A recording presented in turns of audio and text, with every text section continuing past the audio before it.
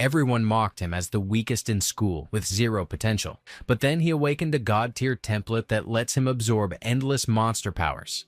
Now, his story starts. It was 25 days before the college entrance exam, and the classroom wall had been plastered with countdown slogans and half-baked motivational lines. Yihe mulled over whether he had actually jumped back to the final stretch before the big exam. He was back in Xia Kingdom, Ancheng No. 1 High School. Third year, Class 7. He wondered what kind of sick plot this was, and grumbled internally that if someone really had to reincarnate him, the least they could do was wait until after he got into college. Humanity on Blue Star had always dealt with a nightmare known as Secret Realm invasions. The Secret Realms opened gates to a separate dimension, crawling with monstrous entities, and sometimes those creatures squeezed through the cracks into human lands, where the worst of them could flatten multiple nations and put all of civilization on the edge. In response, humans built a beast gene system, injecting beast genes to awaken monster blueprints and unlock innate abilities, and only these enhanced fighters could shield mankind from destruction. That shift turned them into elites, held far above everyone else in rank and reward. The entire Blue Star tilted into an age where might ruled everything. Everything else took a back seat, and only martial progress earned real respect. The system chimed in that the transmigration tutorial had wrapped up and confirmed that the target vessel was Yihe, then pushed in a batch of memories. Yihe wondered if he really got dumped into a teenager's life. One of his classmates snorted that everyone should check out their deadweight Yihe having another breakdown, while another snickered and tossed out whether trash like that still dared to dream about college. Wang Xing barked at him, demanding why he hadn't just quit school and stayed out of the way since all he was good for was dying in mediocrity. Yihe figured every tragic loser setup needed one mean-spirited ringleader to drive the cliché. Judging by the scorn, the original body's social standing had cratered after his parents died in sophomore year, which tanked his focus and shredded his test scores, dragging down the class average like an anchor. She stepped up, flared at him, and fired off a challenge, demanding to know what he was staring at before pointing out that it was martial arts period and daring him to throw hands. He rolled through whether he had even looked at her and figured he'd just been zoned out, but either way, it wasn't like he'd been the one slacking then, and now he was the one stuck with the fallout, which made the whole deal feel pitiful. The teacher called them in, asked if they were ready, and reminded them that it was time for the genetic enhancement injection, the moment their 3 years of body training and martial drills had led to. Well, for those who actually tried. Yihe muttered that this whole thing had to be some kind of messed up joke since he'd done nothing wrong, but here he was anyway, and there was no reason to lose it now. Still, now that the role was his, he figured he might as well fix what had been left behind. Not long after, the class entered the gene injection room, and when someone near him tossed out a guess on whether he'd score a Tier 3 Mountain Splitter or a Tier 4 Sea Bridge Dragon, the other cackled that it would probably turn out to be some Tier 1 Butt Beast. The cases holding the serum cracked open, spilling cold smoke into the room. The teacher explained that this was the Gene Awakening Serum, laced with the genetic core of every known magical beast humanity had ever cataloged. Once injected, their bodies would absorb one at random and trigger an awakening. And usually better physique meant a better pull, but they shouldn't freeze up and just ride the energy wave after it hits, then stepped forward to call Chen Pengfei and Miao Yunuo. Yihe clocked how weird they all acted after their shots, so this clearly wasn't going to be a smooth ride. Whatever, he figured, and went in. A moment later, something flickered in his eyes. But the teacher squinted and commented that he didn't really look any different, so maybe they accidentally handed him a dud. Wang Xing suddenly sneered and urged the others to take a look, since Yihe didn't seem to have awakened anything at all. A warrior without an awakening resembled a bird missing wings. While she questioned whether he wasn't fully doomed, she remarked that it worked out perfectly, so he didn't need to become a warrior and could just go home to wait for death. He found her unbearable and figured she was probably leading the bullying against him. Suddenly, a sharp pain hit him, and the sensation felt oddly familiar. The system announced that he acquired the Infinite Monster template. Wang Xing demanded to know what he was pulling and mocked that if he had no awakening, he should quit the act, but she also warned them to clear out. She challenged her and pressed why they should, but he warned that if they didn't leave now, they'd be too late. He unleashed his powerful aura, and launched her through the air. One student shouted about the force of the impact and questioned who awakened something. Another admitted they couldn't bear the aura. Another wondered why they started puking. Meanwhile, Lu tensed up when she sensed his aura. At the same time, Chuzhou considered whether someone stronger than him had appeared. Yihe revealed that he got the A-rank template Dimala along with an infinite monster template. He questioned whether that was the golden finger the system gave him. One student double-checked if that was the same loser Yihe from before, and another pointed out that he just used his aura to blast everyone nearby.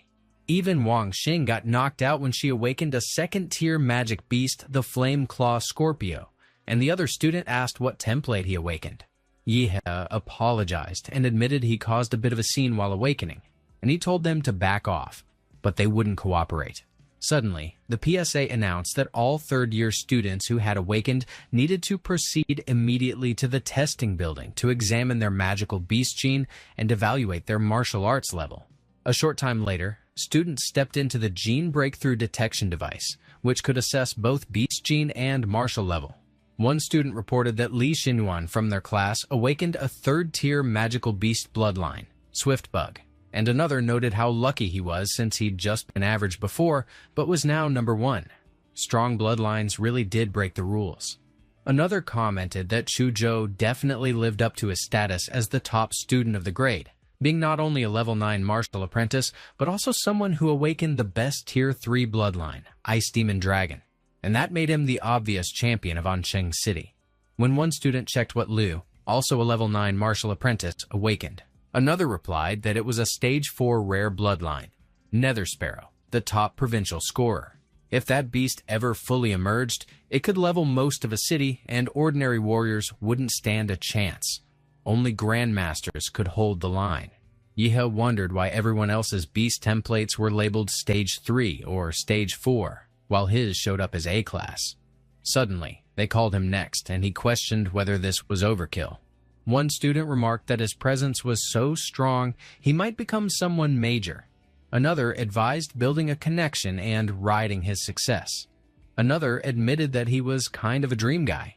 He figured the world really did spin around martial power. He stepped into the gene breakthrough device. One student reminded him it was his turn, and based on that aura, his level had to be high. Another questioned what kind of bloodline could carry that much pressure just from awakening and commented that it was insane. Another declared that their number 1 was having a massive breakthrough right then.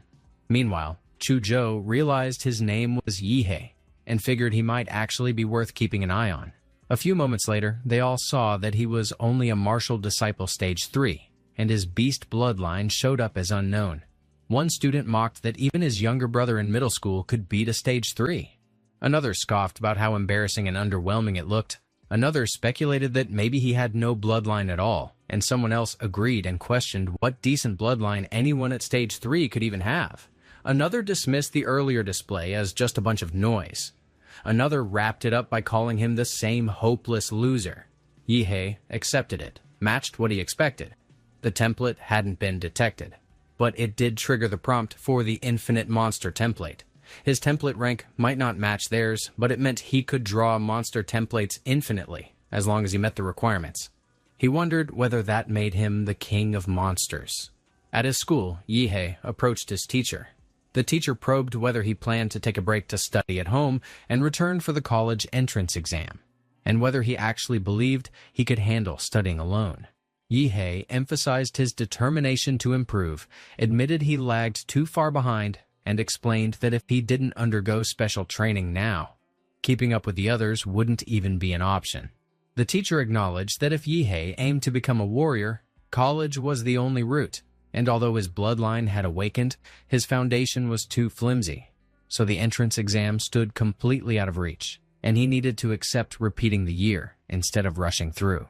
But Yihe pushed harder, stressed his desperation to improve, and insisted that his bloodline wasn't ordinary, so with enough training, success wasn't impossible. And he urged the teacher to notice the sincerity in his eyes, since lying to him would never cross his mind. And the teacher took one look and admitted the sincerity was there, but he still warned he'd expect him to return next year to repeat the year anyway. The next day, Yihe went to the Anqing Warrior Center. His parents' house had been mortgaged for $600,000, and with the accident compensation of over $1 million, he now held a decent chunk of startup capital. To boost his strength at that point, he stood between two choices: level up as a warrior or improve the contract rate with Dimala's template. He considered that according to the infinite monster template data, each template began with only one compatibility point, but Dimala had 3, so he puzzled over the source of the extra 2 points. Only one explanation fit. The Dimala template must have absorbed power from the genetic awakening serum and gained the other 2 compatibility points. That confirmed that gene-related serums in this world actually enhance template abilities. So instead of grinding away as a warrior, pouring money into increasing template compatibility worked out better, and that meant buying a gene-enhancing serum became top priority. The system verified that he carried a student ID card upon entry. He froze at the sight of the crowd inside. He became aware that everyone there had awakened their bloodline. After awakening the Mad Flame Dimala template, he gained its unique sensory trait, the Life Magnetic Field. It detected the life signals released by living beings through its own field, so he could distinctly feel the warriors' chi and blood roaring like furnaces, their bloodlines growling like beasts. He accepted that surrounded by warriors and monsters alike, he couldn't bottle up the surge of combat instinct anymore. Because Mad Dimala wasn't just another beast, it was the king of beasts in their world, bound to reign over every living thing. But the reality was, he still ranked as a rookie, so that fighting instinct had to stay sealed for now. But once his strength caught up, he'd show the world what the king of beasts really meant. He jolted when Huang He Li tapped his shoulder. She reminded him not to stare at others so openly. He explained he hadn't meant to. She shrugged it off, mentioned that if he'd just awakened his monster gene, then losing control came with the territory. When she inquired what brought him to the center, he answered that he needed to buy genetic medicine. But the building confused him, so he asked if she could show him around. She raised an eyebrow at him already using gene medicine so early, and he fired back by asking what the problem was. She admitted it wasn't necessarily wrong, she just pointed out the high cost and the risk of developing resistance, which would dull its effects with time. To make the most of it, she said, warriors usually waited until their bloodline stalled out before using it. He asked about the price of one gene potion, and she replied that at his level, only the solid-type beginner potion worked, and it ran for about 400,000. He reeled at the number. After calculating, he realized that not even draining all his savings could buy 5, so he asked if she knew someone who could score him a discount. She handed him her business card, noting that a veteran warrior's referral might knock down the price. He expressed sincere thanks, and she responded that maybe they'd cross paths again if fate allowed. He noted that now began the phase of insane spending. He went straight to the warrior hospital to purchase genetic medicine. He also dropped by the weapon shop. By evening, bright blue light lit up his apartment, and his scream rang out beyond the walls. His compatibility rose from 3% to 7%. His overall stats jumped from 8 to 15, and he stepped into armed rank 7. He claimed that this must be what leveling up felt like, and with every injection of gene potion, his physique sharpened. But by the last dose, the growth barely ticked upward, so it looked like stronger bodies struggled more with triggering base mutations. It wasn't bad at all, considering he gained in minutes what others slaved over for 3 years, and that was purely from his base physical stats. If he unleashed Dimala's bloodline power, he might genuinely compete for the top scorer spot in the exam, and if cheat mode still lost to the gifted, then the cheat wasn't worth a damn. So heading to the secret realm became the obvious move. Secret realm rifts followed a rank system from S to E, where higher ranks meant deadlier beasts, and S-class creatures couldn't be restrained by human means, so letting them loose on the real world would spell an apocalypse. When Yihe arrived at Ancheng No. 3 E-level secret realm, he noticed the crowd was thinner than expected, and maybe that was because the place had been picked clean a long time ago.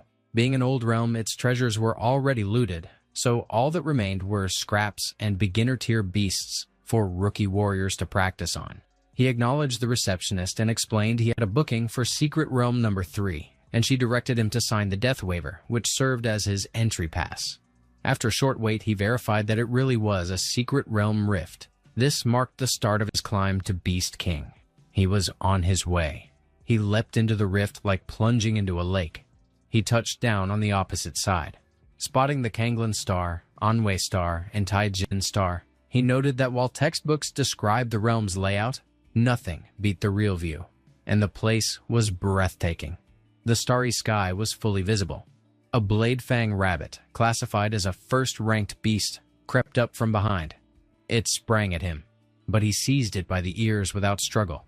He had already activated his template ability, Life Magnetic Field. As he scoffed at the rabbit for being brainless, he questioned if it genuinely assumed he couldn't detect it. He crushed its skull with one hand. He assessed that its magic core showed white coloration, marking it as average quality. So the payout was around 1,000 yuan, which wasn't bad since he made that in mere minutes, while most people slogged for a whole month to hit 3,000 or 4,000. But amassing first-rank beast cores wasn't worth much in the long run, so grabbing at least the second-rank beast made more sense. A demon corpse bug, classified as second rank, burst up from beneath the ground. He commented that he really spoke it into existence. Yihe clashed with the demon corpse bug inside the secret realm. He struck with his sword. He mentioned browsing the monster encyclopedia, and compared to the steel-hard carapace on its back, the soft armor on its belly looked way easier to punch through. The monster rolled in and charged straight at him. He retaliated with martial arts. He unleashed his skill, Hyper Beam. Out of nowhere, the monster launched a volley at him. He flinched at the fact that its mandibles could shoot projectiles.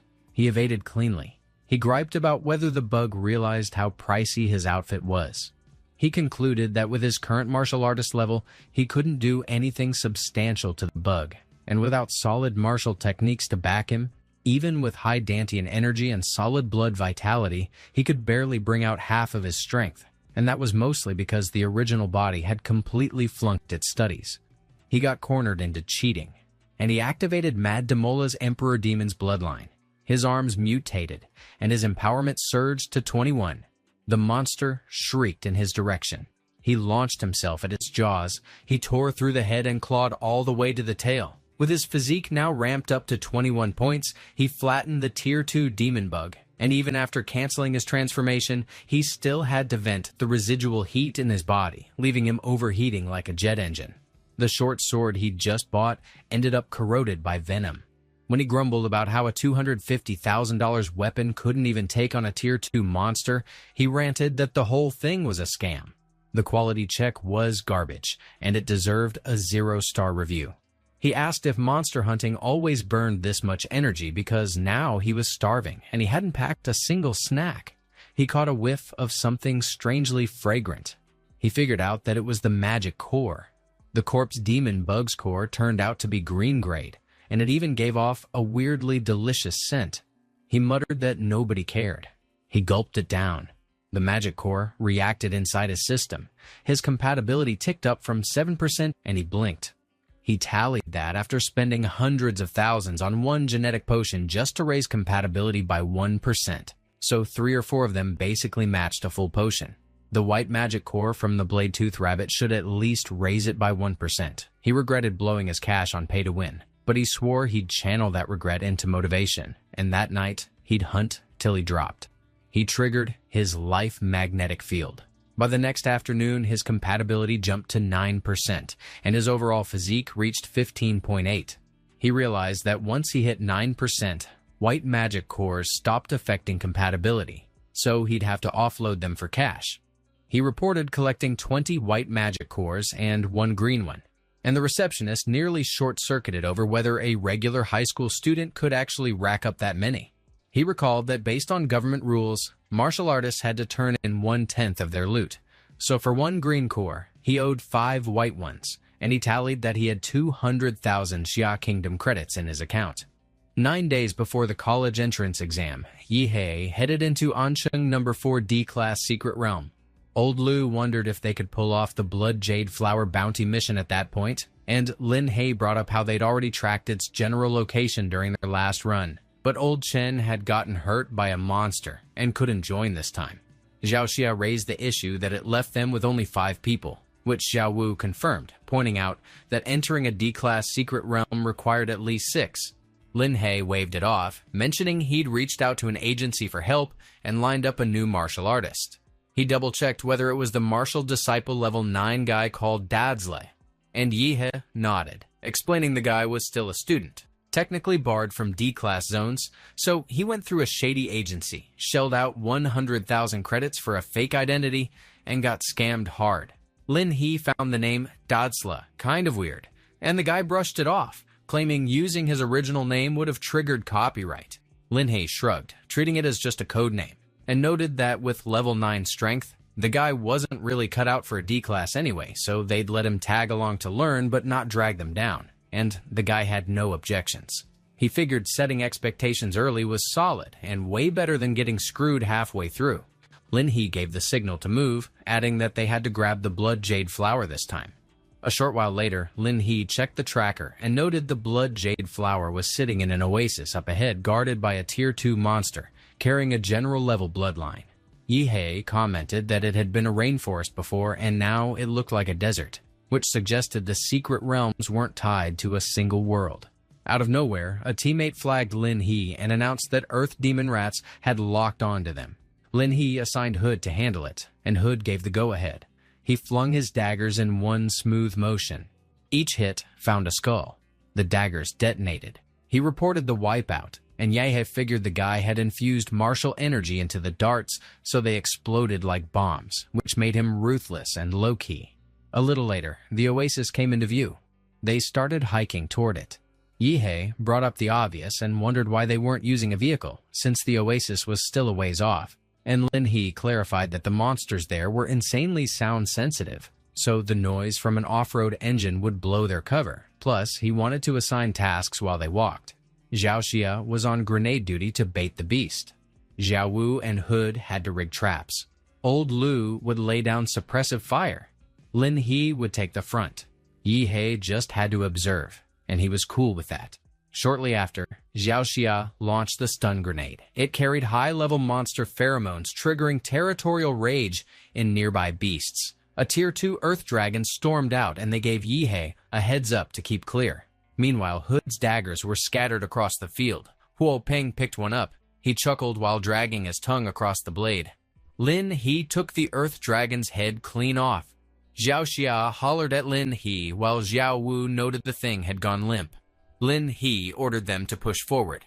Out of nowhere, they warned him to stay sharp. Yihe sprang off the ground in a blink. He launched himself skyward and twisted mid-leap. He unleashed his charge beam right at the monster. He noticed that even as a martial novice, he packed enough force to stagger a Tier 2 beast, and Zhao Xia recognized that punch wasn't weak at all. His mountain-crushing heavy fist flattened the target. As Xiao Wu shouted that he just dropped a Tier 2 magical beast, he brushed it off, but Lin He gave props for the save and announced that from then on, they were teammates. The team confirmed the Earth Dragon was done for. Xiao Wu mentioned they'd snagged its soul essence too, so the haul wasn't bad. Zhao Xia wondered if that glowing red thing was really valuable, and he confirmed that, of course, it could level up the template, though Yihe thought it looked more like some massive fruit.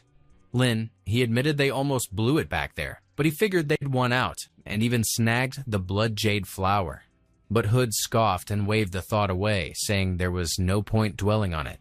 Zhao Xia and Xiao Wu started worrying about Lin He, while old Lu checked what the deal was. Lin, he pressed him on what he was trying to pull. Huo Peng snapped back that it was obvious, pointing out he was clearly out to cash in. The team recognized who they were dealing with. Yihe wondered if they'd met that bald guy before, and he explained the guy looted dungeon explorers and had locked onto them already.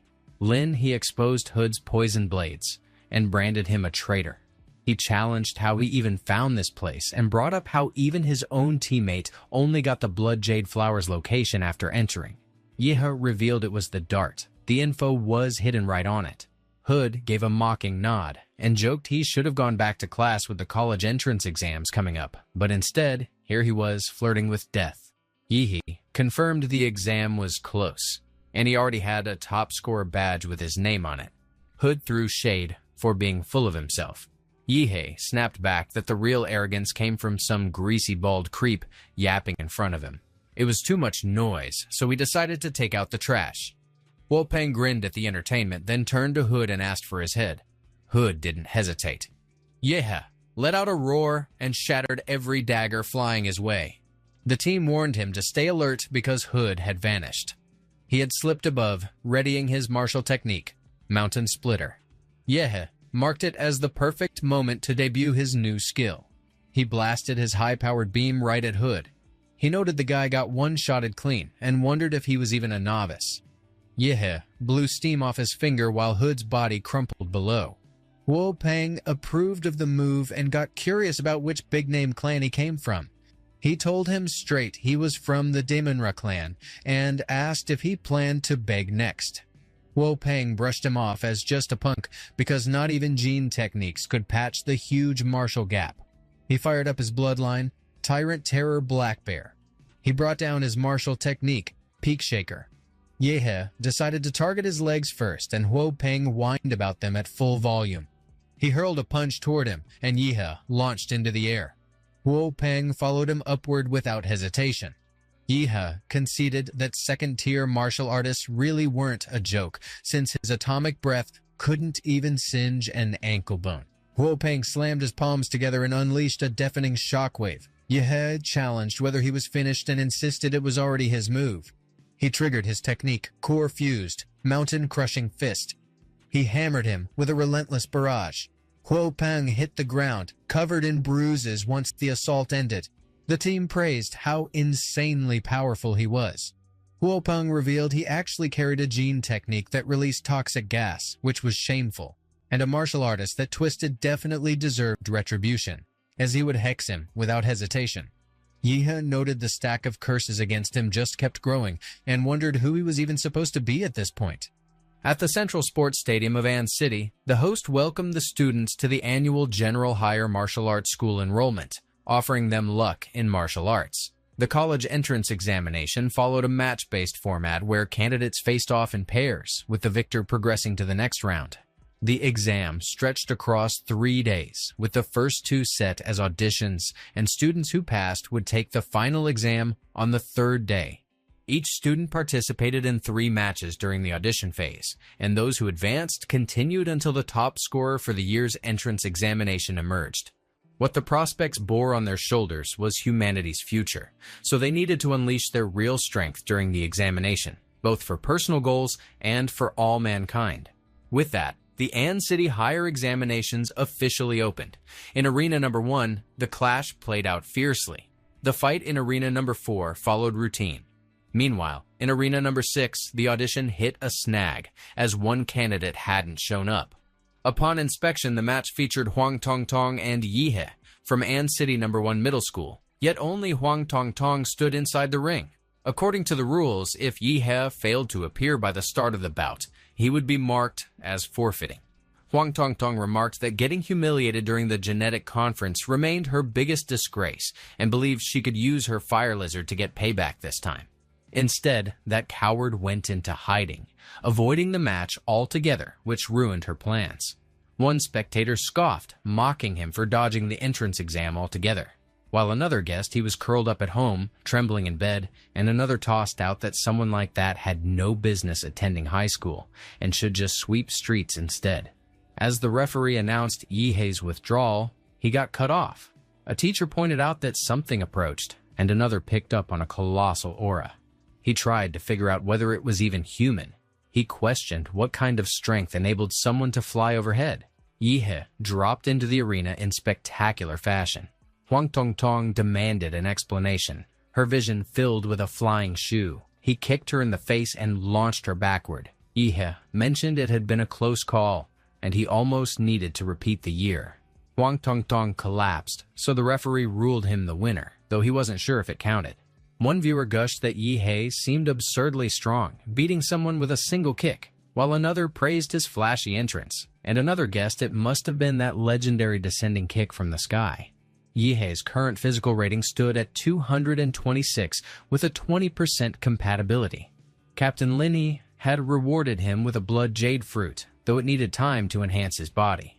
Now, he could unwind and see what happened next. The match between An City Number 4 Middle School Long Tao and An City Number 1 Middle School Yihe ended in his victory.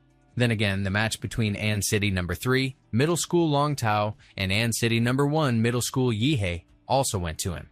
One spectator shouted that Yihe was unbelievably strong, while another pointed out that he finished every match with one kick and never dragged them on. So someone coined him a one-kick Superman. Yihe, from An City No. 1 Middle School, cleared all 3 matches and moved on to round 3. Afterward, he left the arena. A recruiter encouraged him to come learn more about Dongshan University and invited him to add on WuChat. But a man claimed that although their university was private, it offered generous grants and scholarships, while another insisted they needed a strong warrior like him, and another brought up whether he had a favorite university. Yihe mulled over his favorite university. He apologized, admitting that he aimed to enter Huadu University.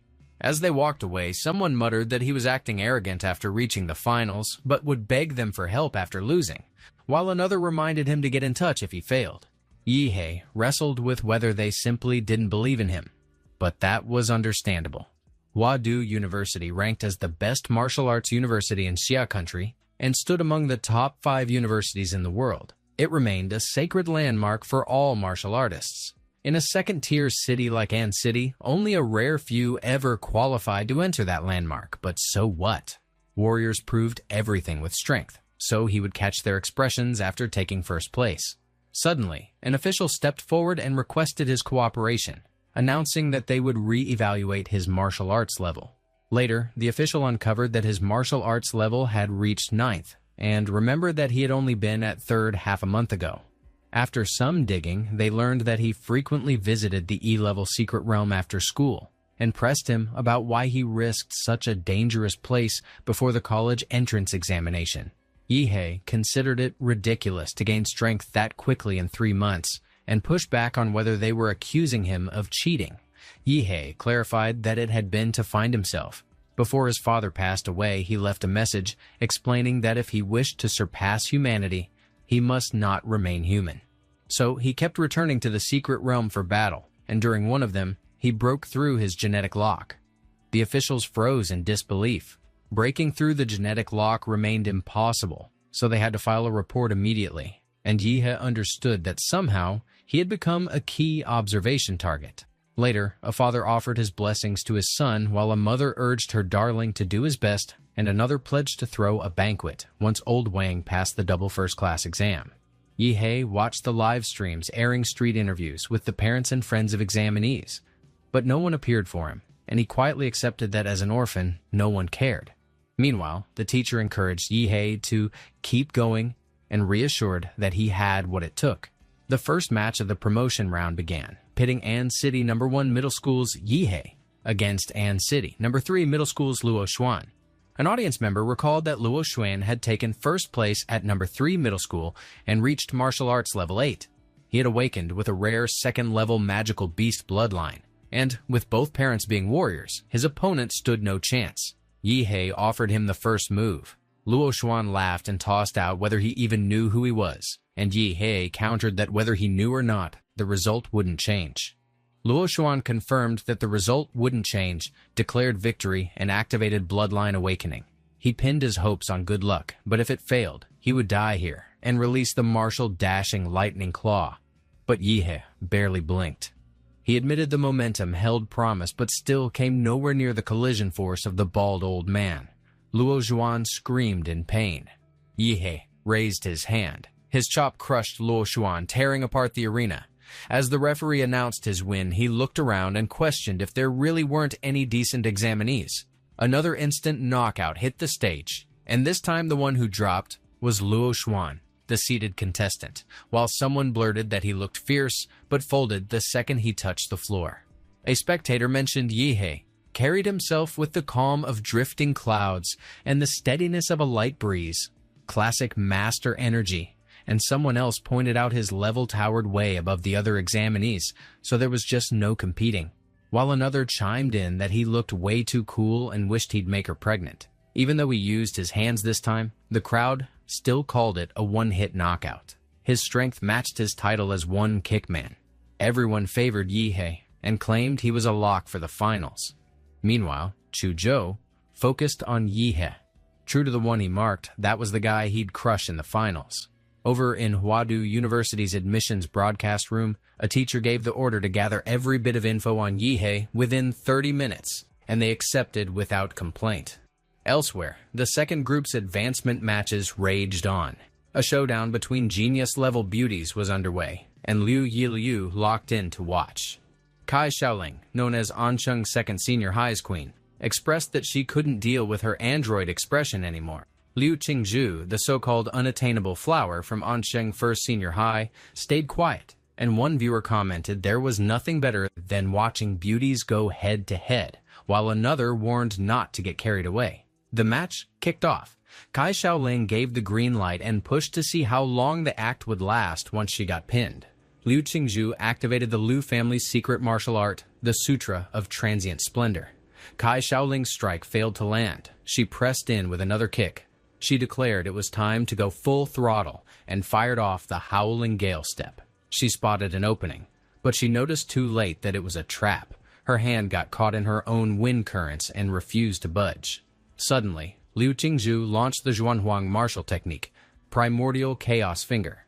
The host noted that a college entrance candidate actually wielded a Zhuanhuang-level move. With that kind of martial prowess, she didn't even need exam results to get into Huadu University. But Kai Xiaoling triggered the Shadowclaw Tiger King's Bloodline Awakening. The host pointed out that she'd awakened a third-tier royal bloodline, the Shadowclaw Tiger King. Royal bloodlines were already hard enough to handle, and that one was infamous for being brutal, so her potential had no ceiling. Kai Xiaoling demanded to see her Nether Phoenix bloodline. Liu Qingzhu replied that she'd seen enough. Kai Xiaoling challenged whether she really believed anyone under martial artist tier could go toe-to-toe with her. Liu Qingzhu unleashed another Liu family secret technique. She activated the Transient Splendor Phantom to slip free. Kai Xiaoling struck with the Fierce Tiger's crippling kick. Liu Qingzhu answered with the Primordial Chaos, Jade Finger. Their techniques collided. The host remarked that their martial forces slammed together with wild force and kicked up a dust storm across the arena. He looked on, waiting to see who'd be left standing. The dust cleared, and he spotted Kai Xiaoling still upright in the ring. But her eyes rolled back. He registered that Kai Xiaoling collapsed from exhaustion, while Liu Qingzhu remained upright in the arena. Using only martial techniques, she completely dismantled Kai Xiaoling, who also reached the 9th stage of martial arts and had awakened a royal bloodline, making her undeniably worthy of the once-in-a-century genius title.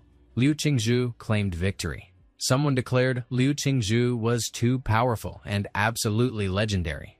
Another forecasted her as Ancheng City's top scorer and challenged anyone to disagree. Another raised the question of what bloodline she awakened and disclosed it as a 4th-tier Nether Phoenix. Another reacted to the bloodline reveal and wondered what kind of monster she was, pointing out most genuine martial artists would not even compete on her level. The draw ceremony for the top 8 advancement tournament commenced. Next in line for the draw was Yihe from Ancheng First Senior High. He pulled Group A. Shen Guan of Qingfeng Private High introduced himself and mentioned he was also in Group A and figured they would end up facing each other, so Yihe introduced himself in response. Shen Guan remarked they were scheduled second and would observe the first match beforehand. Match 1 of the top 8 advancement tournament featured Luo Shi from Qingfeng Private High against Chu Zhou from Ansheng First Senior High. Luo Shi carried solid strength, having repeated a grade on purpose, specifically grinding that year to make it into Huadu University. His control over his bloodline awakening was refined, but against Chu Zhou, he did not even get a foothold. Yihe brought up Chu Zhou, and Shen Guan responded that he belonged to their school too, and wondered if he seriously did not know. Nearby, Qingfeng Private High's principal aired frustration about the immediate loss. Yihe questioned how Luo Shi stacked up to him. Shen Guan clarified that he served as the martial arts club president for Qingfeng Private High's senior year division. In terms of raw power, even his 2 teammates combined would not manage to beat him. To be honest, heading into the year's exams, he regarded Yihe as the only one worth keeping an eye on. Since childhood, his perception had been unusually acute, so he could sense that Yihe resembled a dormant volcano with something primal locked inside. He remarked that it was their turn now. Shortly after, Match 2 of the top 8 advancement tournament kicked off. It featured Shen Guan from Qingfeng Private High against Yihe from Ancheng First Senior High. The battle to decide the top 4 in An City's college entrance exam had reached a fever pitch. Yihe squared off against Shen Guan, neither side yielding an inch. Their exchange of blows nearly seared the audience's retinas. Shen Guan wiped away a nosebleed and wondered if Yihe's bloodline caused it. He observed that Yihe's ability directly targeting cells was bizarre, while Yihe noticed Shen Guan had wrapped his body in martial energy to fend off nuclear radiation. Shen Guan recognized Yihe's technique as incredible and grudgingly labeled him a monster worth fearing. He brought up the legacy of the Shen family, announcing the Shape Will Fist. Deer Peak burst forth without warning. Yihe called out its sheer speed. The host pointed out that Yihe, once dubbed One Kick Superman, had been struck for the first time. Shen Guan's Shape Will Fist clearly packed serious power. Yihe lost ground. Shen Guan called him out and hammered down Bear Crash. Yihe braced himself completely. Bear Crash didn't stop at blunt force. Shen Guan had pumped martial energy into his body, amplifying the impact. His earlier opponents had all been helpless amateurs. Shen Guan twisted low like a serpent. He conceded a partial truth. He could not only infuse his body with martial energy, but also suppress his opponent's energy, cutting them off from martial arts altogether. He hurled out Ape Hurl. A savage glint filled him. He sprang with Tiger Pounce. His eyes gleamed, and he snapped into Agile Dive. Shen Guan laid it bare. Yihe had no chance to win. The arena cracked open. Shen Guan broke into a booming laugh, thrilled as the host described how Yihe couldn't find a single opening to retaliate. Medics stood ready at the edge of the arena, knowing the Shape Will Fist barrage would have finished any average fighter. Victory seemed final, but the announcement stalled. Shen Guan turned. Aura flooded the space. Yihe shifted form and acknowledged Shen Guan's raw strength. He released Savage Trace, the Daimora Awakening bloodline. He remarked that if there was any comfort, Shen Guan was the first to see him like this. As Shen Guan's spirit crumbled, the host explained that manifesting a magical beast form could earn a student entrance to Huadu University without testing. In this small pocket of Ancheng, there wasn't just Lu Qingzhu, the martial prodigy, but also a bloodline powerhouse. Shen Guan realized the terrifying level of Yihe's awakened bloodline. The host mentioned that each examiner had monitoring headsets to track candidates and surrounding conditions. He froze as the radiation reading spiked to 9,999,999 and muttered confusion, stunned by the nuclear overload. After watching Yihe manifest a magical beast, the examiners apparently clocked an issue and coded the arena in martial energy to contain any nuclear spillover. One audience member wondered if this counted as Yihe's bloodline awakening, while another found it sick and asked if anyone recognized the magical beast's lineage. A student from No. 1 Middle School shared they'd heard Yihe awaken some unknown bloodline, which raised the question of how something that strong could still be a mystery. Yihe figured it made sense, since Daimora didn't exist on Blue Star, and nobody would have had a clue. At the same time, Shen Guan's nose started bleeding again, and he owned up to the fact that his martial arts shield couldn't take Yihe's energy anymore, realizing he didn't have the stamina to stall much longer. He unleashed his own bloodline awakening, Golden Star Ape Demon, and the host followed up by announcing another Third Order King bloodline. This year's college entrance exam really packed a roster. Shen Guan countered with Form Will Fist Snake Strike. Yihe fired back with a martial art of his own. He launched the Mountain Arresting Fist. Shen Guan howled in pain, muttering that if he hadn't discharged the force in time, his whole arm would have snapped. He admitted he'd been overhyping himself earlier, but now the humiliation was real. Yihe acknowledged the skill, but it didn't matter. Outcome locked.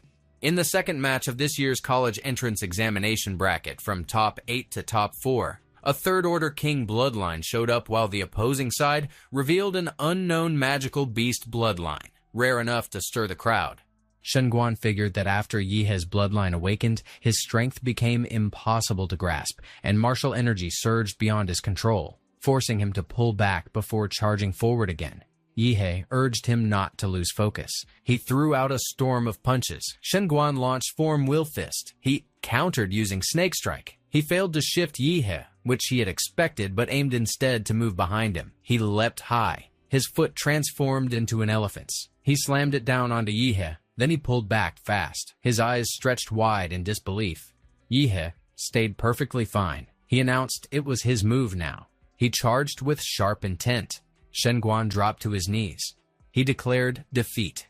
Yihe blurted out that he'd just been getting pumped, only to get left hanging, leaving him totally out of sorts. He sighed and waved it off. Bottled up energy made him miserable. Once more, as per the rules, once one side surrendered, the other had no grounds to retaliate. The host confirmed the match had ended. Representing An City's #1 middle school, Yihe stood victorious, and the crowd burst out that he was incredible. Shenguan got memed because before the fight he guaranteed victory. But after losing, he apologized for not letting Yihe unleash his full strength. One streamer dropped a WeChat invite for Yihe's fan group 4, noting the first 3 were maxed out, while another uploaded Yihe's full college entrance exam match, and someone else claimed Yihe had taken the top scorer spot, even ranking above Chuzhou and Liu Qingzhu. Qingfeng Private High School's principal grumbled that Luoshi had already lost, and every bet was now riding on Shenguan. He demanded to know if Shenguan even dared admit defeat, and threw in a reminder about the money invested in him. He called him an ungrateful brat, warning that without repaying that debt, college was out of the question. He pressed what Shenguan was even trying to pull. Shenguan laid it out that he couldn't tank that hit, so he yielded to keep himself intact. He pushed back, asking whether the principal would have taken the blow in his place. As for the school's support, he'd repay it over time, but warned that threats held no weight against a warrior stronger than him. The principal begrudgingly conceded the point. The host wrapped things up by announcing the top 4 contenders from this year's college entrance exam: Liu Qingzhu, Chuzhou, Yihe, and some unknown face. Meanwhile, the leadership chair of An City's #1 middle school observed that teacher Liu had served for years, and it was high time to promote him. Old Liu, fired up, blurted that Yihe was something else. Later, during the semifinal draw ceremony, Yihe remarked that he'd landed first again. Liu Qingzhu registered that she had drawn first as well. The host revealed that the first match of the college entrance examination semifinals featured an internal clash from An City's #1 middle school, Yihe versus Liu Qingzhu. Someone remarked that they'd been waiting forever to see them compete. Another called it the strongest match in An City's college entrance examination history, while someone else labeled it the most hyped face-off since the exam kicked off. Someone pointed out the goddess Liu probably held the edge. The known intel said she had already grasped 2 mysterious royal martial arts. With just those, she flattened Kai Shaoling, who carried a 3rd-level king bloodline, so no one even needed the reveal of her 4th-level Netherbird bloodline. Someone else brought up that Shenguan also carried a 3rd-order king bloodline, which had forced Yihe to activate his own. Even though his bloodline appeared seriously high, they figured it was also 4th level, but not quite on Liu Qingzhu's level, who backed it with top-tier martial prowess, and that assessment got plenty of nods. At the semifinals venue, the crowd burst into cheers. From An City's #1 middle school, Liu Qingzhu and Yihe stepped onto the stage. The referee signaled the match to start. Yihe triggered his bloodline on the spot. Liu Qingzhu caught the shift. A dark figure loomed through the smoke. She counted on him being strong enough. The host introduced the match as Yihe against Liu Qingzhu. As soon as it began, Yihe released a burst of steam that flooded the entire arena. The audience murmured in confusion, unsure what was happening since nothing could be seen through the dense mist. The host mulled over how Liu Qingzhu, the talented Liu family girl, would handle Yihe, the surprise standout from that year's college entrance exam, and reminded the crowd to wait and see if Yihe had triggered another bloodline awakening. Yihe acknowledged that Liu Qingzhu's martial arts skills completely eclipsed his. With her strange techniques, no matter how hard he struck, she wouldn't take damage. Someone that sharp in combat wouldn't be easy to beat if the match dragged on. He had to commit early and launch the mountain arresting fist without holding back. Liu Qingzhu assumed that if Yihe rushed in first, she would use his force against him and strike back. But Yihe immediately altered his move. She figured he had baited her on purpose. He announced an incoming punch, then struck with a steel whip instead. Without warning, Yihe opened his mouth. Liu Qingzhu braced for a ranged move, but he lunged with a punch instead.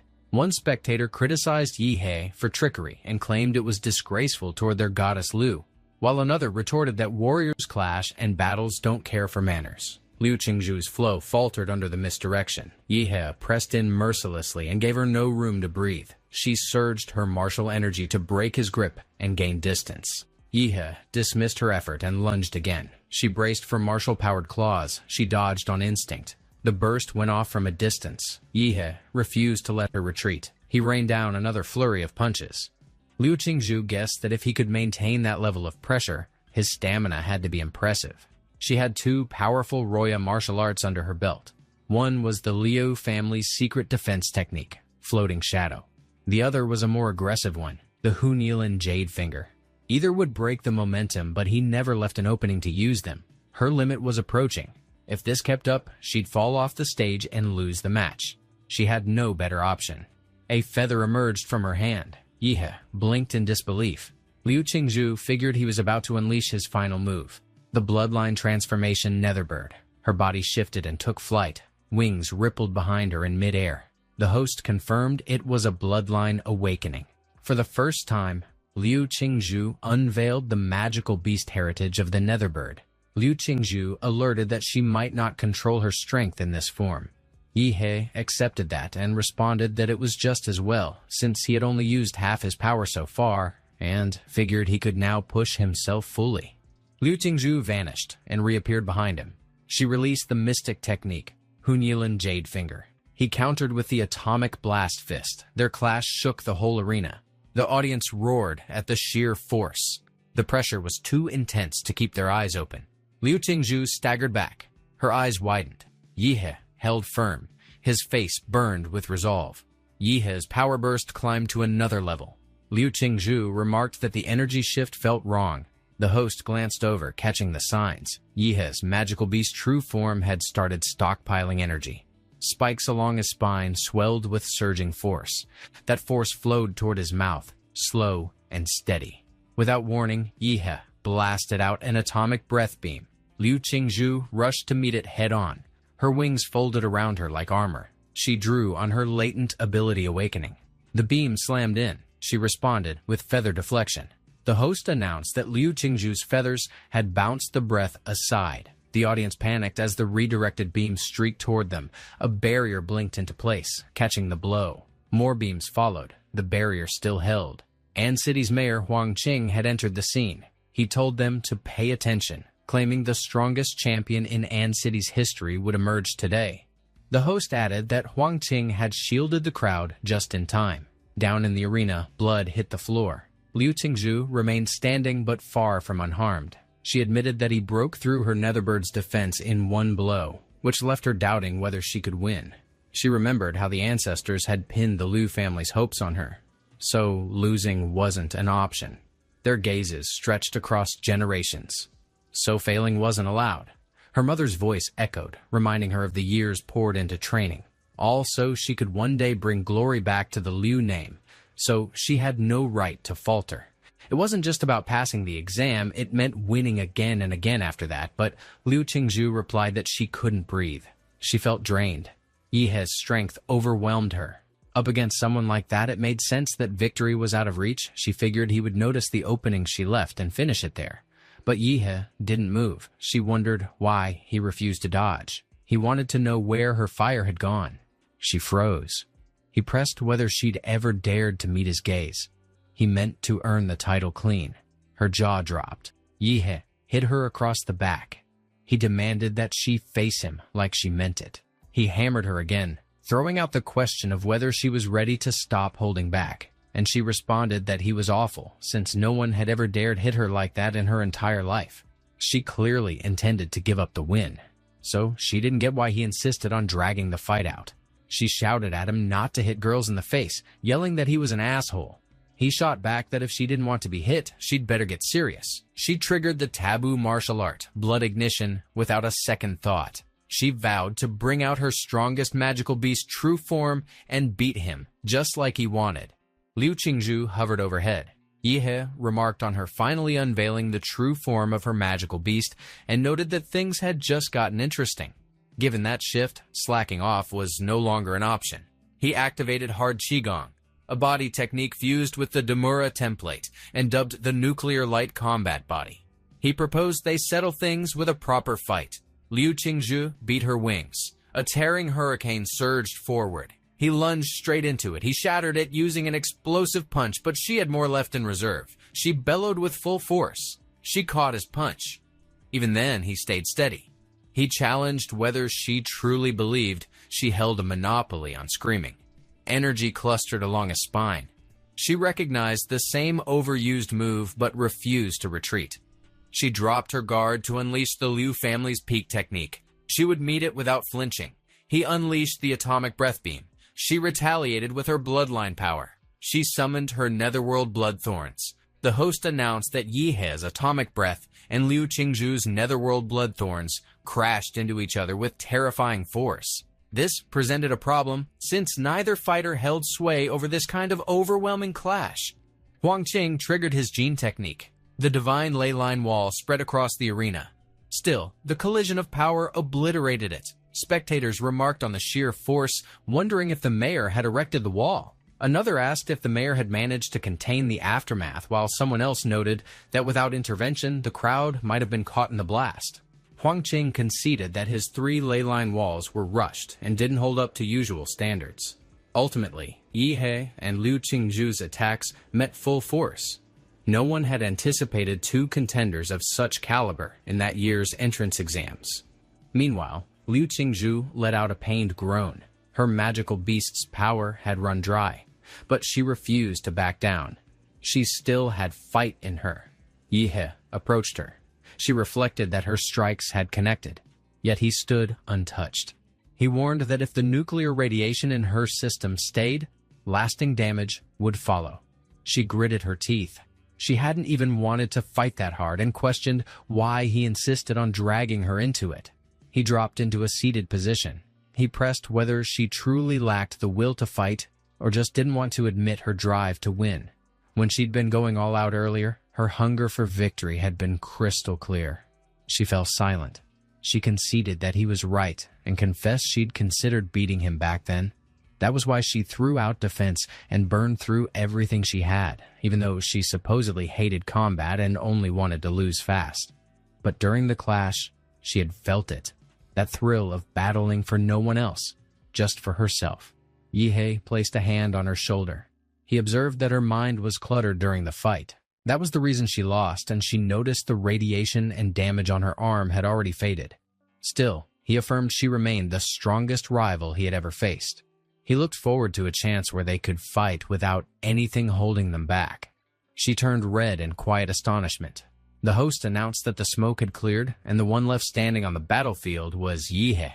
The first match of the semifinals had concluded. Yihe, of An City's #1 middle school, had taken the win. The host announced that after Yihe took down Liu Qingzhu, Chu Zhou followed with a win, just as everyone expected. The biggest moment of An City College's entrance exam, the fight for top scorer, was finally on deck. The surprise contender, Yihe, now clashed with the long-standing favorite Chu Zhou. Viewership for the live stream instantly spiked to 500 million as the finals kicked off. Chu Zhou threw out a challenge to see if he would dare. Yihe welcomed it, daring him to come swinging. Chu Zhou responded with 7-star steps in full motion. He surged forward, splitting into a wave of sword energy clones. Yihe braced himself and readied the atomic explosive fist. He drove his fist into the ground, blasting apart the incoming sword attacks. Chu Zhou confessed he couldn't be bothered to search for the real one, so he just attacked all the fakes with blunt force. He clarified that even with his defense, he couldn't handle a straight fight. He wondered if any peer-level fighter could trade blows with him and still stand, muttering that this guy was an actual monster. With close-range combat off the table, he pivoted to draining him from afar. He tapped into Bloodline Awakening, summoning his ice elemental dragon form. He fired off his bloodline power, releasing a freezing pulse. Someone in the crowd gasped that he literally conjured an iceberg from thin air. With ice powers that strong, he might as well be the ice dragon himself. And another voice gushed over his looks, while a third one cheered for him to crush the so-called great devil Yihe. A fourth chimed in to say he had this in the bag. The host noted how Chu Zhou's ice pulse carried enough force to shape an iceberg on the battlefield. trapping Yihe in its core. But Chuzhou acknowledged that unleashing such a brutal chill had hit his body harder than he expected. One viewer shouted to look, the iceberg was already cracking. A blast then ripped straight through it. Chuzhou questioned how he broke free that effortlessly. He hastily summoned an ice pillar to block the beam. It shattered the moment it connected. Yihe revealed that ice dragon powers had never worked on him anyway. He clearly had a natural edge over him. Chuzhou admitted that the strength gap was just plain overwhelming. Yihe deserved his final move. It marked the highest limit of his technique, originally meant for Liu Qingshu. Chuzhou unleashed the soul-damaging sword intent in an instant. Huangqing remarked on the technique, baffled by the fact that someone so young had already reached that level. Chuzhou poured everything into the slash. Yihe finally bled, but it didn't change the outcome. He noted that maybe if he found a better sword one day, he might stand a chance. Chuzhou let out a heavy sigh of defeat. His sword had been broken. He questioned how much of a chance he'd even have going forward. Yihe joked that it might be a little better than trying to win by being a simp. In the end, Chuzhou yielded. The host officially named Yihe the champion of the An City College entrance exam finals. A viewer insisted he'd called it from the start, while another admitted Chuzhou was strong but couldn't keep up with Yihe. They declared that Yihe, the dark horse, really stayed dark horse till the end. His face lit up every screen around the city as cheers flooded the arena and people dug into his story. Chants of his name filled the stadium. The host addressed his loyal livestream audience who had followed all 24 college exam finals. After 3 days of intense battles, the top scorer had emerged. He introduced Yihe from An City No. 1 Middle School. He mentioned rumors that Yihe's sudden dominance came from hidden buildup and a late-game sprint. Now crowned champion, he wondered aloud if Yihe had anything to share, and Yihe figured that this guy really knew how to make cheating sound poetic. Yihe coughed and explained that first and foremost, he owed thanks to his teacher, who never gave up on him and inspired him when he had hit rock bottom, which brought back his will to fight. Old Lai, however, admitted that he didn't deserve the compliment. He'd been so out of touch with his job that he missed Yihe's potential and now carried guilt over it. Then he spotted the headmaster. The headmaster offered $2 million to hype the school and promised a scholarship. Yihe quickly followed up with praise, saying he also wanted to thank the headmaster, whose leadership got him here. Finally, he gave credit to himself. Without his own effort and grit, none of this would have happened. Out of nowhere, the system congratulated him for earning the title of No. 1 scholar and notified him of a random template ability as a reward. Yihe froze as he realized this template even came with an achievement system. The stadium corridor stayed quiet until someone hollered that Yihe had emerged. A reporter probed whether winning first place had been tough. Another pushed about his sudden progress over 6 months, and someone else pressed about Huadu University. He barked at them to stop tailing him because he needed the bathroom. Still, a reporter jumped in, pressing him on who looked better between Liu Qingzhu and Wu Shanling, or whether he leaned toward Shenquan or Chuzhou, which pushed his patience. He tossed back that he had no time to waste on them, prompting someone to plead for a pause and another to squeeze in one last query. After some time, Yihe ended up at the basketball court. He muttered about finally ditching the press. But apparently, he wasn't limited to a single template anymore, and the system could now unlock more through rewards. Out of nowhere, someone congratulated him on snagging first place, and he squinted, wondering if reporters had circled back. The guy waved it off, clarifying he wasn't media, just someone from Haidu. They needed to talk about genetic locks. Yihe blinked. He hadn't unlocked any. Every power he held came from monster templates, so he raised an eyebrow over how this guy even knew that, and what his real identity was. The guy tossed out whether he'd heard of genetic locks from his father, and he nodded, remembering that the original Yihe's memories confirmed it. Then came the follow-up. Wasn't it weird for a regular taxi driver to know a term that didn't line up with his job at all? Yihe started piecing it together, wondering if a bigger secret lay behind it. The man clarified that because of Yihe's unique case, Huadu could declassify a certain file for him. Yihe almost yelped after glancing at the document. Prometheus, once a biological gene juggernaut on Blue Star, had gotten blacklisted globally after a serious incident. Their core researchers had to go underground and settle quietly. Genetic lock tech had been one of Prometheus's big-ticket projects. He figured they must have assumed his bargain bin dad was a top Prometheus researcher. and that he himself was their hidden experiment. The man soothed him not to worry. The state wouldn't give him a hard time. He just needed to be informed. As someone directly involved, he deserved that. Yihe fired back that if he claimed to be more composed than him now, would he buy it? The man explained that since Yihe was one of the country's key development prospects, full protection was guaranteed. Yihe groaned about how fame brought nothing but nosiness and hassle. Society sure adapted at light speed. The man turned to leave. Yihe muttered that it was about time. The college entrance exam had turned into a jackpot. Not only did he bag a Wadu University admission, but also a $2 million scholarship from the principal, plus an extra $800,000 bonus. The cherry on top was the new template ability waiting to be drawn. He launched the gacha and announced he couldn't hold off any longer. A massive portal flared into being in front of him. He sweated in awe. A second later, a car rolled out of it. He received the D-rank template. He read that it was the super giant humanoid. It's possible for the ability between templates to be superimposed. So if supergiant humanoid template gets superimposed with the Demora template, he mulled over what the result would look like. At that time, he would become the true king of monsters. Meanwhile, an agent approached How Long about whether he meant to handle personal matters and would stop accepting tasks, and he confirmed, so all upcoming schedules should be canceled, which he indicated he understood. There was a dent on the table. It was shockingly pressed by his thumb. This guy carried strength and was out for vengeance. He remembered that an investigator disclosed they didn't find his brother's body in the secret realm, but they located some residues at the last spot his brother's signal showed up. After testing, it turned out that a small amount of nuclear radiation remained. He recalled warning his brother not to get tangled up with society, and questioned why he ignored that advice.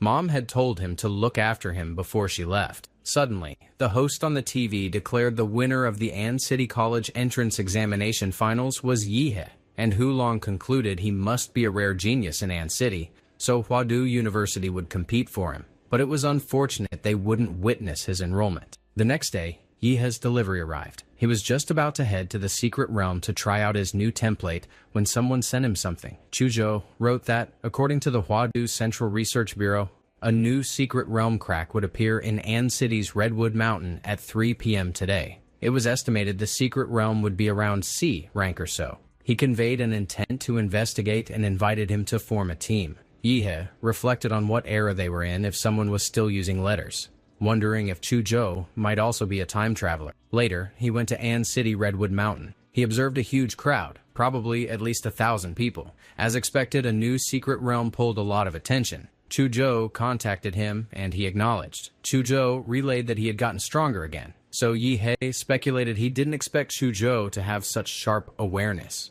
He just used the money earned from the college entrance examination to purchase a few gene drugs and boosted the supergiant humanoid's template compatibility to 35%. It seemed even low-level monster templates held value and could show quick results. Yihe brought up what university he intended to apply for. Chuzhou responded with Huadu University, and Yihe guessed they would still end up as schoolmates and continue on together. But he noticed something seemed slightly off in his tone. Suddenly, someone announced the secret realm was opening. It was then that a three-headed beast emerged. A warrior announced the secret realm had opened. They had to rip that monster apart and force their way into the secret realm. Everyone rushed in wild formation. The beast wailed about how brutal it was outside, surrounded by warriors, while another urged a fast retreat, and a third snapped back that escape was no longer possible. Eventually, one muttered about how even early birds could get blasted by hunters. Later, they slipped into the Redwood Mountains secret realm. Yihe casually walked alongside Chuzhou. He commented on the thick, stinging scent of blood. Suddenly, someone alerted them to a beast hide, and the beasts had apparently been lying in wait. All warriors by national law were required to prioritize monster elimination and hold the line. They jumped into battle, tore through every wave of beasts.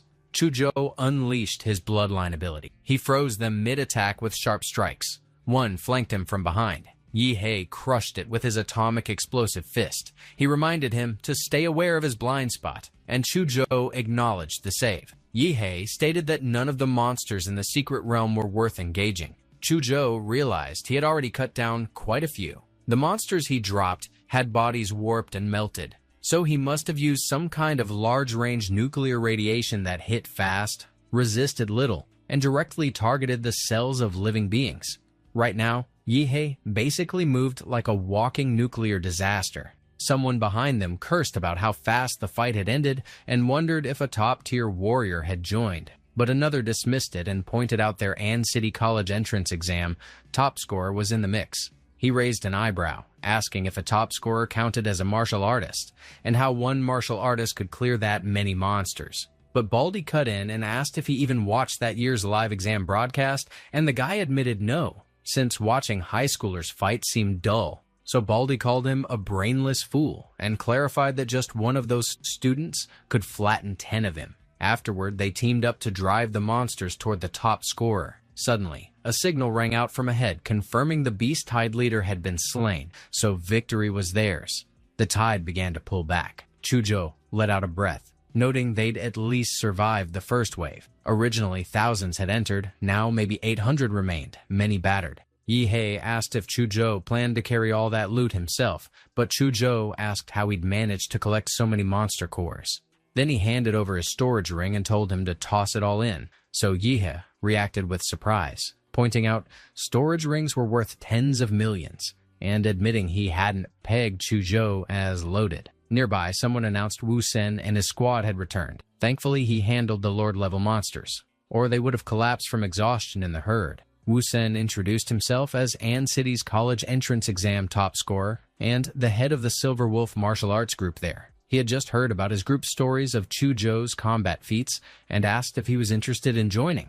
Membership wouldn't interfere with the school and came with various benefits and subsidies. He offered an S-level membership contract on the spot. Someone shouted that Wu Sen personally inviting Yihe to join was huge, and another emphasized how big of a deal that was, since supporting a martial arts career solo was insanely costly. Plus, the Silver Wolf martial arts group ranked among the major ones across Jia Kingdom. Even average Huadu University students weren't considered for S-level contracts.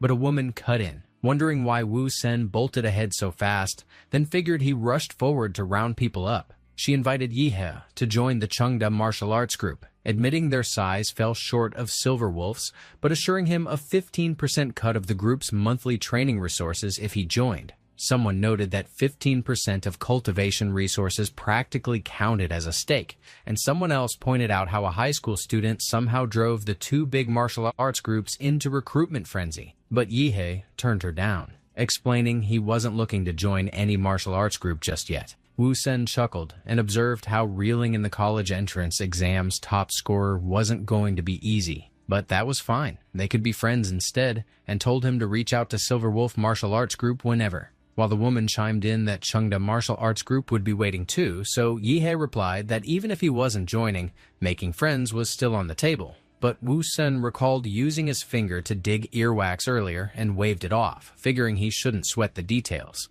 Meanwhile, Chuzhou mentioned that now that the Beast Tide had been driven off, they were free to start exploring, and since the region was basically one massive forest, he suggested heading up to the treetops for a better view and to plan their route, which Yihe agreed to.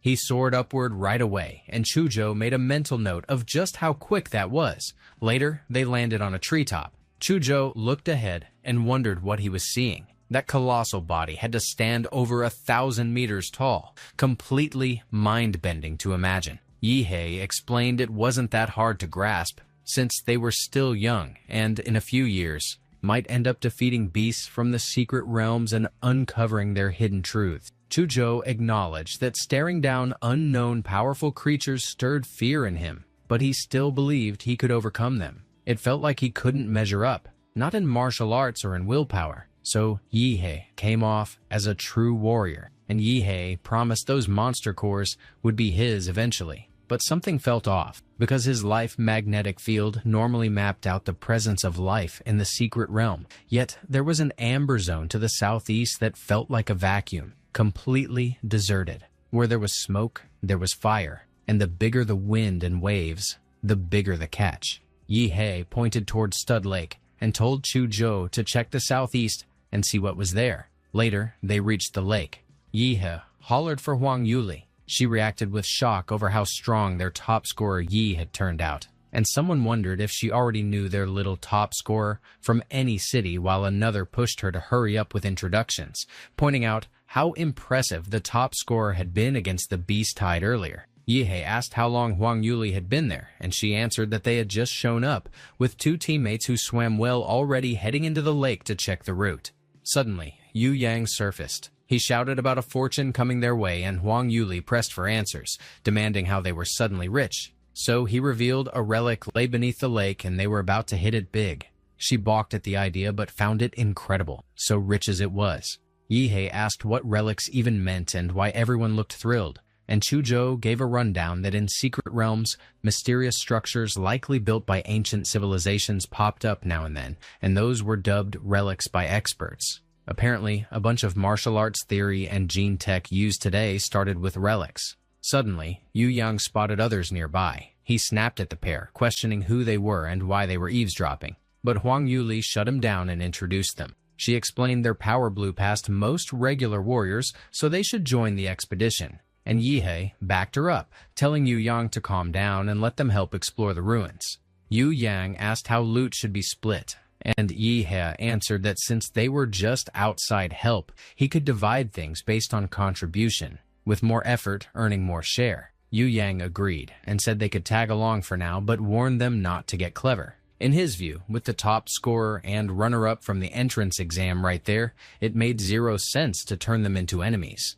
A moment passed, then they dove into the lake. Yu Yang mentioned that after crossing a cave, the ruins would show up, but something felt off, and he asked where Li Wei had gone, since he'd told him to wait there, and someone guessed maybe he stumbled on treasure and left first. Yu Yang tried reaching Li Wei, but got nothing. Huang Yuli then asked if, after finding the cave, they had even checked for signs of monsters, and he shook his head, explaining they had dumped every monster bait bomb they had, but not one creature had appeared. One member shook as she pointed out how sketchy the place felt, since Li Wei had vanished, and she asked if they should keep going. Yu Yang insisted on moving forward. If she refused to grab the glory and wealth right there, she'd never be anything more than a low-rank warrior. Anyone scared of dying could leave, but those chasing riches should keep moving. No one spoke, so he took that as a sign and pushed on. They moved carefully along the narrow trail. Then came the footprint. Yihe caught the oddity. He murmured that something was off, and Chuzhou agreed, pointing out that the timing didn't line up since she had mentioned their team just got to the lake no more than 10 minutes ago. Still, Yu Yang and Li Wei somehow managed to locate a cave at the bottom of that massive lake, go through it, and stumble onto this secret ruin path. It felt like they were running cheat codes, with full map access like in a game. It was clearly fishy, so he recommended they warn Huang Yuli and leave. Yihe maintained he had no reason to panic, boasting about having a trump card tucked away. Out of nowhere, they reached a new area. Yu Yang identified what lay ahead as a monster core, dull and lifeless, clearly drained long ago, which explained the lack of aquatic magic beasts during his dive, since they must have already been consumed. Huang Yuli contacted him, asking where the relic he mentioned had ended up. Without warning, one of them gestured upward. They recognized Li Wei, lifeless and hanging. The sight struck them with a cold jolt, leaving their bodies shuddering in horror. Yu Yang puzzled over the missing relic, where it had gone, why nothing remained, and if Li Wei was dead, how he had perished. A memory of the vines flashed through his mind, and he urged an immediate retreat. Vines suddenly erupted from his skull. That was when they grasped that he had been mind-controlled. Yihe responded fast, launching his nuclear beam. Radiation seared through the vines, dissolving them on contact. He commented on how nobody would have imagined a monster clever enough to pull this off. After taking down 2 warriors, it had hijacked one's brain and baited the rest into its ambush zone, revealing the entire thing had been a calculated lure. One member pointed out that the monster now blocked the only path back, while another realized it wasn't planning to let them leave. Chuzhou referenced books he had read, recognizing the type as a second-level king-class creature, the ghost demon vine. Huang Yuli rejected that classification, insisting that a true second-level king class defied normal ranking, far beyond what first-level warriors could challenge. Yihe declared he didn't care about its classification and told her to stand aside and watch him blast it into scraps. Then Hulong arrived, addressed Yihe directly, and announced his intent to kill him. A member scanned his chi and blood, identifying him as an 8th-level warrior. Yihe turned around, wondering if someone out there still pined for him. Originally, Hulong had zero intention of heading to the Redwood Mountain secret realm, but after hearing that someone inside used terrifying nuclear radiation powers to help the warriors fight off a beast tide, he instantly pegged that person as Yihe. So once he showed up, tracking the target down barely took effort. Hulong slowed his breathing and slipped in behind the group entering the underground cave, but out of nowhere, they wrecked the narrow tunnel right after stepping inside, cutting off his advance. And even though he froze everything, heartbeat, breath, bodily functions, to mimic suspended animation, he clearly underestimated the one who'd backed his younger brother into a corner. Yihe, meanwhile, had already picked up on Hulong's presence and couldn't figure out why some random 8th-level warrior was hunting him down, so he ran through reasons why the psycho was clinging to him, since he didn't even know the guy, and he had just stormed in, spouted nonsense, and acted like they had history. Hulong instantly exploded with 8th-level blood and energy and punched straight through the collapsed tunnel, forcing a path open and barking out that Yihe needed to brace for death. He caught the shift immediately when a storm of vines burst from the shattered rock layers and whipped toward him. Hulong glared. Cursing through his teeth, he demanded whether this was part of the plan too. The demon vine thrived on draining chi, blood, and martial strength while unleashing nerve toxins, so his state deteriorated while the vine bulked up with every second. If it dragged on, he'd fall here for sure. Huang Yuli, visibly shaken, warned the group that the cave was on the brink of collapsing from the clash. Yihe ordered everyone to move aside. He parted his lips and shimmered with blue light. Then came a thunderous boom, the atomic breath unleashed at full force in a torrent of blue light that looked ready to tear the world apart. Lake water surged through the gap overhead and crashed into the cave as the blocked passage cracked open, and he urged Huang Yuli and her teammates to make their escape first. Hulong roared for them to forget running as martial energy erupted from his body, blasting apart every demon vine in a wide radius. An ice barrier surged outward as a sword technique took shape. Chuzhou held his ground with the blade in hand, making it clear that while he stood, no one would lay a finger on Yihe. Hulong barked back with smug disdain, dismissing the icy counter and throwing in a reminder that he ranked 8th as a martial artist. Yihe answered with a sharp lightning blast and a mocking jab about where his opponent had been looking. He launched a brutal energy-packed punch. The blow detonated in a massive blue blast that rocked the battlefield. Yihe ordered Chuzhou to fall back, recognizing the enemy as top tier, and choosing to handle it himself. Yihe stepped forward, signaling the others to leave this fight to him. Once the brutal clash ended, the demon beast lay defeated and the lake's surface settled into a shattered stillness. Huang Yuli scanned the ruined area with urgency, trying to spot Yihe as worry crept into her voice. Chuzhou, soaked and wounded, stayed quiet, with his eyes locked ahead and his face set. The ground burst open in another blast of blue energy that shook everything nearby. A monstrous form climbed out of the flare, lightning crawling across its limbs. Hulong broke apart in the air, wrecked by the force. Chuzhou stood tall with Huang Yuli behind him, while the rest stared in stunned silence at what the battle had left behind. A massive burst of blue lightning lit up the sky, shaping itself into a towering humanoid silhouette nested among the clouds. Later, Yihe, bare-chested now, burst from the lake as his companions sprinted toward him. Yihe settled into a cross-legged position on the grass, quietly gathering his strength, while Chuzhou stood beside him, speaking in an even tone. Chuzhou, wearing a doubtful look, tapped his temple, still sorting through the chaos.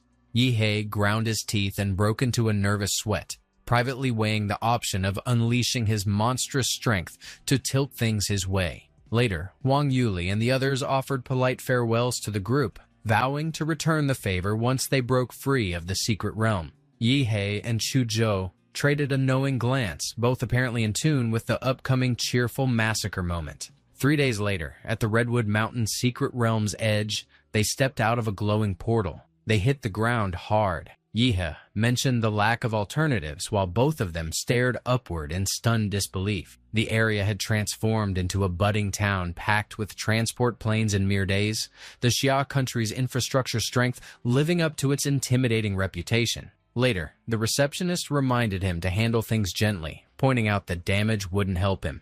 Yihe apologized, burdened by the sheer number of items, explaining that unless he moved quickly, the appraisal wouldn't wrap up before noon, but the receptionist reassured him of their professionalism. Yihe nodded that it worked for him, and pulled something from a ring. He quietly ran through the count of the 5 oversized sacks. He mentioned the last one was finally out, and she silently questioned whether he came just to shift freight with that much bulk. She asked if he was actually done moving them, her face frozen in disbelief. Yihe confirmed it, but urged her to pick up the pace on the calculations, since he still had plenty of spiritual medicine left to unload. A moment later, at the Spiritual Medicine Appraisal Center, someone confirmed the 7-star leaf had aged at least 300 years, emerged from some tucked-away spot, and usually evaded even seasoned herbalists. Several people clustered around a table stacked with colorful pieces, with one remarking the spiritual medicines would still fetch at least 30 million yuan despite low quality. Another wondering what kind of fortune led to stumbling upon a liu flower,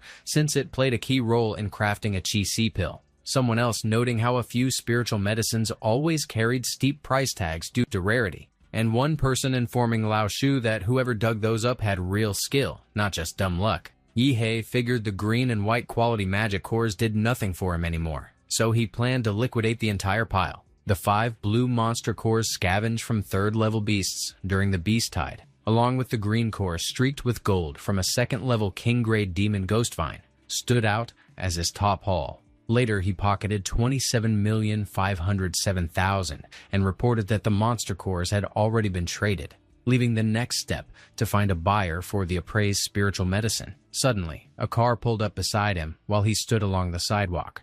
A man introduced himself as Li Yutian, the one running Pinghe Pharmacy, and explained that he'd heard Yihe brought back a stash of spiritual medicines from the Redwood Mountain secret realm, so he offered to buy them at a rate above market value. Yihe figured staff at the appraisal center had spilled his details, but brushed it off since he needed to offload the goods anyway, and now had someone ready to buy. As a car rolled away, Li Yuqian reminded Yihe to find him again if more spiritual medicines turned up. He received 7,450,064 and figured that no amount of cash stacked against boosting his power by 10%, realizing that personal strength always stood as the only thing that mattered, while the average genetic potions and the market's green and white monster cores barely made a dent. The template demanded far more than he did as its host, but he didn't hold the credentials needed to access premium materials like blood jade fruit or top-tier genetic potions. He suddenly recognized that there was another option. He mulled over martial arts, relying on the Demora template to take down Liu Qingju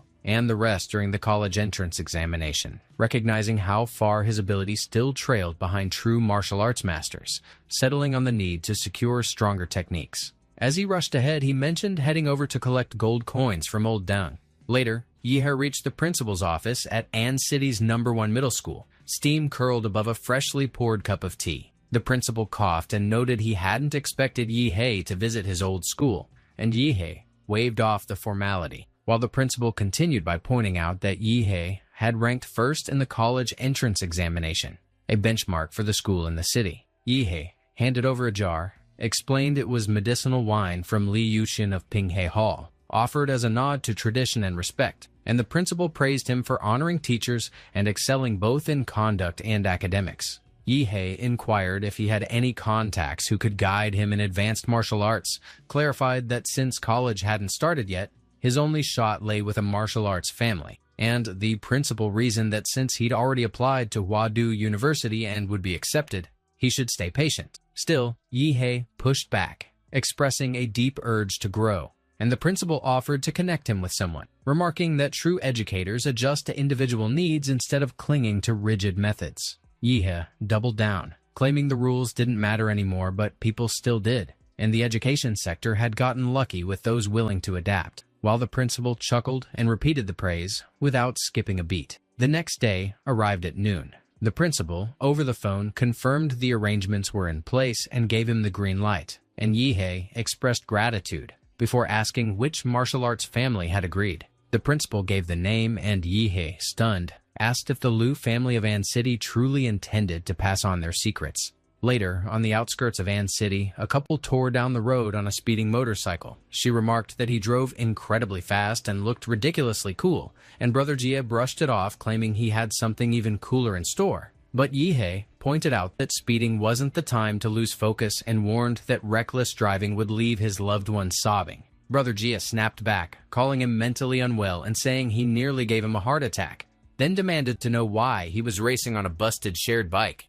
He clutched the motorcycle grip without loosening up. He declared that no matter what kind of status the guy had, he wasn't qualified to stand beside him. And she chimed in that Brother G was just too cool and way too manly. Yihe kept quiet, with a blank look. A sharp sound cut through as both of them stared ahead, eyes stretched wide and mouths hanging open. Yihe pedaled forward, tossing a casual goodbye at little Brother G. A blue streak surged ahead as he blasted past with a sonic boom tagging along. Brother Jihe wondered when shared bikes got that fast, and she mentioned they were practically hitting airplane speed now. Later on, Yihe tilted his head up and muttered that this was exactly what he expected from a martial arts clan. He paused outside a massive estate and muttered that their home looked ridiculously grand. The life magnetic field registered several formidable presences. Liu Qingzhu stepped forward and unlatched the gate. She greeted him with a quick acknowledgement and called out to him. Yihe asked if she was really that unhappy about seeing him, but she doubled down with 2 quick denials, so he followed up by asking if that meant she was happy to see him, but she clarified that her mother sent her out and they should go see her now. She moved ahead as he trailed after her. Their figures showed up in the frame as they passed through the twin doors. Liu Qingzhu glanced upward and confirmed Yihe's arrival. A foot in a flashy high heel landed on the stairs. She welcomed Yihe with a steady step. She was Qinlan, the Liu family's head, making her entrance down the staircase. Yihe's cheeks reddened and his eyes widened as he suddenly got it, pulling a mental reference to Prime Minister Cao Cao. After the end of examinations, Liu Qingzhu returned to the Liu family residence. She stood before her mother. She felt tense while attempting to open the conversation. Qinlan remarked there was no need for tension. She had watched the live broadcast of the battle between her and the boy named Yihe, and she had performed well because his strength was such that even if he joined the Wadu College entrance examination, he would still emerge as a dark horse. So there was no need for self-blame. Liu Qingzhu kept her silence. Qinlan remarked that her younger brother possessed limited talent and could not inherit the Liu family. So in her generation, she was the only one able to shoulder the Liu family's responsibility. Yet she remained a girl, and she was also strikingly beautiful. With her father having passed away early, the Liu family lacked a master to support them, forcing the family to retreat to small An City. So if a powerful family sought to marry her, they would have no right to refuse. And that would mean the Liu family would be destroyed, and the century-old foundation surrendered to others. She intended to pair the two of them, and inquired about her opinion. She remarked that Yihe was exceptional, with remarkable talent, a modest family background, and a bright future. And, from her observation, he was certainly not someone with wolfish ambitions. But she did not have to answer yet, and should first spend time with him. In the present, Qinlan welcomed Yihe to the Liu family, and he cleared his throat as he greeted her and mentioned it was a small gift for her. She remarked that she had heard from the principal of Nerver 1 Middle School that he wished to learn advanced martial arts, and when he confirmed it, she stated that Liu Qingzhu would show the way. He wondered why she agreed so easily. She stated that Liu Qingzhu would take him to the Liu family's martial arts pavilion, and since the martial arts there were not allowed to be taken outside, he had only 1 day to learn within it. There were 3 Xuanwu martial arts stored deep in the martial arts pavilion, and whether he could learn them depended on his ability. He acknowledged it and expressed thanks to the Liu family in advance. She considered whether he was thanking the Liu family instead of her personally, and she concluded that it seemed he meant to make a promise to the Liu family, which was very good because they would surely hold him to it in the future. He was a clever child, and the more she observed him, the more she liked him, while he wondered why her gaze on him felt strange. Moments later, Liu Qingzhu guided Yihe toward the martial arts pavilion. He queried why it seemed she was avoiding looking at him, and she denied it. He pressed whether it was true. She countered by asking why he was getting so close to her. Shortly after, they arrived before a huge stone door. She explained that it was made of Huali stone, a rare stone excavated from the secret realm that could dissolve the attack power of the Xuanwu master level without breaking, and he inquired whether he could punch it.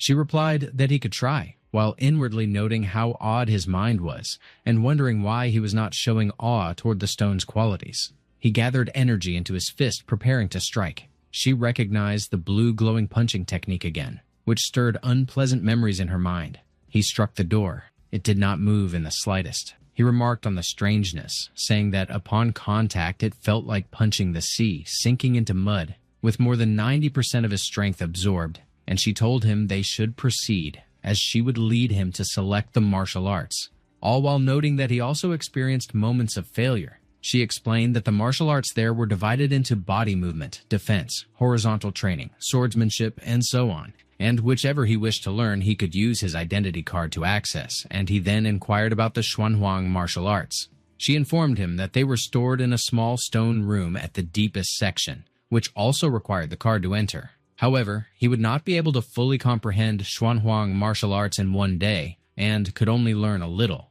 So she believed her mother granting him permission was not necessarily beneficial, and instead she could select a few martial arts books for him that were second only to Xuanhuang martial arts and better suited to him. He asked whether she was considering his benefit, and as she decided she did not want to converse with that infuriating person further, he declared that she need not worry about him, because he understood his own path, and if he were to learn, he would learn the strongest. For if he lacked the courage to tackle Xuanhuang martial arts, he might as well return home quietly. He then asked if that door was a black power stone, and she stated that the secret room holding Xuanhuang martial arts was naturally more secure, and that such a black-colored power stone was extremely rare. To collect enough for building that black power stone wall, they had been gathering them since her great-grandfather's era. The room became illuminated, revealing vaults inside. One bore the label, "The Devil in the Flesh." She explained that learning Xuanhuang martial arts was not a matter of viewing, but of sensing the martial rhyme left by its creator.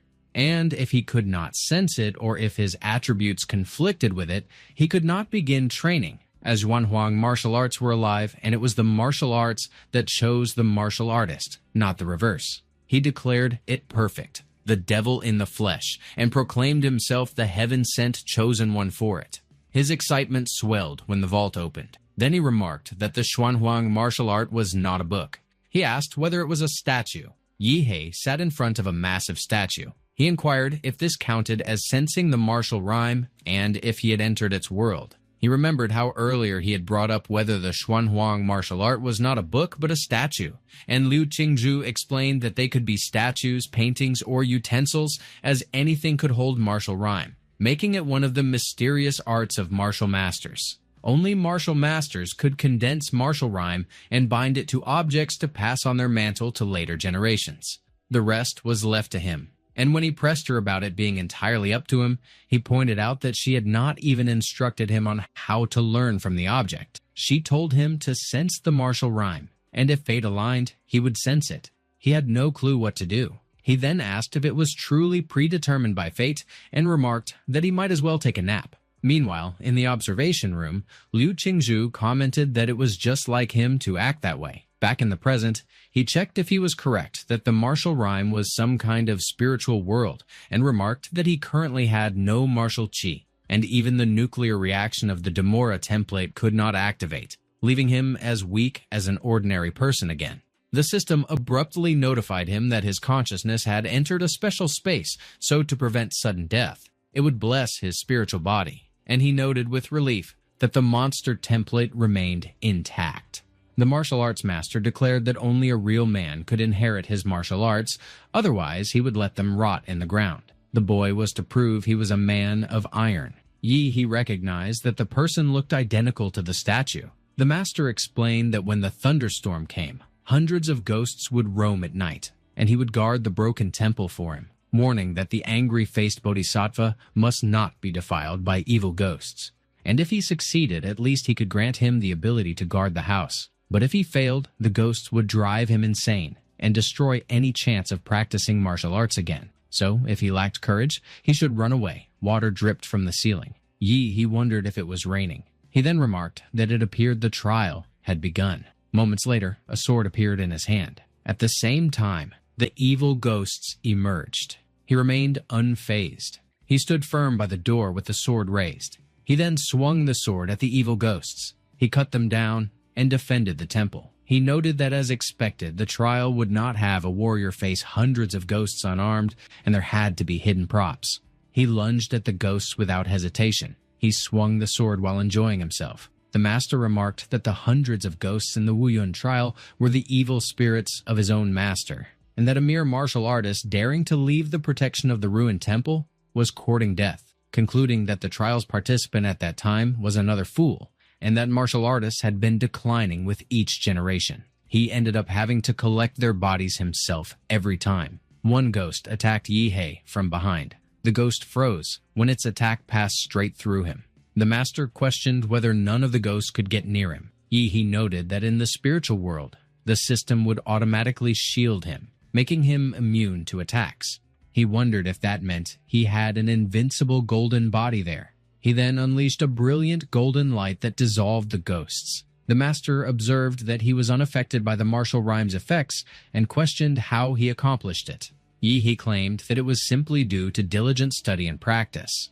The master accepted it as a fine excuse and, since he could subdue hundreds of ghosts, promised to honor the inheritance, though it would depend on whether he could receive it. Yihe reacted with mild surprise at a loud crash. The statue collapsed, revealing a well beneath it. The master explained that the well contained the essence of the evil spirit he had condensed in life, along with the technique of the devil in the flesh. Before he could finish describing the outcome if it were refined, Yihe plunged headfirst into the well. The master fell silent briefly, then remarked that it was good, since it was the first time he had seen a young man with such a distinctive personality. At his peak, he had been a hero who passed through an S-level secret realm. He had lived and died using the devil in the flesh, but as he aged, his chi and blood had weakened, and the evil spirits bound in his body began to rebel and spiral out of control, even killing those around him. To prevent further harm, he could only end his life, and before death, he fused his soul, steeped in vengeful spirits, with martial rhyme, and cast them into the statue. Although the evil spirits had faded somewhat in that martial rhyme world, they still exceeded what a mere martial artist could endure. So if he could suppress them, he would surely surpass the master on the path of the devil in the flesh. Meanwhile, Liu Qingzhu and Qin Lan monitored Yihe from inside the observation room. Liu Qingzhu grew tense. She addressed her mother and demanded to know what was happening. Qin Lan and Liu Qingzhu were in the observation room. Liu Qingzhu mentioned that when Yihe had just fallen asleep, he wore a smug smile as if enjoying something pleasant in his dream, but now he was suddenly twitching and bleeding all over. Qin Lan explained that the third Xuanhuang martial art had been obtained by her grandfather by chance in his later years, and he had attempted to practice it before, but even with his grandmaster level, he was directly rejected by the martial arts in the statue and sustained internal injuries. Since then, no one in the Liu family had managed to master that martial art, and because its power was extraordinary, the method to obtain it must be unbearable for ordinary people. With the old saying about wearing the crown and bearing its weight feeling apartment, she began to bring up Yihe, his choice to accept the power of that martial art, but she did not manage to finish. He awoke and stretched with a huge yawn as if nothing had happened. Liu Qingzhu addressed her mother and remarked that Yihe's ordeal in learning that martial art did not seem as intense as her earlier description. Meanwhile, Yihe expressed thanks to Emperor Guangla for teaching him the martial art, and Emperor Guangla acknowledged him as the most talented person he had ever seen, suggesting he might uncover the truth of the secret realms, a task their predecessors had failed to accomplish, which he would now entrust to the younger generation. Yihe countered that the assessment was wrong and admitted to having cheated during the trial. The flesh and blood confined by the demon, the body resembling Shura, and despite no increase in his panel attributes, he had mastered the Xuanhuang martial arts, doubling his combat power at least. Abruptly, Qin Lan inquired if he had learned it. He confirmed that he had. She pressed on, questioning how it was possible, and remarking that even with Liu Qingzhu's talent, mastering a Xuanhuang martial art would require a week without sleep in the martial rhyme, asking how much time he had taken, if it was truly only an hour, and if he had really mastered it after a brief nap. Liu Qingzhu reflected that others called her a genius, but the real genius was right in front of her. Yihe noted that the two seemed doubtful, so he offered to give them a demonstration. It was the evil spirit he had acquired from the martial rhyme world. If explained plainly, it functioned much like an enchantment in a game, capable of merging with martial energy to enhance its lethality. Liu Qingzhu sensed the strength of its aftershock and believed she heard a ghost-like howl, wondering if that was the evil spirit he referred to. Qinlan found herself in awe of Yihe. He noticed her daughter remained at her side and pondered if she could restrain herself a bit more, since he had no desire to be addressed as Prime Minister. Liu Qingzhu then brought up that since he had already mastered one Xuanhuang martial art, she asked if he wanted to learn the other two, given that he still had the entire day left to train. Qinlan considered whether her daughter was truly foolish or merely pretending, since she had claimed she did not want to be with Yihe, yet was now offering their entire fortune to him, reasoning that while she might be investing in him and preparing to take him as a son-in-law, handing over all the Liu family's assets was too much. Meanwhile, Yihe explained that there was no need because one Xuanhuang martial arts book would keep him occupied for a long time, so he would not take up other martial arts for the moment. And then he turned to Qinlan and mentioned that he felt a bit tired and had matters waiting at home. She responded with agreement and mentioned that Liu Qingzhu could escort him. She relayed that the housekeeper had told her he arrived on a shared bike, and while inquiring if he could drive, she suggested he choose a car from the garage and take it, since that would be more convenient for him. He mulled over the idea of a car and realized that the motorcycle belonging to the guy he had met on the way over was quite impressive, stylish, and striking. He inquired if Qinlan owned a motorcycle, to which she confirmed, and while asking if he enjoyed riding them, she noted that he shared the same interest as her troublesome son, so she would give him the best one in her collection. Elsewhere, Qinlan's son mentioned that he had heard from his Aunt Hong, the housekeeper, that his mother had brought in a live-in son-in-law,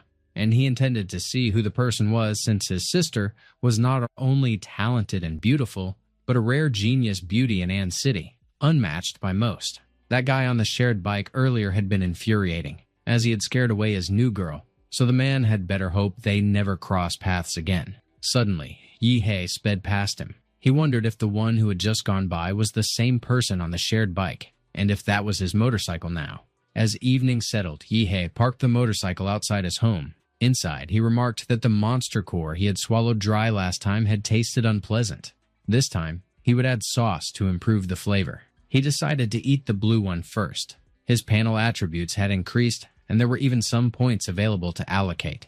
Previously, in the Redwood Mountain secret realm, he had used the supergiant humanoid template, reaching about 50 meters in height, and while that could be called enormous compared with regular monsters, it was still tiny compared with the mysterious mountain-sized creatures of the Redwood Mountain secret realm. It needed to be larger, so he allocated the points to the giant template. They would consume the golden monster core of the second-level demon vine next. Suddenly, immense power surged through his body. The system informed him that after absorbing the genetic sequence of a plant life form, a special mutation had occurred, and it inquired if he wished to prevent the template from mutating. He asked about the nature of the mutation. He acknowledged that mutation meant the template would gain additional attributes, and if those attributes were beneficial, it would be fine, but if detrimental, it would count as a negative evolution. There was no hesitation. He would gamble and turn a shared bicycle into a motorcycle. The system then congratulated him on unlocking the S-rank nuclear template. He felt overwhelmed by the massive creature looming above him. The system notified him that when the Savage Trace Demora template reached full completion, there would be a 2% chance of evolving into Star Universe Demora. He remarked that the name alone carried immense power, but since it required the current template to reach 100%, he would have to focus on upgrading it quickly. Suddenly, sirens rang out beyond his home. He wondered what was happening and whether it was a terrorist attack. One of the officers ordered that they should seal off all exits in the park and not allow them to escape, while another insisted they should search every inch until nothing was left unchecked. Meanwhile, Yihe heard a knock on his door. He remarked that the original owner had been a recluse with no friends visiting at that hour, no food deliveries, and no packages expected. So he wondered who could be outside. He then turned to Yao Yimei to see if she knew who it was, and she remarked that it appeared to be a little brother who clearly was not an ordinary martial artist. Originally, she had only planned to stash something there and alter his memory for convenience, but since he had discovered the truth, She resolved to make him suffer enough that he would not dare to run. He decided to drop the matter since his savings were enough to buy another house, and she questioned what he meant. He explained that he meant she was already dead. On the other hand, Yi was locked in combat with the police officers. One of the officers noted the opponent had revealed a flaw, while another urged that they bring him down. Yi instructed that Yao Yimei must get the golden gene out because he was serving as a decoy for her. They could attack as much as they wanted, since trading his life for theirs was more than worth it. And he unleashed the blood-burning forbidden technique. He then demanded to know if there were still enemies.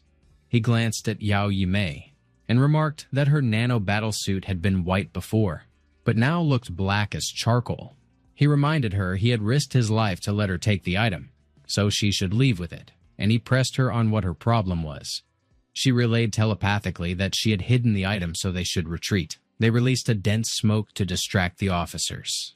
They slipped into a manhole. A short while later, they emerged in a dark alley. Yao Yimei remarked that they had finally lost the police, and Yi observed that the nano-armor had already repaired itself after the impact.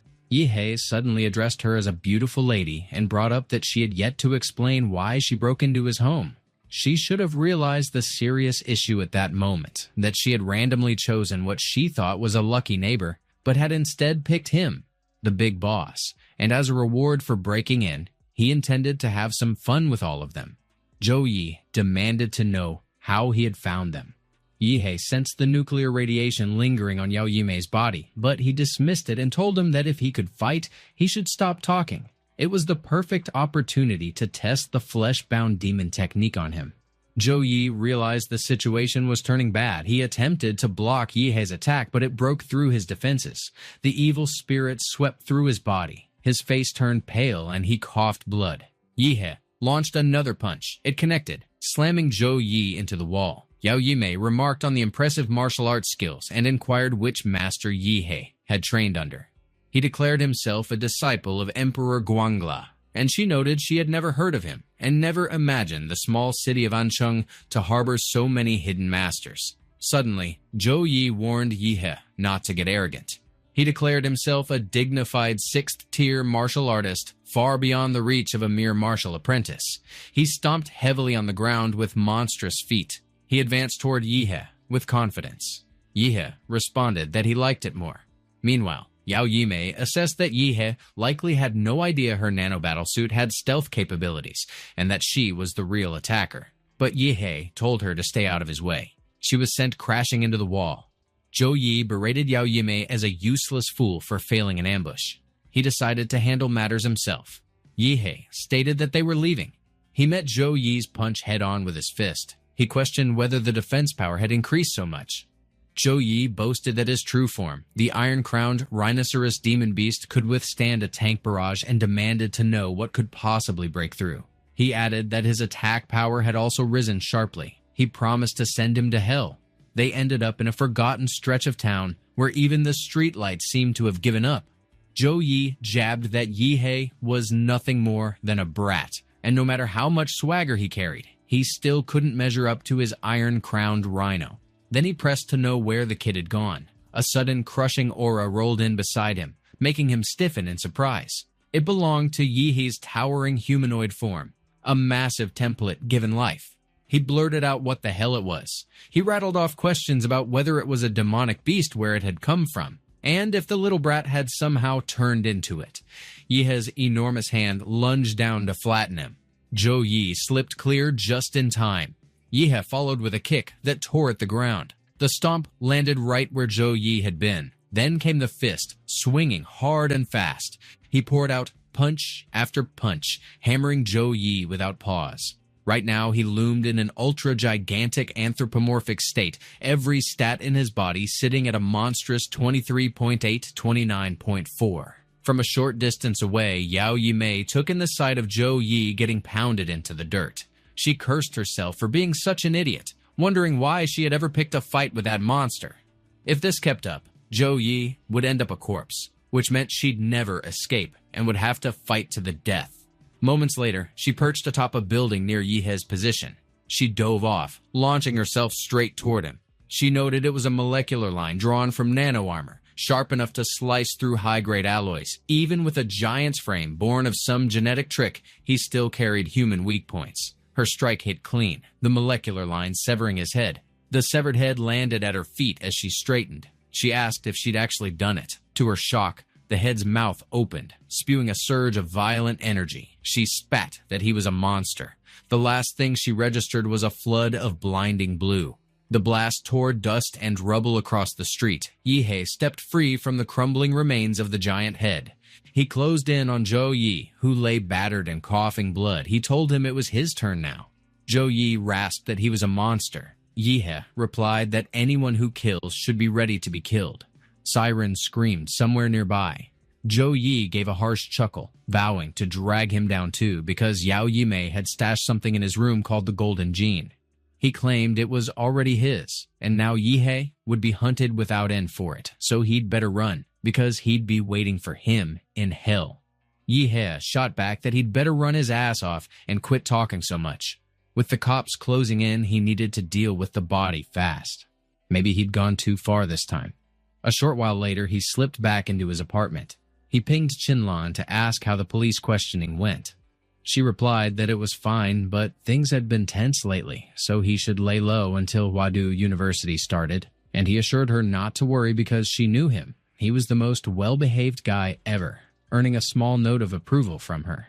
He remarked it was a good thing he had warned her first. Otherwise, after unleashing a signature-level nuclear blast, the cops wouldn't have ignored him so easily. He then wondered if the Golden Gene was the same thing those two had been talking about. He recalled spotting that symbol before, in the Prometheus file given to him by someone from Huadu. It was the logo of Laserbird, a heavyweight in biotech. It seemed those two had stolen it from Laserbird and gotten hunted down on the run. From Zhou Yi's parting words, the mess had been dumped squarely on him. It looked like it was time to relocate, so he decided to crash at a hotel for the night and figure things out from there. Hunters roamed the B-class secret realm in the inner region of Swan Lake. One of them checked how the day's haul looked, and another replied that it was decent enough to net a small profit. Without warning, she turned toward their captain, urging him to look because something was off. The horizon ahead bled red under the crush of monsters surging toward them with savage momentum. A massive, mountain-crushing python bellowed and hurled itself into the water, with countless others plunging in after. Perched atop the python's back stood a throne. Seated there was the fifth-tier sovereign-class beast, the blood-eyed black ape. Someone urged they contact the military at once to report a sovereign-class beast leading a massive tide, while another muttered that City would never withstand it without grandmasters and senior grandmasters on the field, cursing at how high-tier monsters almost never left their own turf and demanding to know why this one had pushed into a low-tier zone. The Sin Wolf lounged on its throne even as the tide moved. Its eyes snapped open without warning. Beneath it, the mountain-crushing python unleashed a crushing sound wave. The contact relayed the emergency to the military, stressing the sovereign-class appearance at Swan Lake and the spreading tide. He called for reinforcements, but his second attempt to transmit cut short. The military confirmed the sovereign incursion and ordered an immediate response. Meanwhile, the Sin Wolf rose from its throne. It commanded them to move at full speed. The tide shifted toward the secret realm's entrance. In the city, word spread that a massive beast tide was surging out of the Swan Lake realm toward City. Arrival was pegged at 20 minutes, and the military rushed to the front lines. The call went out for all martial artists in City to rally. Every available fighter pushed to the front. At the train station, the officer in charge urged citizens to keep calm and hold order. He declared trains reserved for children and students only, calling them City's future, and if the city truly fell, they must survive. In the mayor's office, Huang Qing pressed for confirmation of reinforcements and asked who was sending troops, only to hear from his secretary that City was not alone. Beast tide warnings were hitting the nation. Every city stretched thin. Even those untouched by incursions were hardening defenses, so no help was coming. He pressed about Huadu, asking if they could spare even one grandmaster. Huadu's neighbor, Guanshan City, was locked in an S-class realm outbreak. Every high ranker committed there. No time remained. The battle for City would rest on their own strength. Elsewhere, Yihe sparred with Chu Zhou at Chu Sensei Gym.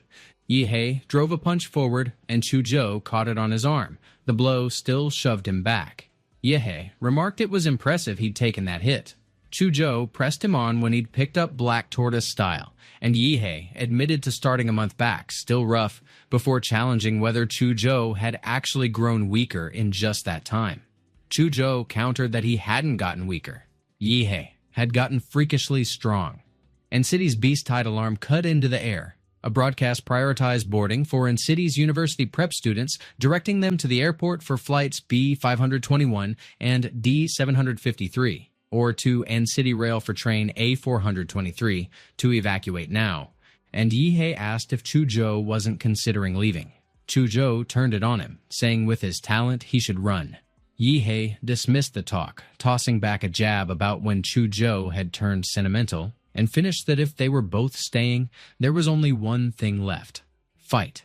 Meanwhile, Liu Qingzhu stood in the Liu mansion declaring she would join the defense, but Qinlan cut in to ask what her odds were of surviving, pointing out the city's 30,000 martial artists barely grew to 50,000, even with retirees and volunteers, and against a tide that size, they were boats in a tsunami, ready to be swallowed whole. With a sovereign-class beast in play, Encity had no hope. Only grandmasters could match one, and her life was not hers alone. It belonged to the family. Liu Qingzhu had no words. She finally declared that a martial family unwilling to fight monsters deserved extinction. She stormed out, slamming the door. Qinlan turned to Aunt Hong and ordered preparations to leave Encity, and Aunt Hong asked about the boy, Yihe. Qinlan told her to send him a message and leave the decision to him. The martial artists had gathered in the Swan Lake secret realm. Old Zhang prodded Old Chen about showing up at 60 instead of getting his granddaughter to safety, and Old Chen barked for him to piss off, snapping that if a cripple like him could come, then a man with all his limbs had no excuse. Old Zhang muttered that he still couldn't believe they were here again after 20 years, facing another beast tide side by side, and Old Chen agreed, pointing out it had been that long since the last one took his leg. He asked if Zhang planned to retire at his son's place afterward, teasing that Panluo was flashy and Zhang was just a country bumpkin. But old Zhang replied that he'd rather stay in Encity, share a chessboard with him, and die where he'd been born. The martial artist surged forward into the beast wave. At the Swan Lake secret realm entrance, Huang Qing reminded the troops they were Encity's final line of defense, so they had to stay sharp and let nothing through, and they acknowledged in unison. He laid out that 60% of Encity's military and all warrior-ranked martial artists and above were already inside. They were the vanguard with one mission: gather intel on the beast tide, especially the Lord-class and Sovereign-class monsters, and survive to report back. Then, a lone martial artist staggered out, bleeding heavily. Huang Qing snapped for the medics to treat it as an emergency. The man rasped that the USB drive carried all the vanguard's battle data. When Huang Qing pressed for the others' whereabouts, he said they were all dead. The beast tide had obliterated everything, leaving not even bodies, and they should beware the blood-eyed black ape because it had set them up. Without it, thousands might have survived. A massive rock suddenly hurtled out from the secret realm. It smashed into the tower, and falling debris tumbled into the minefield below. Huang Qing suspected it was targeting the mines under the tower, aiming to wipe out the unfinished defenses. He cursed, called it an attack from inside, and ordered every weapon to fire back and blast the monsters to hell. Artillery thundered at the entrance. Huang Qing noted they weren't sending beasts but softening them up with long-range fire, wondering since when monsters used human tactics, then cursed them again. He shouted that the second wave was incoming, with even more stone projectiles. The rocks crashed into tanks, explosions choking the air with dust and debris. A soldier suddenly spotted a beast behind him, warning they were under attack, right before it bit his head clean off. More creatures swarmed in, devouring soldiers one by one. Huang Qing barked that stone spikes were being launched through the rift like artillery, ripping apart their rear line, and they had to intercept them mid-air before impact. At the entrance, the beast wave gathered. The black ape declared humanity was nearly finished and told the soldiers to trample the land until nothing stood. The beasts poured out, tanks firing into their ranks. The military was swiftly overwhelmed, crushed beneath the tide. Elsewhere, Yihe stood on a building's edge. He reflected that no one knew what would become of the city after today. He'd grown attached to An City and refused to let monsters ruin the life he'd fought to make, so he would fight. Across the city, students were also in the thick of battle. One of them remarked that Luo Xuan never disappointed, with 5 beasts already down, and Luo Xuan answered that it wasn't bad. Kai Shaoling jabbed at him, saying a handful of low-tier kills hardly justified calling himself and city's #1 at third high, and called it a joke. Then Chu Zhou arrived. Someone pointed at the blue core in his hand, asking if he'd soloed a third-tier beast, and as Chu Zhou noted he hadn't expected to run into them, he questioned if they hadn't evacuated. They explained their parents were martial artists fighting outside, so as their kids, they weren't going to run. Luo Xuan suddenly warned him to watch out. A tank was flying straight toward them. The beast tore through the city without restraint. Luo Xuan demanded to know who in their right mind had dropped a tank there. Chu Zhou drew his sword in one fluid motion. With a sharp arc, he split the tank clean in two. The severed halves slammed onto the ground with a deafening crunch. Kai Shaoling blurted that it looked like that one. Luo Xuan pressed if it wasn't the Lord-class beast that appeared first, wondering how it had reached their rear lines, and Chu Zhou told him to calm down, pointing out the size and aura didn't match a Lord class. The beast abruptly swung its fist toward them. Chu Zhou speculated it might be an elite. Yihe blasted it with a fierce beam of blue energy out of nowhere. The hit barely hurt it, though smoke curled from its head. It lunged to grab him. He knocked its hand aside with ease and landed square on its face. He announced it was time for dental care. The beast froze in surprise. He pried its jaws open by the teeth. He remarked on the foul stench and demanded to know how many people it had eaten. He promised a thorough rinse. His beam lit its mouth from within, shredding its body inside out.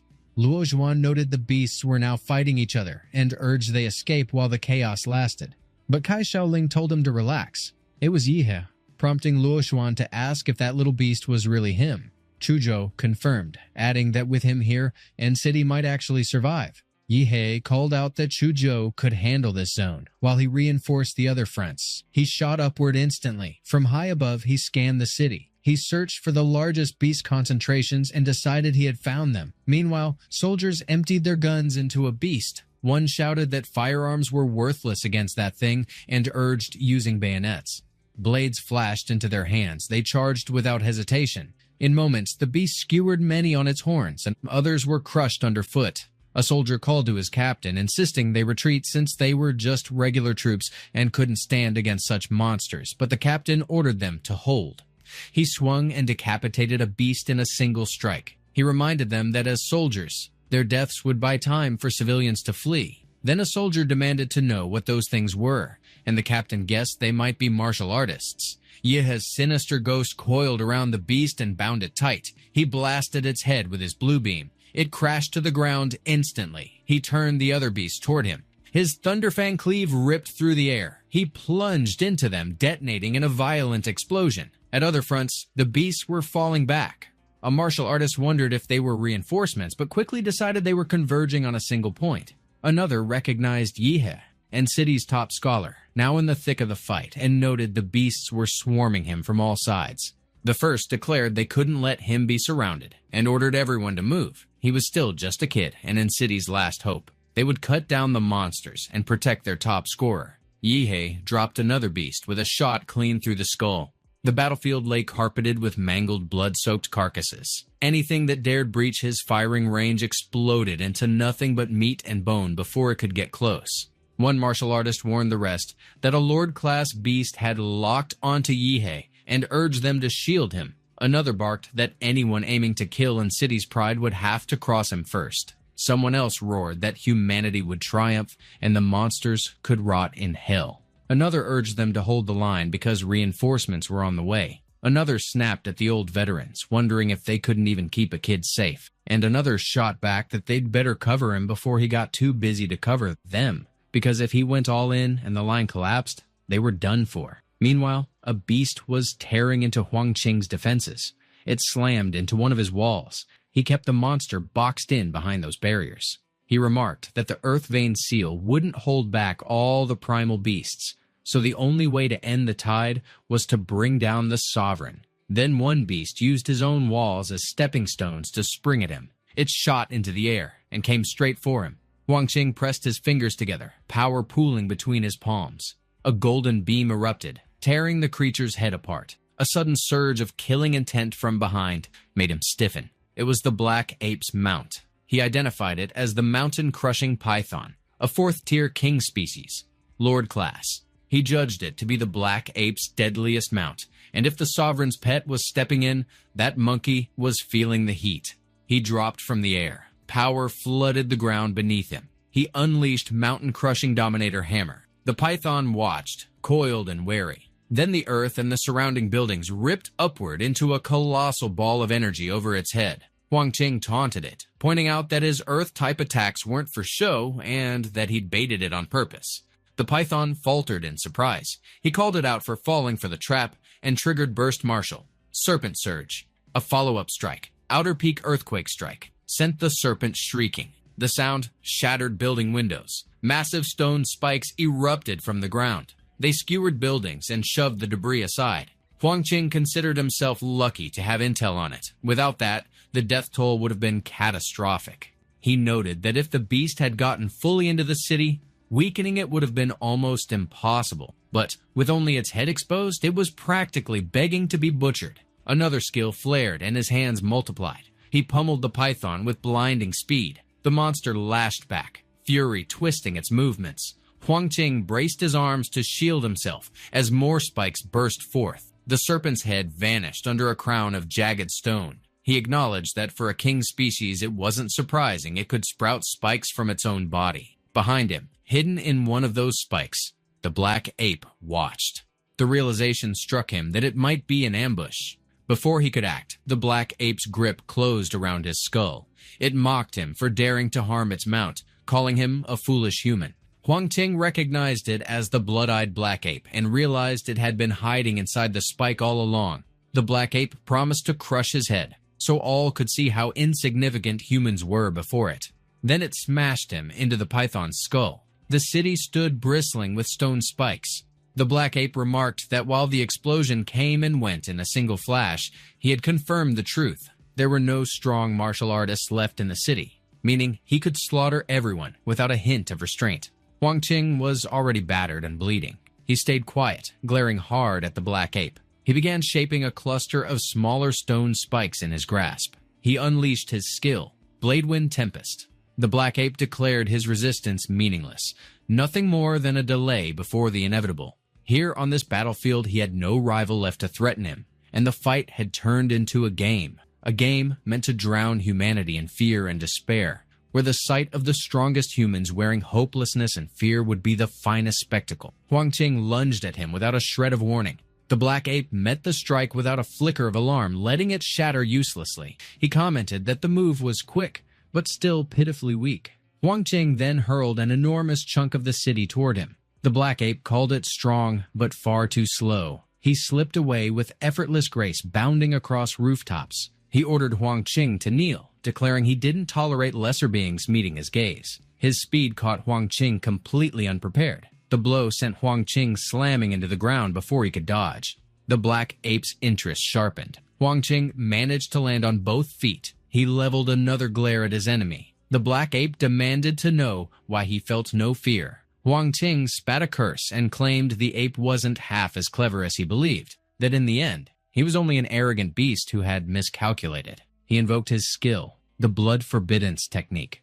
The black ape wondered aloud if he had been drawn into some hidden formation. Huang Qing answered with another skill, Earth Vein Seal. The black ape mocked him, asking if he thought burying him underground was enough, calling him naive. He warned that no seal would last, and the moment it weakened, he would rip apart every human he found. Huang Qing scoffed, claiming it was no mere backup plan. It was a hymn to humanity, to courage. He drove his hand into his own chest. The black ape demanded to know what he was doing. Huang Qing explained that at the very start of the war, he had buried N-City's sole strategic nuclear warhead beneath this battlefield, with the trigger lodged inside his heart, so that if his heart stopped, the warhead would detonate. The black ape accused him of bluffing, asking who would gamble their life on such madness and whether he thought he'd fall for it.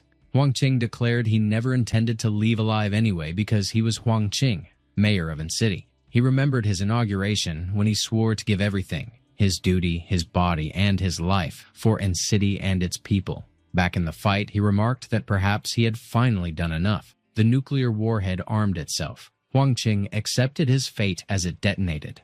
A massive explosion roared to life. A mushroom cloud rose high into the sky. Far away, the captain received a message that a colossal mushroom cloud had climbed from the earth like a gravestone. Tears ran down his cheeks. He and the soldiers raised their salutes. Chuzhou and the students lowered their heads in solemn respect. Every martial artist who had made it out in time stood in silent reverence. It was a funeral etched for the legends.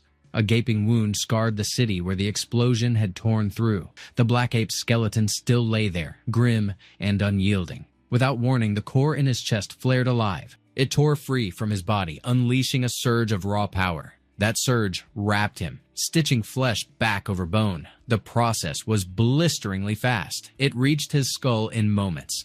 Eyes formed in his sockets once more. He remarked that it was absurd to think a lowly human had nearly ended him. He vowed to butcher every last soul in the city, dragging out their deaths in the most hideous ways imaginable. For now, he resolved to retreat to Sin Domain, rebuild his blood and chi, and then erase this place from existence.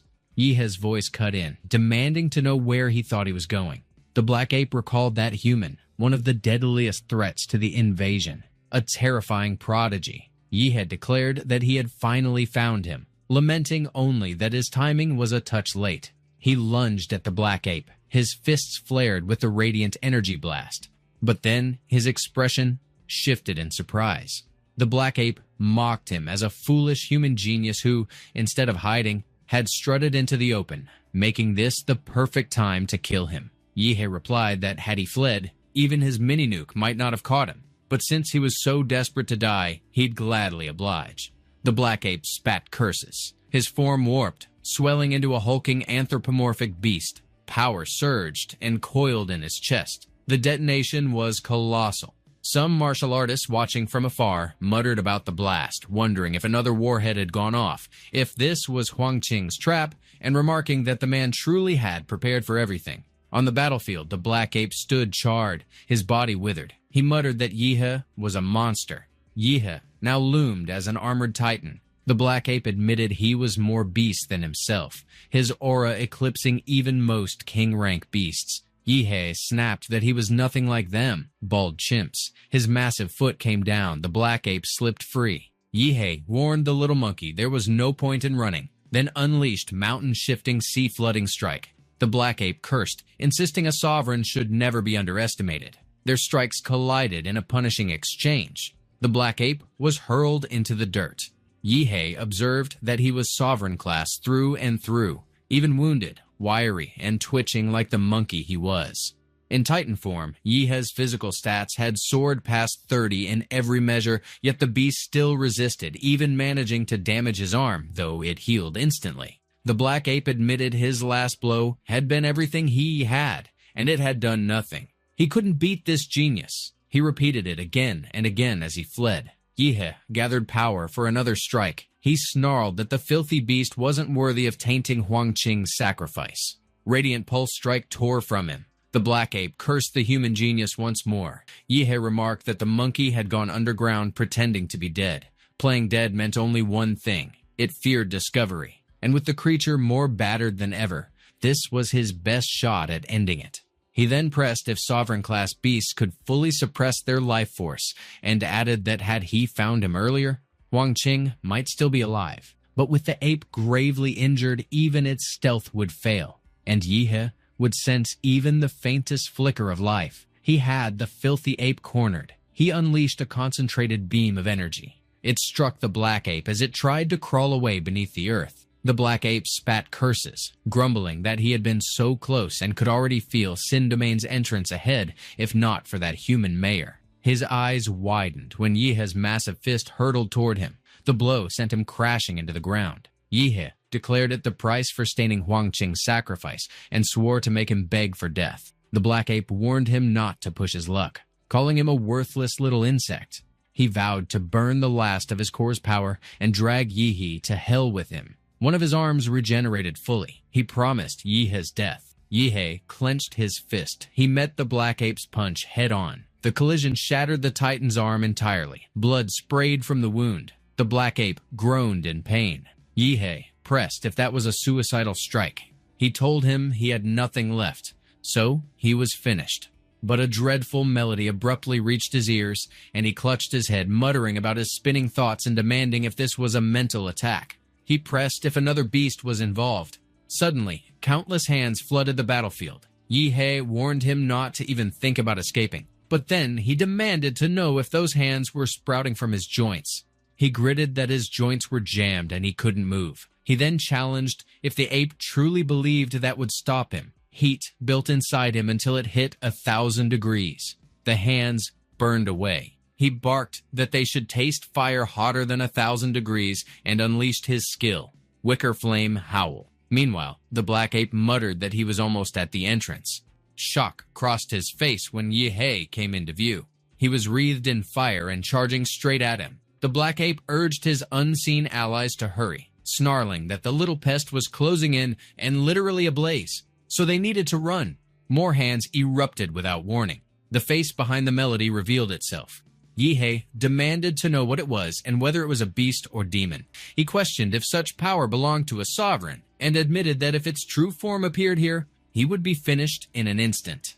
The battlefield lay in ruins. The other beast shielded its eyes with both hands. Suddenly, it snapped them open. A piercing, jagged scream tore out of its throat. Yihe grimaced through the pain and demanded to know why that wail still echoed in his skull when he had already shut down the giant servant's auditory system. He let out his own raw scream. Then he challenged the monsters, demanding if they truly believed they could stroll out of an city like nothing happened after what they had taken. He told them to keep dreaming. A surge of his energy flooded into the Titan. It brimmed and swelled with unstable force. He disengaged from it in the next breath. He called it a gift from their city, a hometown specialty, a nuclear warhead, so the demon had better savor it. The Titan barreled toward the beast, seconds from detonation. Horror locked the beast in place, and it unleashed another shriek. The world vanished in a massive blast. Meanwhile, one martial artist urged the others to check the secret realm fracture and demanded if it had blown up. Another warned that something was off because the beasts just lost control. Another pressed if Huang Qing had actually pulled it off. Another cautioned them to stay sharp and not waste Huang Qing's sacrifice. And another declared that On City still had a fighting chance. Maybe it was the blood-eye black ape's body smashing into the boundary that broke the beast's flow. But whatever the reason, the invasion from the secret realm stopped cold. Martial artists swept through the streets, slaughtering the stragglers in a rage that burned for a full day and night until no beast drew breath. The battle for On City was over, though nearly 80% of its defenders had fallen. Yihe, on the other hand, lay unconscious at the nuclear blast site, his eyes flicked open without warning. He demanded to know how long he'd been out and explained that he had poured every scrap of nuclear power in his core into that servant for the blast. Yet the site still crawled with radiation and lingering atomic force, which seemed to have recharged his outer shell in the fallout. That fight had been a slaughter. Huang Qing had baited the black ape into the blast zone and crippled it in the explosion, and Yihe had been forced to blow himself up repeatedly to finish it before the brute could drag him away. His infinite monster template was formidable, yet still no match for a sovereign-class beast. The win had been nothing but terrain, timing, and dumb luck. And next time, he would have none of those, with no clue when his next template would unlock, and it might not even be the gold tier. So, merging with the Star Thunder Titan template was still his fastest path to peak combat strength. To do that, he needed high-grade plant-type monster cores that matched the fusion template, especially blue, purple, or gold, and mastery of the Xuanhuang martial arts, because if his template could align with the martial rhythm field, body refinement would be essential. The Xuanhuang techniques grew slower than template abilities, but their ceiling was higher, and maybe that was why he had been brought into this world at all. 1 month after the An City crisis, the city raised a monument to Huang Qing. Yihe lounged at the park, scrolling through videos on his phone. The report claimed beast tides had struck 18 cities across Xia Nation, with 12 completely overrun. Guanshan City had vanished into an S-class secret realm and an untraceable gray mist, prompting the Great Xia Dragonfinch organization to dispatch 30 Zhuanwu martial artists and 5 grandmasters, led by Du Jingming. It was no routine invasion, as even S-class realms emerged. Xiao's top guardian, Fu Musheng, had gone into Guanshan himself and vanished from contact at the perimeter, returning 48 hours later, barely alive with only 2 grandmasters. And now Guanshan was marked as the 12th global death zone, its death toll over 1.8 million. Yihe muttered that even guardian rank martial artists had perished, and as he questioned whether humanity's survival on Blue Star had truly sunk that far, he declared he could not sit idle any longer. Moments later, he turned to Qinlan and told her he needed her help. She asked if he wanted the Liu family's other 2 Xuanhuang manuals. He wondered aloud if that was what she thought he was after and clarified no, he needed her help gathering high-quality plant-type monster cores,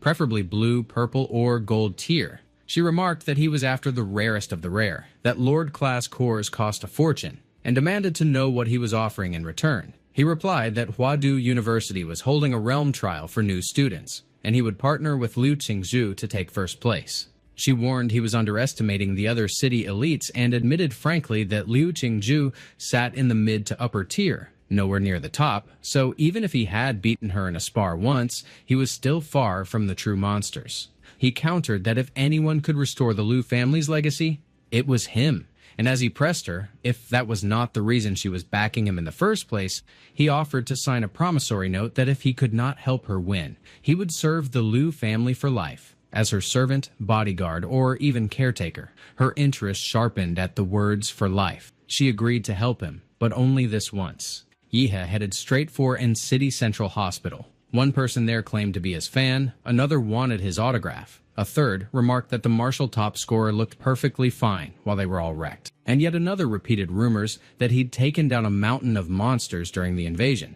while Yihe apologized to a lady, explaining he wasn't adding anyone right now, but thanked her all the same, privately mulling over how he never thought he was this popular. Moments later, he reached Ward 6, where Chuzhou and Luo Xuan were staying. He broke into a grin, tossing out that if it wasn't An City's most handsome Chuzhou, then asked if he was already down bad. Luo Xuan greeted him and checked if he had the right person, Yihe himself. Yihe wanted to know who he was, and when Luo Xuan introduced himself as Yihe's first opponent in the tournament, he pressed if Yihe had already forgotten him. Then Yihe's gaze caught on his leg. Luo Xuan warned him not to stare like that, insisting the leg wasn't toast yet, and worst case, he'd get regeneration surgery or slap on a combat prosthetic. Since Laserbird had just released a new model, Yihe figured losing a leg that young while defending N City made him a real one too. His phone rang out of nowhere. He griped about endless spam calls being downright irritating.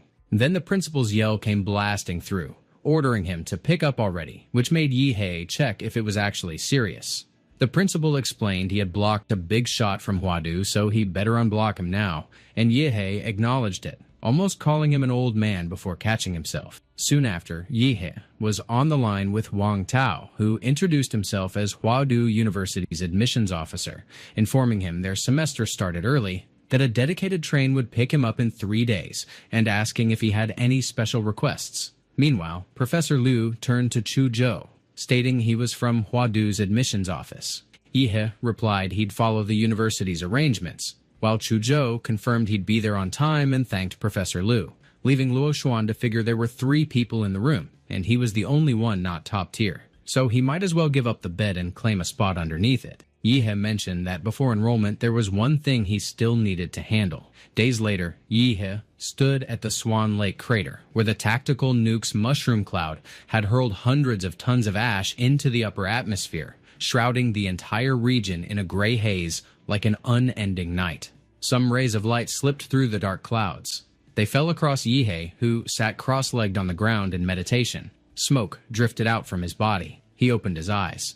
He remarked that his clash with the blood-eyed black ape had bumped Demora's sync rate up by 1.5%, a huge leap, and 3 more days of training had raised it another 6%, so that spot had been worth every second. But it was time to get moving. He rose to leave. At the station, the person in charge pulled everyone's focus and announced that train G6666 to Huadu West would depart in 5 minutes, urging all remaining passengers to board at once. Chuzhou stood on the tracks with his luggage. He figured Yihe had arrived.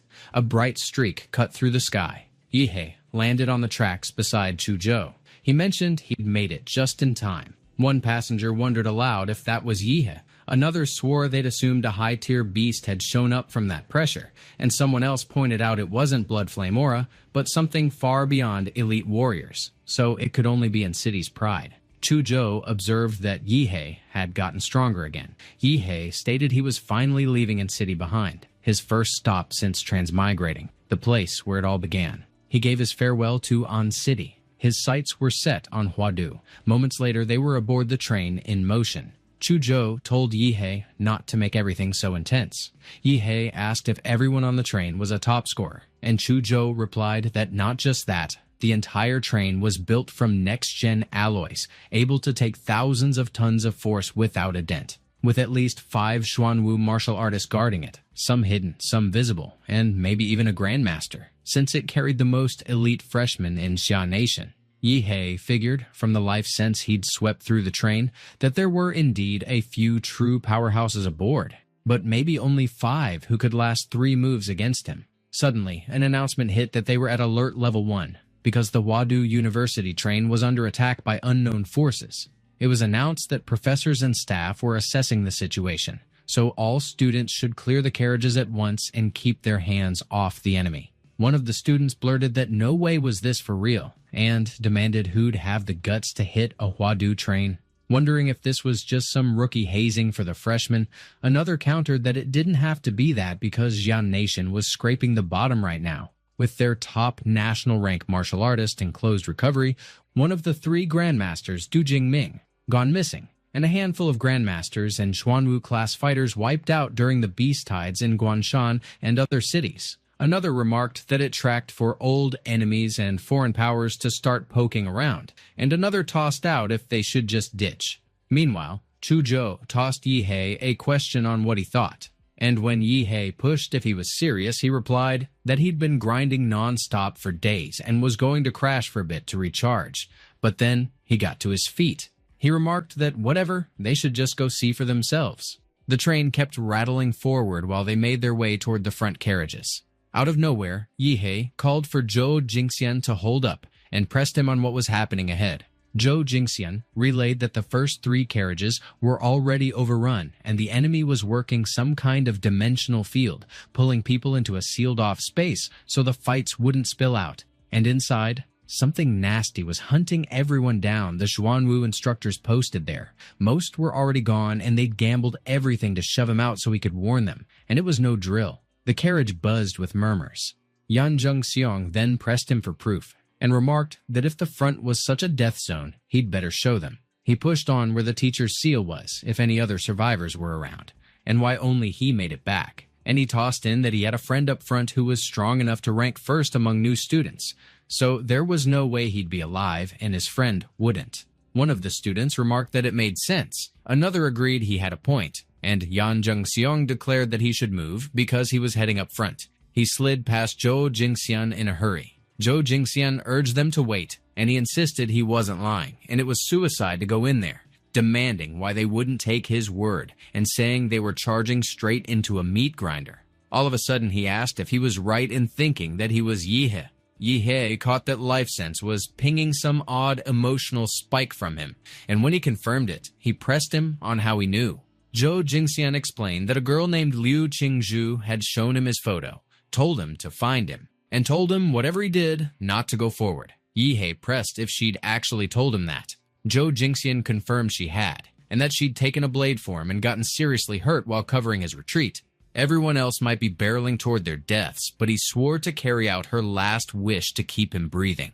Yihe cursed and snapped that she wasn't even dead yet, and he was already handing out her last words. Chuzhou checked if he was going, and he confirmed without hesitation because he'd given her family his word. Zhou Jingxian retorted there was no chance and he wouldn't let him through, and Yihe barked at him on how he'd even gotten into Huadu with that pathetic mindset. He then shifted toward Chuzhou.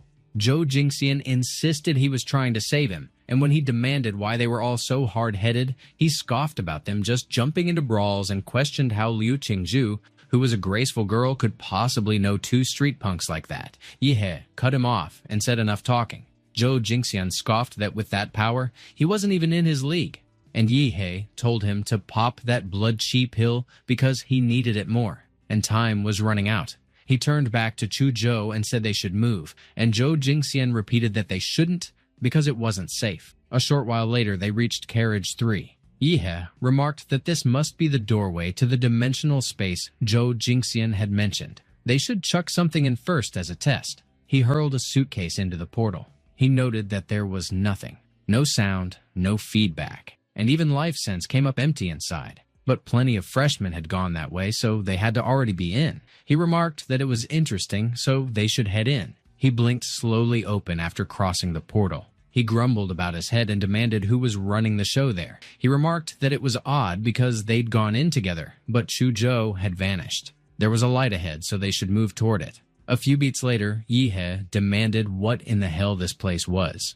He noted that life sense was gone and questioned if it was being blocked. He figured he should stick to what worked. He then landed on the rooftop of a tall building. He barked that they should quit hiding and playing games. They should blow up right now. Yihe unleashed a massive explosion. One of the students blurted out a question about what that blast even was. Another chimed in, wondering what kind of circus act they were witnessing. A third cursed, demanding to know which powerhouse was showing off like that and griped that it was way over the top. Meanwhile, Chuzhou charged straight toward the explosion, already certain it was Yihe. Liu Qingzhu, leaning against a wall, spotted the blast outside. She identified Yihe and told him not to come. Yihe remarked that it looked like his arrival had caught more than just his classmates' and teammates' attention. The enemy had clearly noticed too. A man in a pig mask closed in from behind. Yihe demanded to know what was with the pig mask, accusing him of looking shady as hell already. Then cursed and called him a faker, insisting they rip that ugly thing off his head. The pig drove his blade forward. It pierced Yi's torso, yet Yihe blew his head clean off. The pig remained unharmed. Yihe wondered if the guy had taken his nuclear fist head-on without even flinching. The pig tried to yank the blade free, but it was stuck. He tensed in alarm. Yihe pressed if he hadn't expected him to heal so fast, pointing out that his muscles alone could jam the blade. His strength was nothing special, but that blade was, cutting through his defense like paper. And Yihe demanded to know what kind of freak he really was. He said he should get a closer look. The idiot deserved to eat his spit. He was a simple man, and since he'd said he would rip that thing off, he meant to rip it off. Suddenly, he caught on that there was something inside the mask.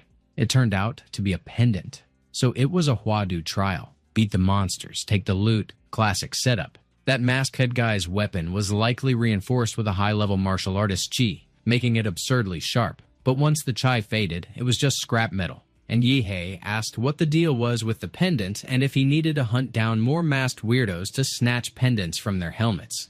It felt like a battle royale, which suited him fine. He then used his evil ghost to catch an incoming arrow and snap it in half. He questioned if another wave was already coming. He spat that he hated sneak attackers. Then an arrow suddenly shot up from the floor, catching him off guard. The masked person loosed more arrows. Yihe couldn't dodge all of them, but he challenged if they really thought they could kill him so easily, calling them naive. He then transformed into the armored Zodiac unit.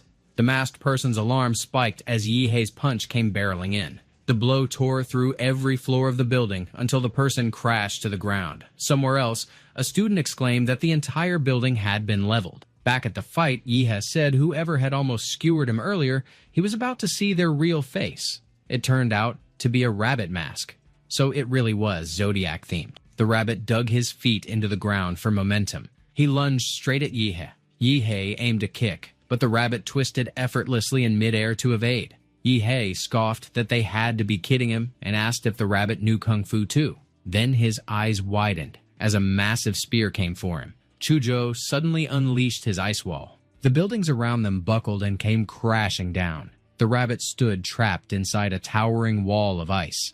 Chuzhou remarked that it was already cornered and pressed Yihe to leave the creature to him, but the rabbit leapt up with sudden agility and slipped past his strike. It groaned sharply, bracing itself for retaliation. Clutching its spear, it lunged with blistering speed, yet Chuzhou deflected every furious thrust. The rabbit froze mid-assault when the tip of its spear turned to solid ice.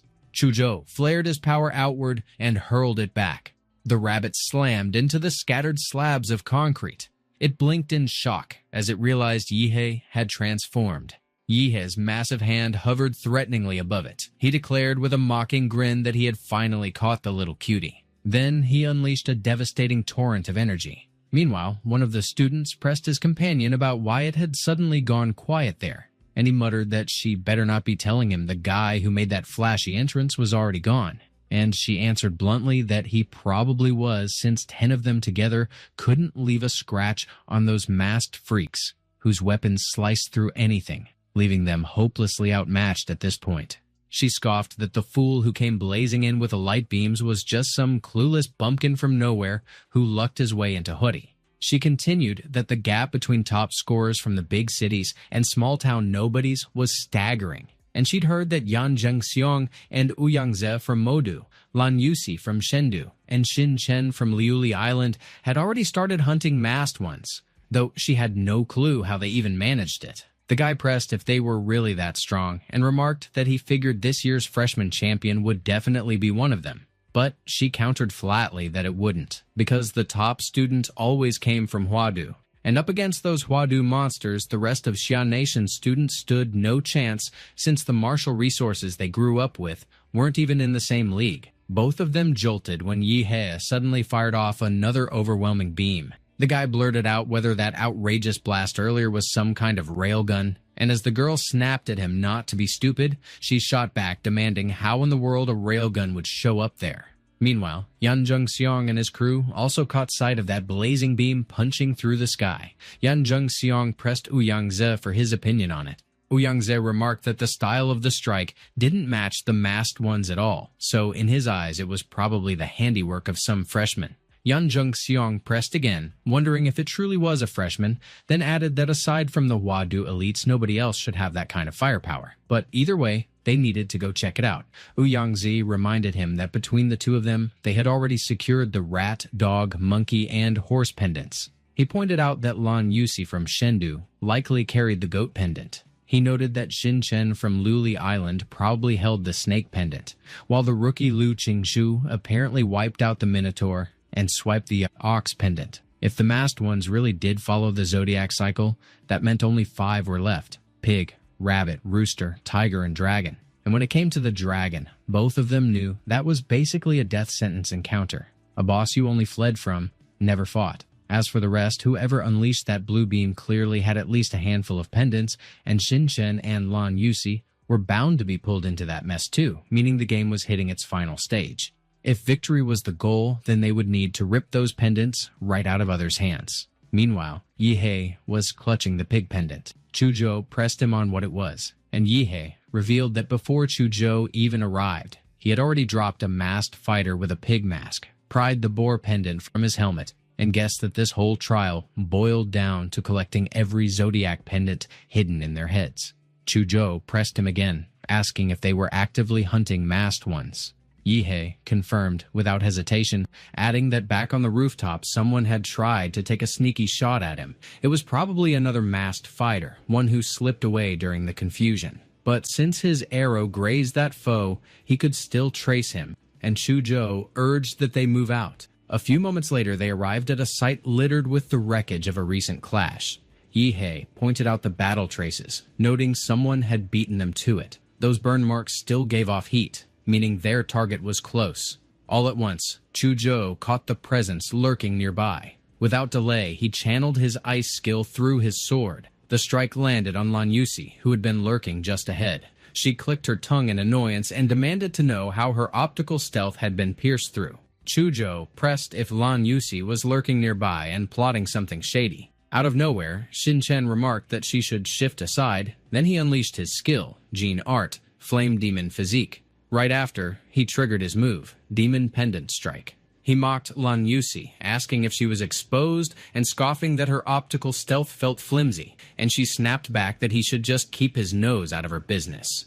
Yihe pressed them both on whether they were lying in ambush, and Lan Yusi countered that he was getting the wrong picture because they had just dropped a guy in a chicken mask and were hiding out to bait the rest of the masked crew. Xin Chen casually sparked his cigarette to life. Yihe pushed further, asking how Lan Yusi planned to explain herself. If that story was true, he effortlessly clamped his hand around her decoy's throat. She blurted out if even her decoy had been sniffed out, admitting that the two of them clearly had some skill. And Jinshan dismissed that he never really expected a sneak attack to work anyway, since that would just be dull. He told her to watch him demonstrate how it should be handled. His cheeks swelled as he dragged in a massive gulp of air. When he blasted it out, it thickened into a wave of dark smoke. Yihe and Chuzhou instantly backed off to steer clear.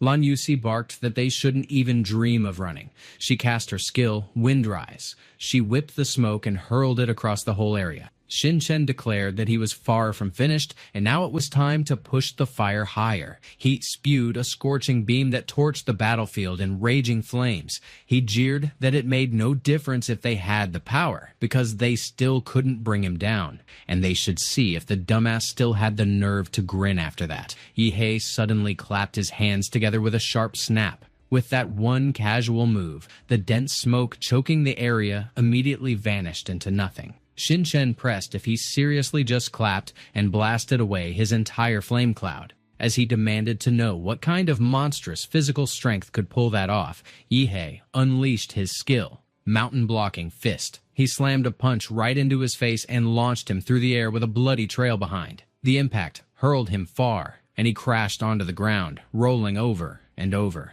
Lan Yusi mulled that none of them had stepped into the true martial artist rank yet, every one of them still stuck at the martial disciple level, their physical growth sealed by an unseen wall. And even Huadu freshmen barely held an edge at that point, but this guy, his body tore past anything a first year should even touch. Suddenly, she cursed inwardly, realizing she'd been so fixated on his fists that she ignored the ice guy completely. Even teaming up, she and Jinshan couldn't stand against those two monsters. Dragging this fight any further was pointless. She tore free from the ice, shackling her feet. Her mind snapped to one thought. She had to bail. But Yihe's hand clamped around her leg in an instant. She cursed again in fury. He barked that she should get back there. He was about to unleash his Zhuanhuang martial arts, but she fired off her skill, Hollow Chaos Steps. He pressed if she was already running off. Then he drove out his flesh-bound demonic art, Shadow of the Demon Realm. She screamed out that her body refused to move. She demanded to know what the hell those twisted things were. He declared that she couldn't fight or flee anymore, so it looked like it was time to surrender. Lan Yusi declared she would surrender and let Yihe scoop up every pendant she had. He approved with a sharp grin, saying that was the kind of attitude he liked, and told her to start spilling everything she knew. She admitted that to clear the trial, he needed to collect all 12 zodiac pendants. And since they were already in the final phase, he didn't even have to hunt anyone down anymore because everyone would be gunning straight for him. She added that the real monsters that year were Ouyangze and Yan Zhengxiong from Modu, and by that time they had probably already stacked up half the set. She offered to lead him to them, while in the back of her mind conceding she had no chance of winning anyway, so she might as well throw fuel on the fire and let the big dogs rip each other apart. Yihe waved it off, telling her there was no need for her trouble, though she had more nerve than he expected. Meanwhile, Yan Zhengxiong and Ouyangze sprinted toward their location. Ouyangze remarked that Jinshan and Lan Yusi were probably hunting them already, and Yan Zhengxiong coolly noted that it didn't matter who won, because they would just rob the survivors afterwards, treating them like prize carriers. Then Yan Zhengxiong snapped at Ouyangze to look at that body. It was Jinshan, sliced clean in half. They recognized him instantly. Just minutes earlier, Jinshan had been completely crushed and tossed aside like trash. He admitted Yihe was inhuman and Lan Yusi must have already gone after him, and figured he was probably marked too, leaving him no choice but to throw in with Ouyangze and Yan Zhengxiong.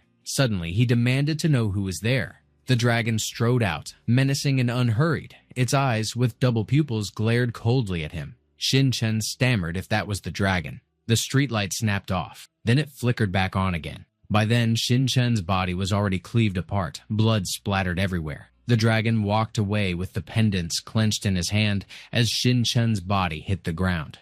Back in the present, Yan Zhengxiong stated that Jinshan was dead with brutal slash wounds. Chuzhou muttered it had to be the dragon, because that ruthless surgical strike killed him instantly, and only the Dragon Mask Zodiac could pull that off. But Yan Zhengxiong insisted that the dragon was supposed to be locked up in the underground parking garage, and he had dragged over 20 people down there to hunt the beast. Only 2 of them crawled back alive. He still reeled from it, convinced it was meant to be a trial and not a massacre. Yet the blood soaking the floor had been all too real. Ouyangze stood drenched in sweat, trembling under the weight of fear. Yan Zhengxiong pressed him on what they should do now, since Shinchen's pendant had vanished as well. Ouyangze declared that if the dragon was roaming free, then they must have triggered some hidden condition, maybe wiping out all the other masked zodiacs. And with the final boss loose, just like the masked zodiacs automatically hunted freshmen, the dragon would stalk zodiac pendant holders.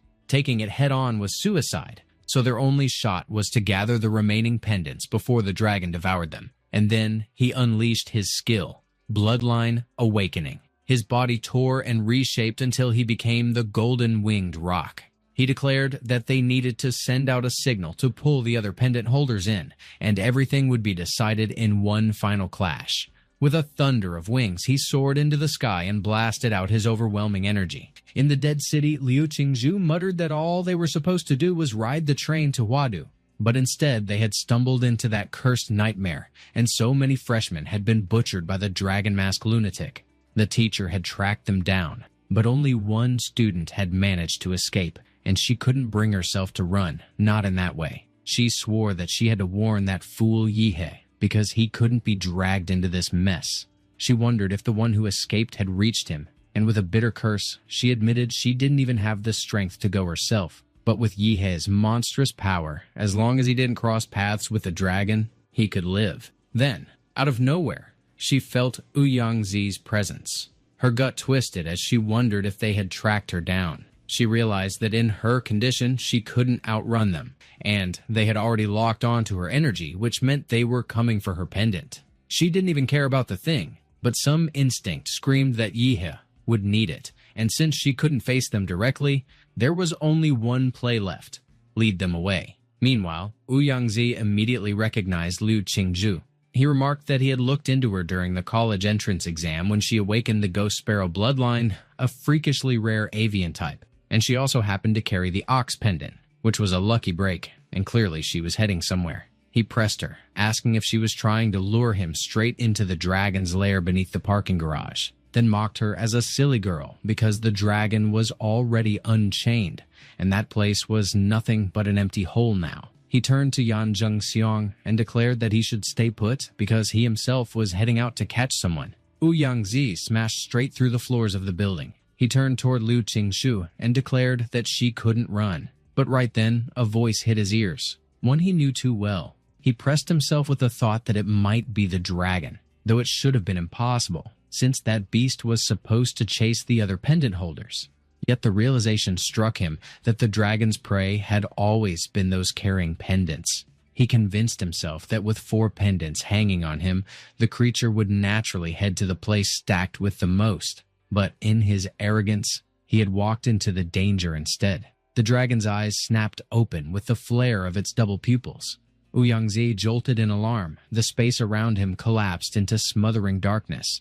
He pressed out a sharp question if this was a domain, if the dragon could wield such a thing too. He explained harshly that the technique dragged one into a sealed space at the instant they locked eyes with the caster, and the only escape was to crush the caster themselves, meaning the dragon had forced him into the trap. It was moving in. He flared out his wings, trying to shield himself from the dragon's vicious slashes. But horror spiked when he caught the dragon's presence at his back, blade ready to cut him down. Meanwhile, Yan Zhengxiong ran straight into Yihe. He lifted his blade and blocked the strike.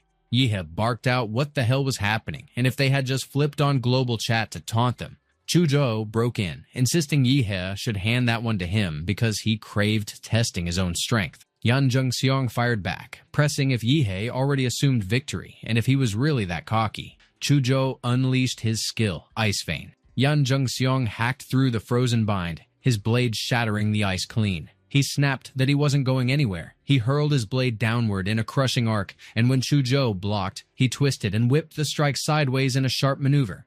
Chuzhou stiffened with alarm when he caught sight of that. He whipped out his skill, Wind Soul severing blade without wasting a breath. He followed it up with man and blade as one, fusing motion with steel. His ice dragon burst into form the instant he raised his sword high.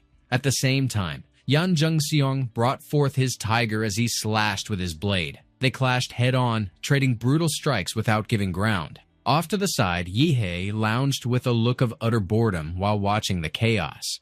Out of nowhere, Yan Zhengxiong sensed Ouyang-ze's presence, assuming he was blasting out a distress signal. He instantly leapt back. Narrowly slipping away from Chuzhou's slash, he clicked his tongue, remarking that if not for pressing matters, he would have shattered at least 8 bones by now. Yihe suddenly cut in, tossing out whether he was finished with the tough talk and if he had just declared he could leave. Yan Zhengxiong groaned under the strain as Yihe's fist collided against his guard. He got hurled away when Yihe's energy exploded outward. The tornado Yihe whipped up swelled so massive that the towering building shrank into toy-sized silhouettes beneath it. He remarked with a chilling edge that once his killing intent fueled that fan, it far outstripped the power Lan Yusi ever drew from it. He made it clear he still had unfinished business with the faceless freak. He unleashed his move, Nuclear Blast Fist, declaring it to be only the first strike.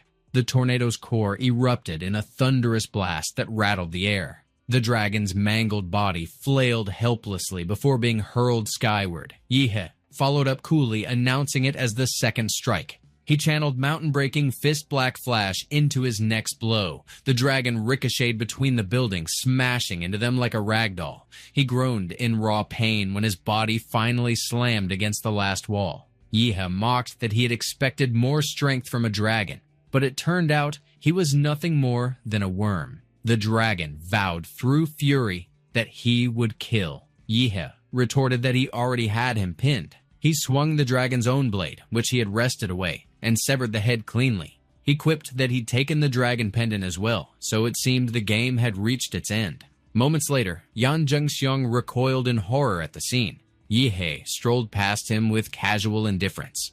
Liu Qingzhu muttered that he never should have confronted that dragon-masked figure alone, but Chuzhou countered that anyone other than Yihe would have been nothing but dead weight. The truth struck her immediately, and she admitted inwardly that her injuries left her unable to even muster martial skills.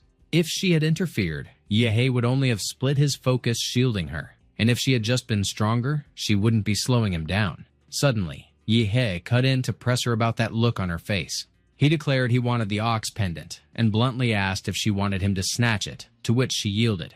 After a beat, Chuzhou suggested they try lining the pendants up in zodiac order, from rat to pig. When nothing happened, he muttered whether he had messed up the sequence. Yan Zhengxiong suddenly cut through with the revelation that the dragon pendant was never meant to be a typical mask foe. It was a hunter crafted specifically to slaughter pendant holders, which meant in a standard clear, the dragon pendant likely wasn't even necessary. With that, he bent down and claimed the dragon pendant from where it had fallen. Liu Qingzhu pressed if it worked, and Yan Zhengxiong pressed further, wondering if it had set off some hidden mechanism. Dark clouds spun wildly through the sky, all pulled tight around a piercing golden light. Yihe urged them to look upward and pressed what that thing even was. The storm churned around a monstrous eye that fixed its gaze directly on them. Yihe cursed under his breath while locking eyes with the abomination above.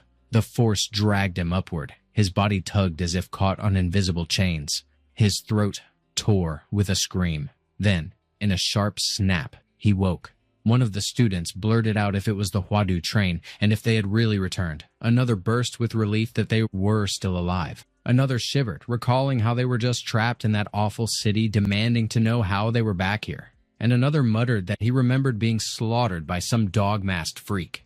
Another confirmed it, adding that the dragon had massacred countless of them, and while one asked if the whole ordeal had only been a dream, another pressed how so many could share the exact same dream. Suddenly, the announcement echoed, ordering the students to remain calm, and explaining that they had been temporarily dragged into a magical illusion crafted by the Eye Relic, clarifying it was merely that year's Imperial U freshman trial, so they should relax.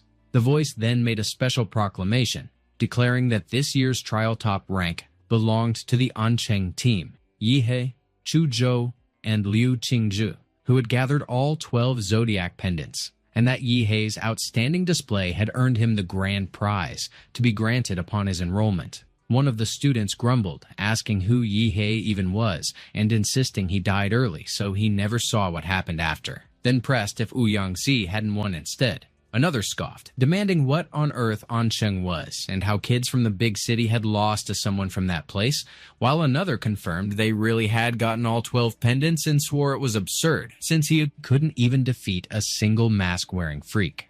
Another speculated maybe Yihe was some hidden heir from a martial arts clan, while another declared that they had to meet him. Meanwhile, Yihe mulled that it had finally arrived. He calculated that clearing certain conditions granted him 1 draw, then turned to Chuzhou and requested a wet wipe so he could clean his hands properly. There would be no crooked draws this time. The new template unveiled itself. It was the Tier 13 template, Vampire, Rakud, the Zawarudo.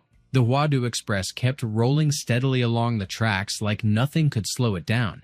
Yihe figured that the Vampire template had to be an SR tier pull, mostly because even if the Bloodline stats looked kind of mid, its evolution form could literally freeze time, and that ability just screamed broken. Out of nowhere, Ouyang-zi pressed him, wanting to know if he really was Yihe and if he had been the one who crushed Shenlong, while Yan Dengxiong wrestled with himself, reminding his nerves that he better stay calm because picking a fight with Yihe right now would be dumb, especially since this train didn't even have a hospital on board. Yihe corrected with a flat punch of truth, making it clear that he hadn't just beaten Shenlong, he had ended him. Ouyang-zi flinched hard when that landed in his ears.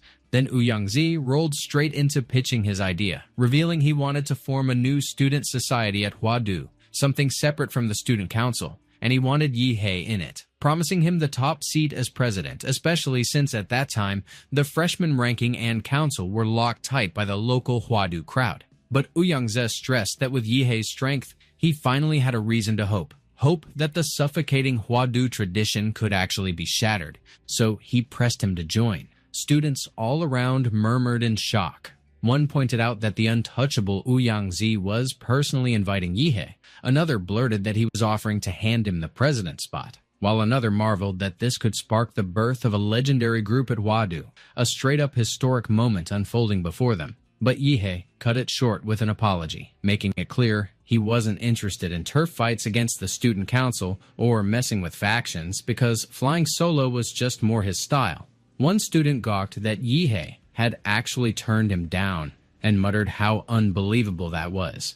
Another dubbed it a historic rejection. Another demanded to know who could he be to flat-out reject Ouyang-zi, and someone else just sighed that it was a shame. Ouyang-zi brushed it off, remarking that it was fine, calling it his card on the table and leaving the door open for future collaboration. The sky shifted a few beats later, and the sun started sinking low. Chuzhou piped up, pointing out that they had finally arrived. Yihe took it in with wide-eyed awe. He muttered that this was Huadu, and no doubt, it was a major city. The train slowed, and moments later, the students poured out. The train attendant raised their voice, addressing all freshmen, directing them firmly to follow the tunnel leading toward Huadu University. The students moved along just like they were told. When they spilled out at the end of the tunnel, they all froze in shock. An enormous aircraft stood waiting for them, hulking and impossible to miss. The announcement system crackled, reminding every student to board in order and stick to the same seat number they had back on the Huadu Express.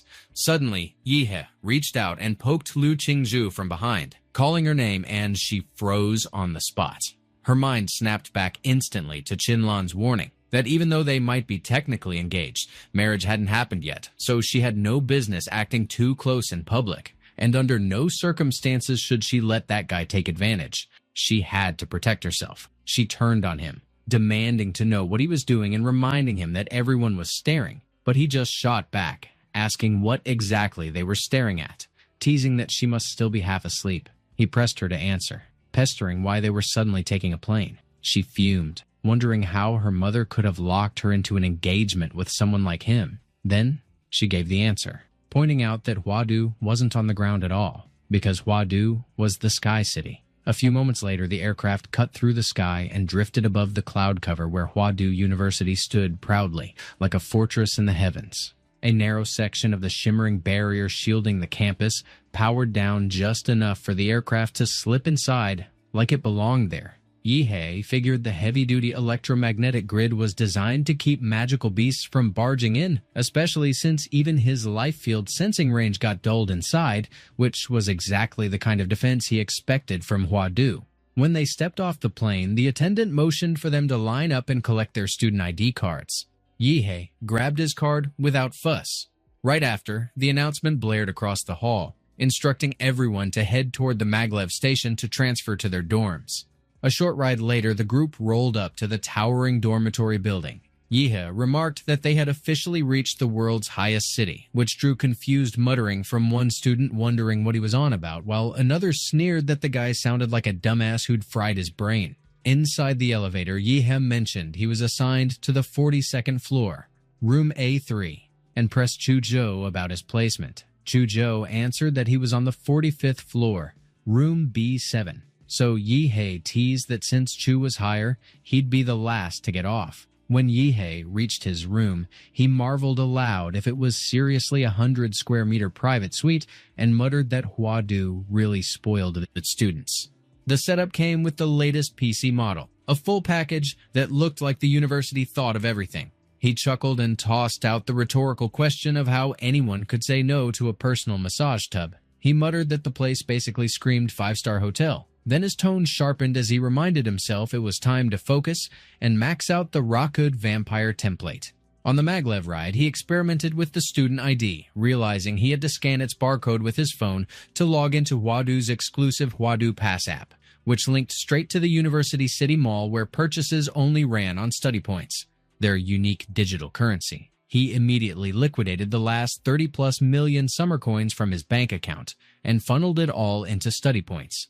Out of nowhere, the app buzzed with a notification confirming Huadu Pass activation, crediting him with 322.43 study points. He scoffed at the brutal conversion rate of 100,000 summer coins per study point, calling it insane, but admitted the gear inside the Unimall was no joke, packed with exclusive items hidden from the open market, one of Huadu's perks few ever spoke about. He filtered his options down to blood-related magic cores only, muttering whether that would be enough to fully max out Rakud, then remarked that even his massive pseudo-human template hadn't blown past 10 million to hit over 90% sync. A few moments later, a drone zipped over, thanking Yihe for his purchase and wishing him good luck with training, politely nudging him to rate their service 5 stars, and he muttered it was fast as hell, plus drone delivery to top it off. He decided right there he'd consume all of them in one shot. A few moments later, he groaned that he'd gone too hard too fast, and his body was freaking out under the surge. He pushed his sync to a clean 100% with the Rakud template in a rush. He muttered that the payoff was insane, even his fangs sharpened to lethal points. A blood gauge visibly etched itself along his back, making it clear that once he sank his teeth into someone, draining them would be as casual as sipping bubble tea. His fingernails elongated into claw-like blades too. Then, like a sudden spark, he got a wild idea. He drove those fresh claws into his own throat. Yihe hunched over his bathroom sink, groaning in raw pain. Blood gushed out of his mouth and throat like a broken faucet, messy and relentless. Then, without warning, the wound knitted itself shut in a flash. He remarked that the speed felt a little faster than the last time. The vampire's regeneration looked solid enough, but the physical tweaks weren't the prize here. What really mattered was the new power, Sa Warudo. A few beats later, he remarked that, true to a world obsessed with martial strength, even the dorms came stocked with training rooms. He shut his eyes tight and unleashed a surge of vampire energy. He opened them again with a sharp glint. Rakud now stood in front of him. He urged Rakud to go ahead and smash him with everything he had. Rakud unfurled his wings with grim weight. His cape whipped violently through the air. From that storm, Zawarudo came forth. Rakud hurled a punch at Yihe without hesitation. Yihe lifted his arm up to block the strike. Zawarudo's blow hit so brutally that its energy tore past the guard and burst out of Yihe's body. The bones in Yihe's hands shattered into fragments. The force launched him through the air until he slammed against the wall. He admitted it was flawless, primal, and wild, and then pressed that they should test the time stop next. He triggered his skill. Instant pause, Zawarudo. 2 seconds slipped by, and the barrier he set up held steady. At 4 seconds, the barrier quivered under pressure. At 5 seconds, cracks spread across it. He wondered aloud if 5 seconds marked the real cap, but then he rejected that and pushed himself to keep going, refusing to stop time. At 5.3 seconds, blood seeped from his eyes, while his body shook in agony. At 5.6 seconds, his vision blurred into haze. At 5.8 seconds, the barrier shattered completely into nothing. He declared that, just as he figured the original host's limit capped at 5 seconds, but that was never his limit. The next morning, Yihe and Chuzhou strolled together toward the gymnasium. Yihe remarked that the sunlight felt a bit sharp that day, and when Chuzhou pressed him if it really was, he admitted with a nod, a little, all while grumbling inwardly that ever since he fused with the vampire template, the sun had become annoying, though not lethal enough to scorch him alive. Chuzhou then brought up whether he had seen the university's academic reform plan that year, and when Yihe dismissed it with a no and pushed back with why, he groused that he spent the whole night grappling with Zawarudo and had no mind left for anything else. Chuzhou explained that in all the small group mentorships, each student locked onto a primary mentor for the year, and if they wanted, they could scoop up assistant mentors on the side. Yihe wondered aloud if they were going mentor hunting, and Chuzhou shot back that they weren't, because he had to while Yihe didn't. He pointed out that Yihe should check the new student group chat and scroll the announcement from last night, where the university bragged that thanks to him collecting all the zodiac pendants, he had earned the right to pick any mentor freely. The chosen one couldn't refuse, even if they wanted, and Yihe muttered that blasting it out publicly like that felt a bit too flashy. A few moments later, they rolled up to the gymnasium. Yihe observed that it was jammed with people, and Chuzhou noted that it looked like 3 per round for the test, with the mentors flicking on the lights to signal their picks. Yihe urged him to go ahead, claiming he would drift around since he could snag any mentor he pleased. So timing didn't matter. Picking a mentor just felt boring. Suddenly, he caught the trace of a scent. He muttered that it was the smell of blood. If it had been normal blood, he wouldn't have flinched, but this blood carried something darker, hidden yet brutal, boiling like a lethal undertow beneath still water. Steeped in killing intent and sin, it stirred the baleful aura inside him, driving him to hunt down the source. He then stiffened in surprise when he spotted where it came from. He saw Gong Kei, calmly savoring her sweet potato. Yihe wondered if that tiny little girl could really be the one radiating that spine-crushing aura, and he figured he must have completely misread the situation. Gong Kei caught sight of him next. She casually called him a kid and pressed if he had been practicing flesh-binding demon prison. He demanded how she even knew that while grumbling inside that she looked like a grade schooler, yet carried herself like some cranky elder.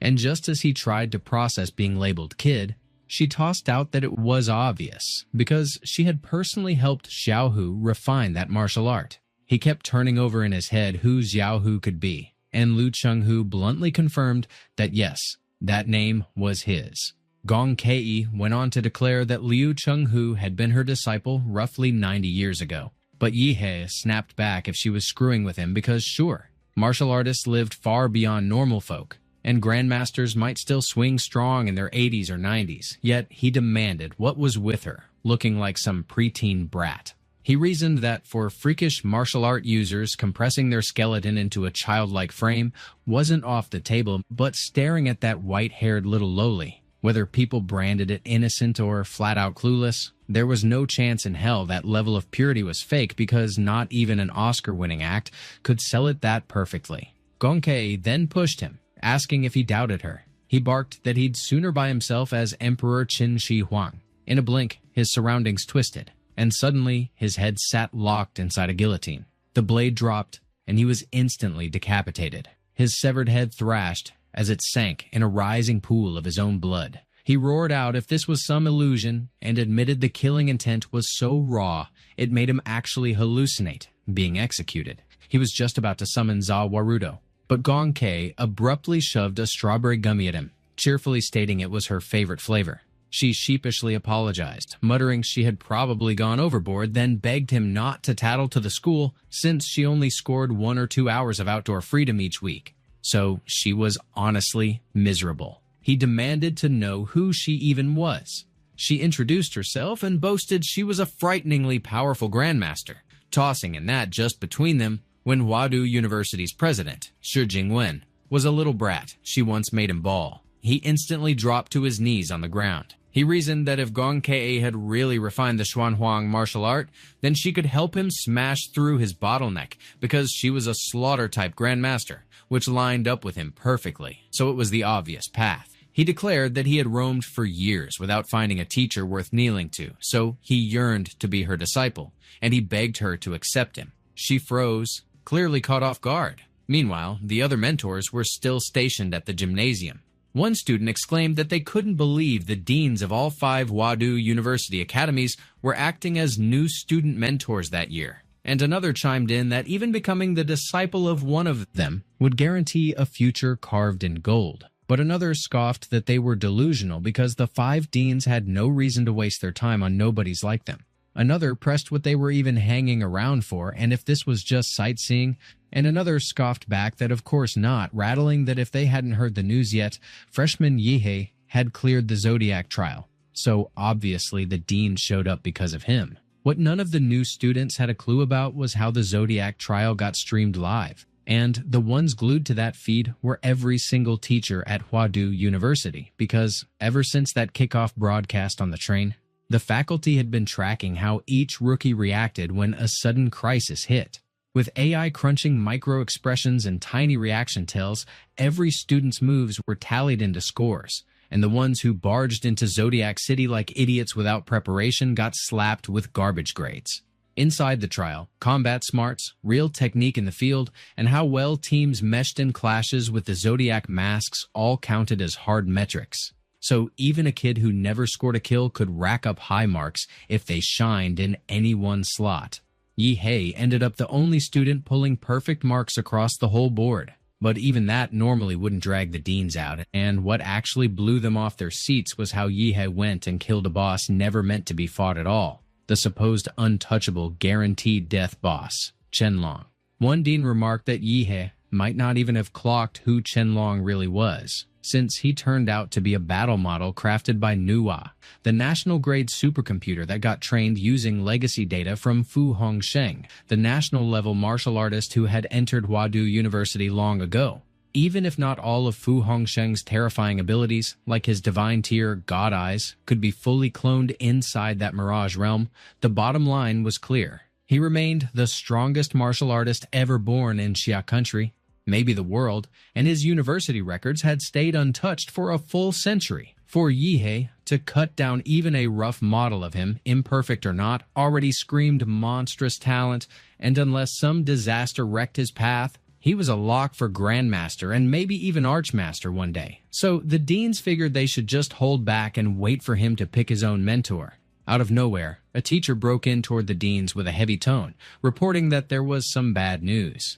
Yihe had just gone and declared he wanted to be the disciple of Gong Kei, the ex-Imperial University professor who now carried the title of Special Personnel. Meanwhile, Yihe lingered out on the open grounds alongside Gong Kei. She probed him on whether he really wanted her as his teacher, and he answered firm that it was right. His mind set, while mulling that if he remembered right, she was technically over 100 years old, because otherwise he was basically begging to serve 3 years minimum for kneeling to a loli in broad daylight. She admitted that she figured she had been kicked out of Imperial University. He pressed her on whether she hadn't once mentioned being restricted to only 1 or 2 hours outside each week, and he declared that if she took him in, he could work a way to restore her freedom in 2 years flat. She gave in with a curt fine, accepted him, and he smirked inwardly that he had snagged her. Then the deans abruptly cut in that they needed to hold up a second. All 5 of them materialized straight out of thin air. Gong Kei clicked her tongue with a sharp sound and muttered that the busybodies had arrived. One of them greeted her as senior and pressed that she had agreed there'd be no contact with students during her release hours, stressing that her current headspace made her unfit to mentor. And another backed it with a firm echo that she should head home right away. She tossed out a casual all right and turned to Yihe to ask his name, which he handed to her. She noted it as good and told Yihe to come home with her. Yihe trailed after Gong Kei into the Huadu Research Institute, curiosity flicking in his eyes as he scanned every corner while keeping to her heels. He kept glancing about only to jolt when she moved with calm confidence and swung open what was clearly a hidden door. He pressed her on whether she really lived in such a remote place, and she confirmed it, adding with unnerving casualness that for decades she had a bad streak of hurting people. So Hwadu tucked her under the institute, though in recent years she managed to keep herself in check and now enjoyed occasional freedom. He prodded her on whether he was the first student she had taken in all that time. And while remarking that he had a strange way of looking at things, she turned the question back, demanding if he shouldn't actually be afraid. He came back with a jab, tossing out if he ought to fear she might chop him to pieces. The elevator jolted to a halt on floor negative 666. He frowned at how the hallway of such a massive institute could be so cramped, and she dryly pointed out that the passage was built for her alone. He noticed a number glowing on the heavy door and pressed her about what the countdown meant. She cut him short, saying there was no time to waste, and shoved him to get inside. But he still pressed her on what that ticking clock was about. She explained that every trip out starts the timer, and if she fails to return before it hits 0, the alarm fires straight to the Hwadu headmaster, marking her as a fugitive of the university, which made him push back in disbelief if things were really that harsh. Both of them slipped into the chamber at the very last second. The counter struck 0. The ironclad doors clashed together with a deafening slam as they sealed the space. She remarked with cool relief that they had made it. Meanwhile, Yihe mulled over how a strange magnetic field clogged the place, disrupting her martial energy and keeping it from forming outside his body, leaving any martial technique sluggish and weak here. Gong Kei bluntly called it her confinement cell. Shi Jingwen and his little circle, wary of her breaking loose, had crafted her a colossal 3-level house. It came packed with entertainment, training grounds, every amenity, yet buried under thick magnetic suppressors to cripple martial energy should she try to claw her way out. He kept thinking she named it a cell, but it felt more like a gilded suite. Luxury stocked, comfort stacked. It looked closer to a shrine than a prison. At Hwadu University, Shi Jingwen sat rooted in his office. One of the teachers approached and reported grimly that Yihe had just accepted Gong Kei as his master, but Shi Jingwen waved it aside and reminded him that Hwadu's mission wasn't to churn out average talent. It was to cultivate a singular figure who could bear the weight of Xia's future and humanity's survival. When a rare genius surfaced, their role was to give full support and freedom to grow. So Yihe should stay with Gong Kei for now, especially with the freshman training camp drawing to its close, since he would become the whetstone to hone the young blades. And the teacher responded with steady acknowledgement that he understood. Suddenly, a staff member from the institute turned to Shi Jingwen and reported with a flat edge that Yihe had stepped into the confinement zone with Gong Kei, and for the moment, things still looked steady. However, predictive analytics laid out the grim forecast.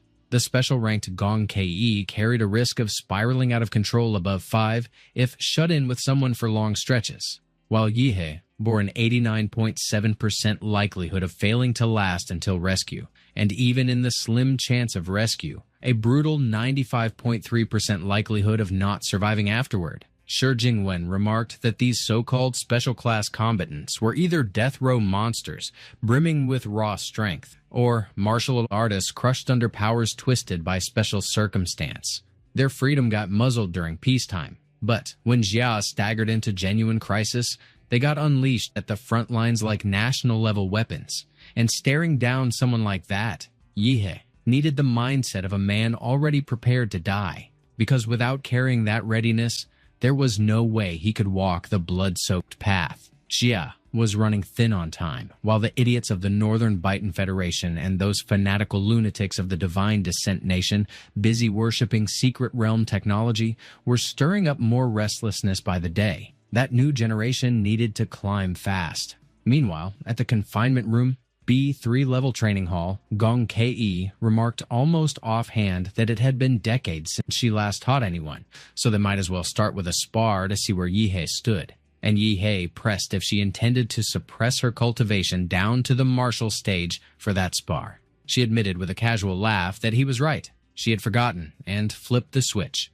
He announced he was ready. Yet he bristled inside, reminding himself that he had no desire to taste that guillotine illusion again. Gong Kei lunged at him instantly, eyes gleaming with menace. He wondered in alarm if she was aiming straight for his vitals and what happened to the supposed friendly spar. He ran the math, thinking he had at least 5 dodge routes, but each time she struck before he could shift, reading his body as if it were an open manual. There sat only one option: take it head on. He swung his fist, throwing everything into a counterattack. She probed whether he was trying to layer his Bloodline Awakening to pump his speed, guard himself, and strike back in one stroke. She remarked it was a pity because she moved even faster than him. She twisted his arms behind him and drove a sharp kick into his back. His complexion drained, and he screamed from the stabbing pain. Gong Ke leapt back from Yihe, eyeing the arm that gushed blood like a broken fountain. He remarked with a grimace that she really didn't hold back, since even his Bloodline Awakening got smacked back to its base state.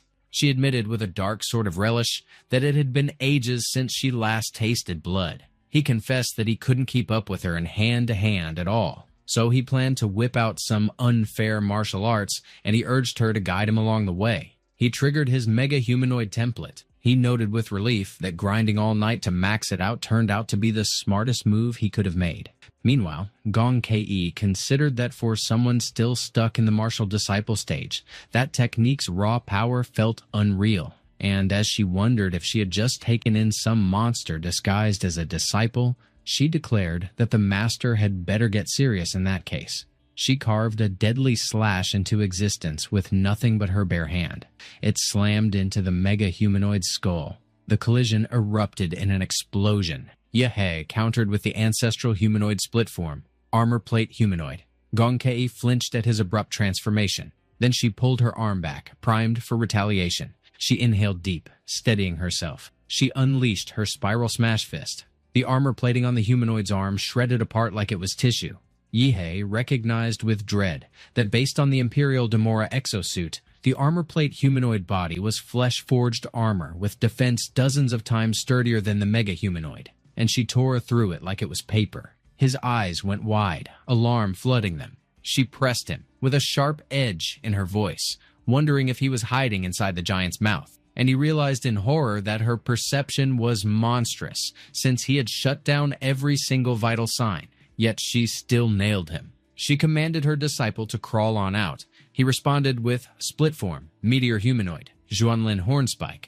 The blow drove her back, and her feet screeched across the floor as she skidded. He threw out the challenge that since her slashes were insane, he might as well see if she could handle being cut right back. He added that while she might shrug off the melting effect of his nuclear breath, he pressed her on how she planned to block that. Suddenly, a massive spiky chain materialized. More chains surged in, locking Yihe tight. He muttered with resignation that it was this cursed place again, and he figured he could never escape the guillotine. The executioner's blade dropped to sever his head. He shouted for Zawarudo. He acknowledged bitterly that he had pushed his master too far, and she had dragged him into her killing intent domain again, meaning none of this was reality. It was a mental illusion carved out of her bloodlust, and he had to break out with raw willpower. Zawarudo hammered the space with a storm of fists. Each punch cracked the illusion's shell. The whole space splintered and shattered. Back in reality, Yihe's eyes snapped open. Gong Ke checked if he was awake and remarked that the turtle shell he wore was ridiculously hard.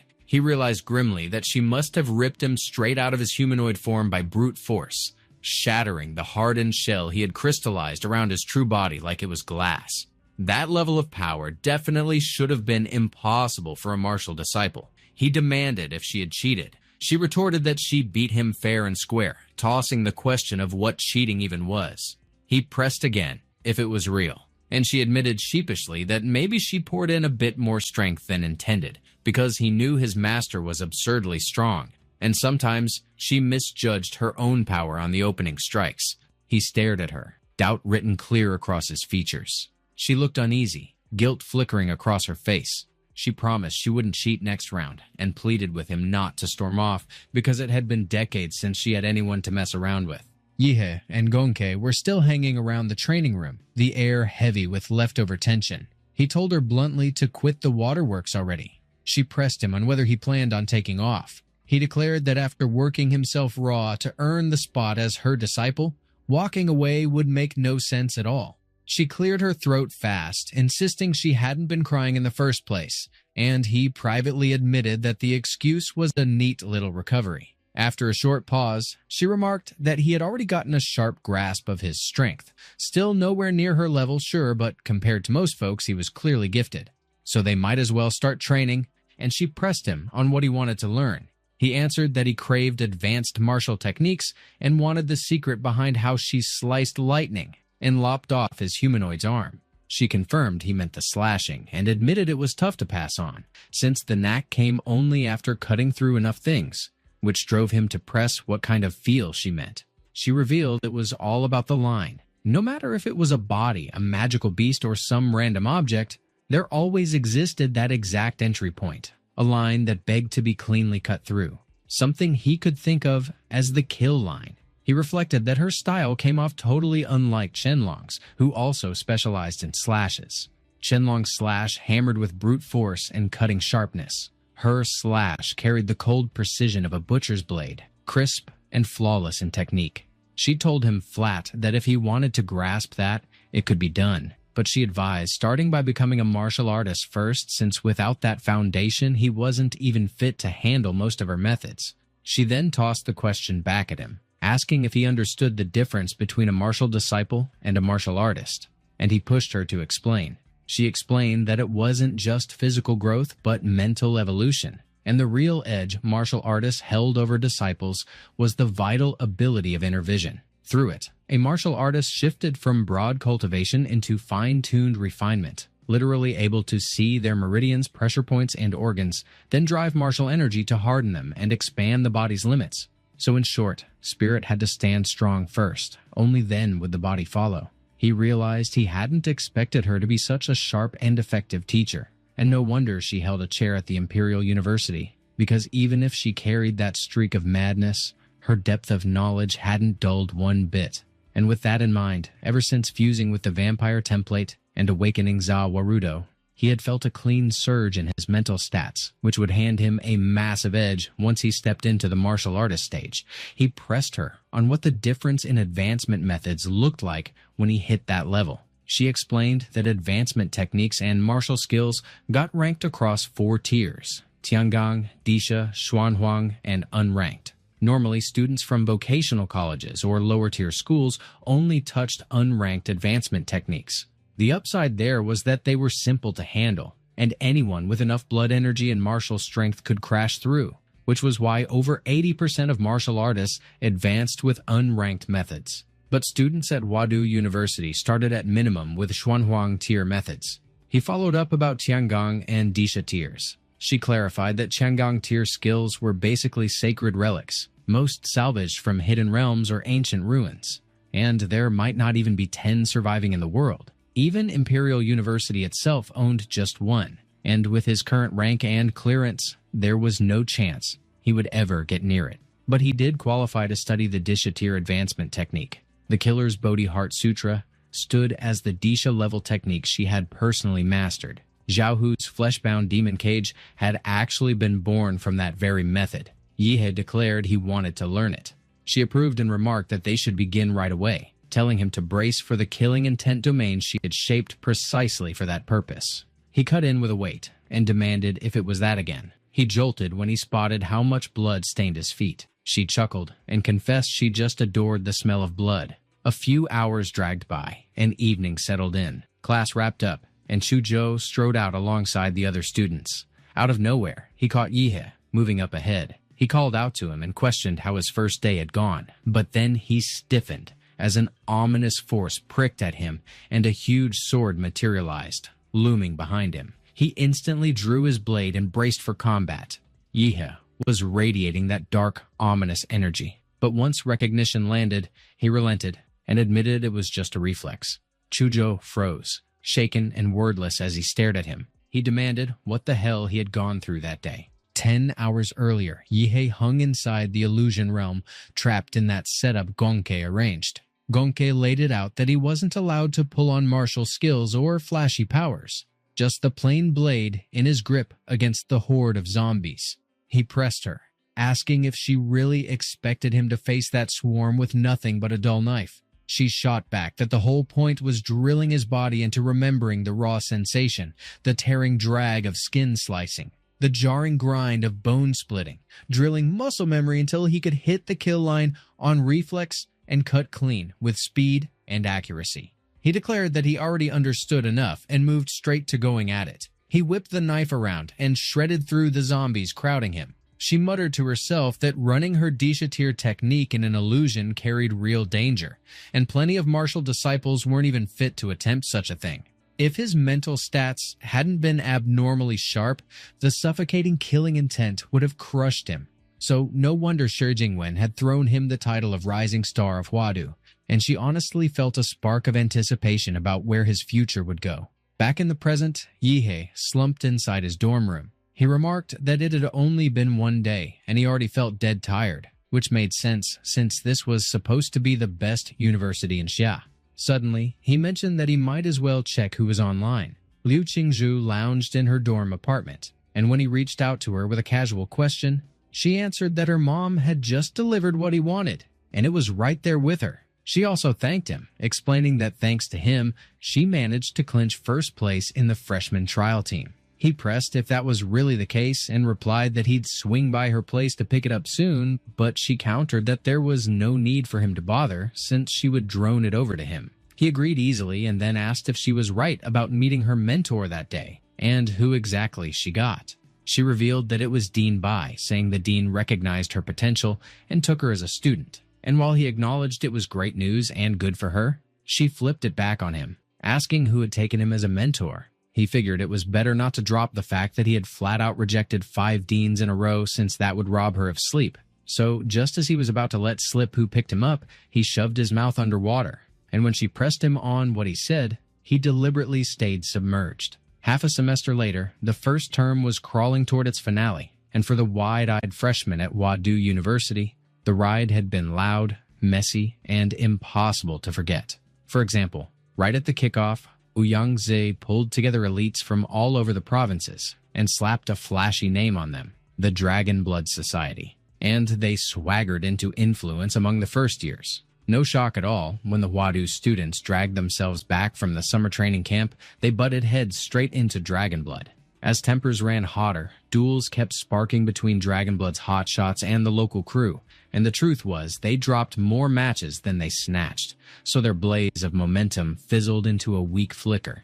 At that point, the freshman with the biggest spotlight was Xiang Jianhui, or more accurately, he might have been the one name freshmen nationwide all knew, because he had strutted in as the #1 scorer in the Huadu entrance exam. During the live stream of that test, his power cracked the audience into stunned silence, and rumors whispered that Fu Hongsheng himself had tagged him as a future national-grade warrior. Meanwhile, Yihe, who had once hogged the spotlight right at the start, had slipped into ghost status since no one had seen him for over 3 months. Back then, he was still holed up inside the Huadu Research Institute, and Gongke told him bluntly to push harder. Every single step she pressed down funneled refined martial energy into him, energy she had carved and honed herself. That energy carried the flavor of her killer's Bodhi-sutra insights, locking in his fresh martial artist stage breakthrough, and he even got the shameless perk of brushing against her delicate little feet. She teased him, tossing out whether he felt lucky, while he gritted through the thought that her sealed martial energy made every push-up crush him like a mountain, her power wriggling through him in such a ticklish torment it nearly drove him crazy. She mocked him about being a scrub, snapping if he was already worn out, pointing out he hadn't even scratched 1,000 yet. He barked back, demanding who she was calling a scrub, and fired up his pace with reckless heat.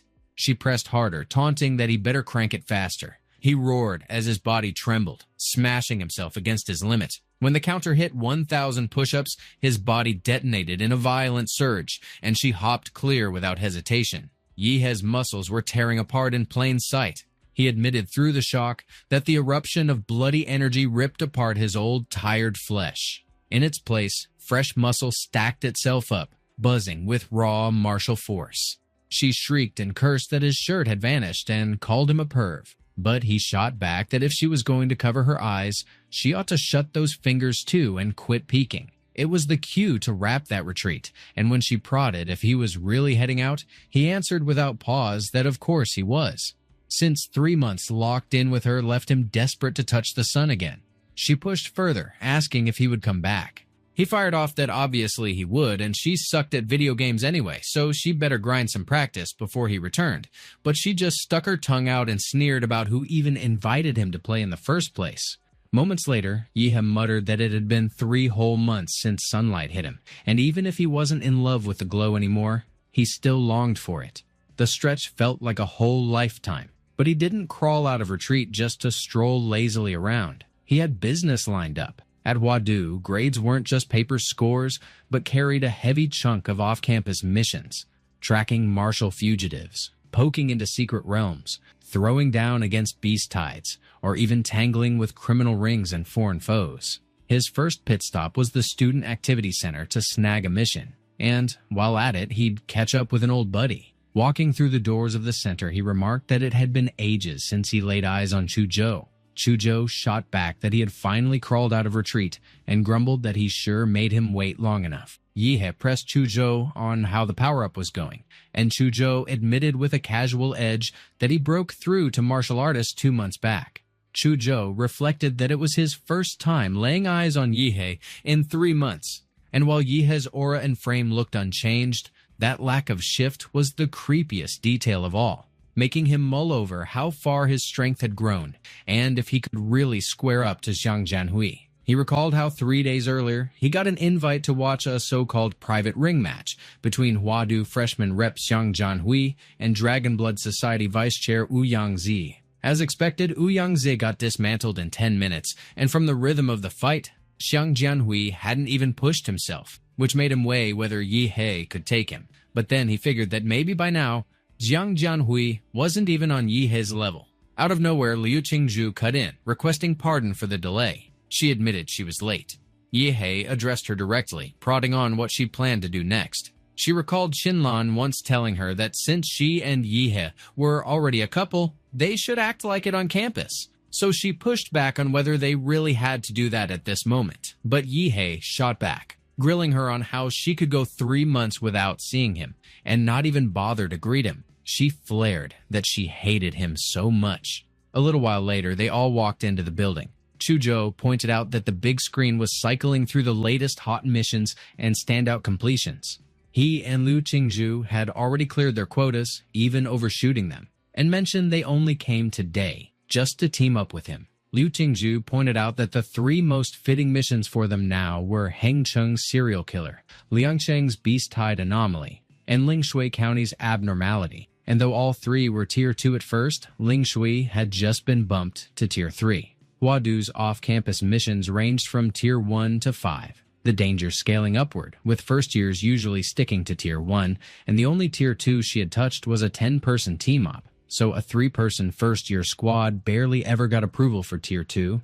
Yihe brushed it off, saying it was fine since he carried a privilege card, recalling Gongke once remarking that he could already hold his ground, with only a handful of first and second years able to even trade blows with him. So what he needed were tougher missions to grind sharper, and with that card he could take on any tier, though grabbing Tier 4 or 5 at random was foolish since even Zhuanwu-class warriors sometimes went down there. Liu Qingzhu pressed him on where the privilege card came from, and seeing Yihe's nerves, Chuzhou cut in smoothly, asking Yihe what he thought of the 3 options.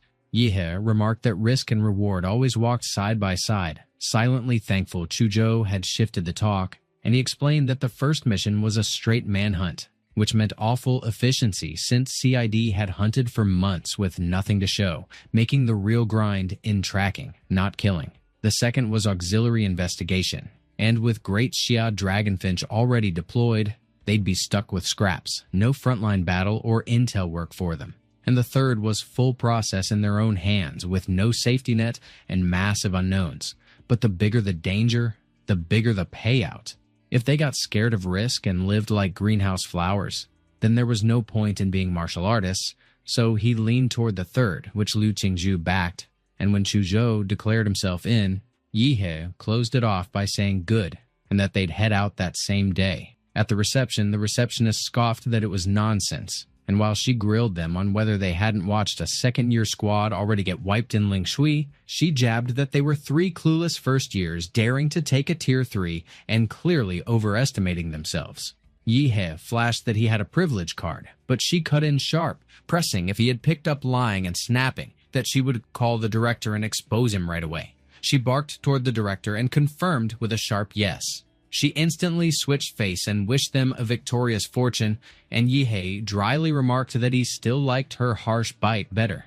Moments later, Yihe declared that the two of them should prep their gear. While he swung by to pick something up, Yihe headed straight for the College of Mech and Magitech Foundry. His identity cleared the check at the entrance. He greeted the dean and announced that he came to claim his weapon, the first-place prize from the Pendant War. And the dean remarked that he skipped a Disha tier skill to gamble on a weapon. So his eye was sharp, though a pity that Gonkei had beaten him there first. But enough chatter. The dean urged him to behold the piece he forged. Lacking elemental attributes, yet channeling martial energy at 95% efficiency, hammered from the ultra-tough special alloy Starfall Gold, a top-grade divine blade. That horse cutter stretched about 1.2 meters long with a broad, flat build. Its dusky edge flecked with starlight, the clear sign of Starfall Gold. The spine bore dense sun and moon serrations weighted for brutal impact, so each swing smashed down with dreadful force. The grip came bound in anti-slip black leather, woven with metal filaments, also Starfall Gold, built to ease chi infusion. Every slash carried a shriek of wind and a flash of light, enough to freeze blood. Yihe muttered that it worked out fine since the heft sat just right, no float, fit his grip well, and kind of amusing that it had been tailored to his old stats 3 months back, yet still synced with his power after the martial artist breakthrough. What he could only admit was Imperial Yu's bladesmiths truly had chops, and the dean boasted that of course he'd dare claim Gonkei herself would call him dad when it came to forging, and when Yihe addressed him again, he coughed and warned that he'd better not mouth that line to Gonkei.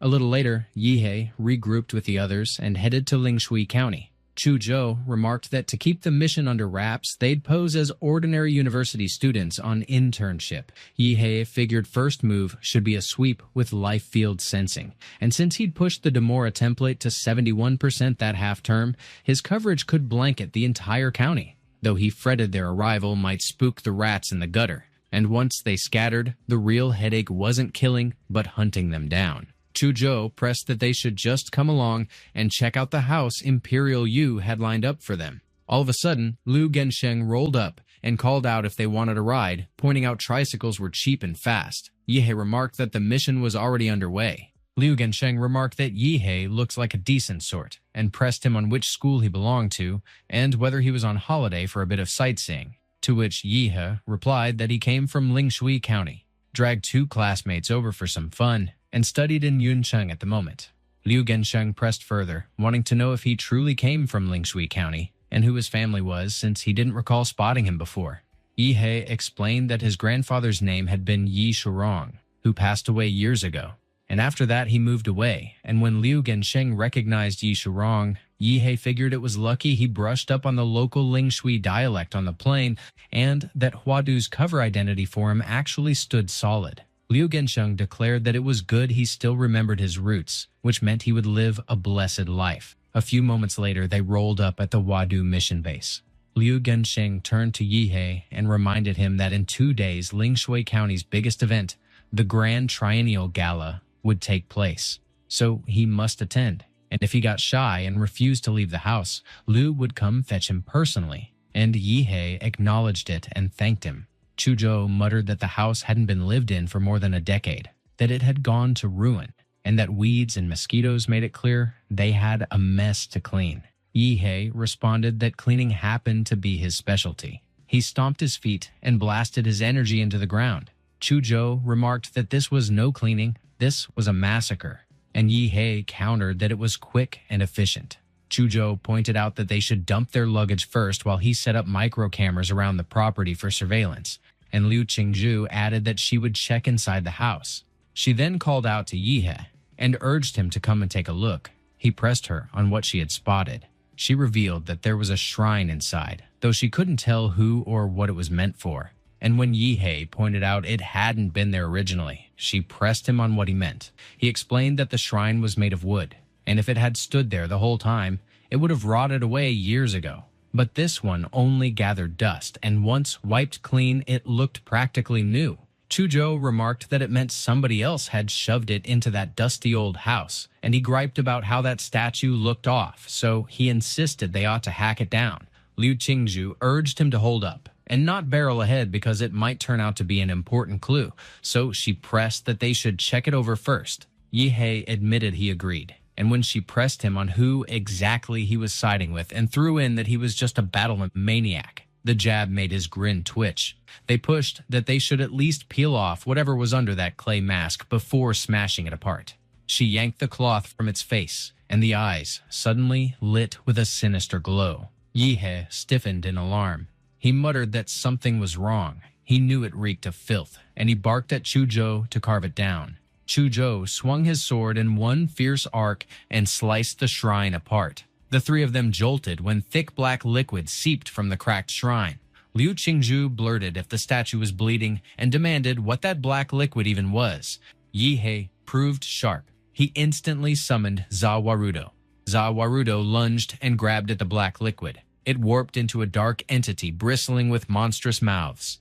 Yihe ordered Chuzhou to seal it. Liu Qingzhu demanded what the hell that thing was.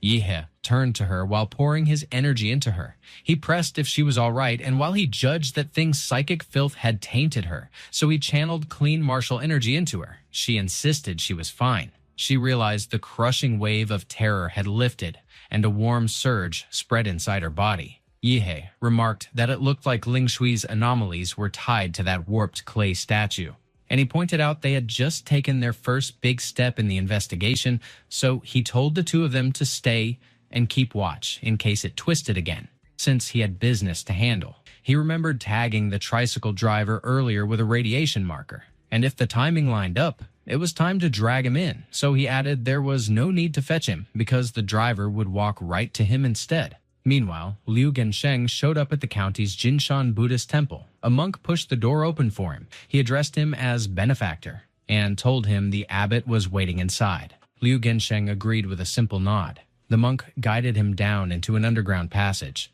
The two of them halted before a pair of massive doors. The monk called to the abbot and announced that benefactor Liu Gensheng had reached the blessing standard, and he added that he had something to report. The monk turned toward Abbot and declared with formal stiffness that they had brought the donor, Liu Gensheng, who had achieved the blessing standard, and he added with weight that he carried something worth reporting. Abbot fixed Liu Gensheng with a steady look and pressed him to explain his intent and the reason for his sudden arrival. Without warning, the monk blurted if there was someone else among them. In an instant, he shifted into a snarling beast, and Liu Gensheng recoiled in horror. Liu Gensheng stammered again and again that an immortal was present in their midst. Abruptly, Yihe descended from above with a sharp entrance. He landed on the beast's head and crushed it flat. He remarked with casual disdain that the creature was filthy, and mused how fortunate it was that Zawarudo kept the muck outside, because if it splattered on his clothes, it would never wash out.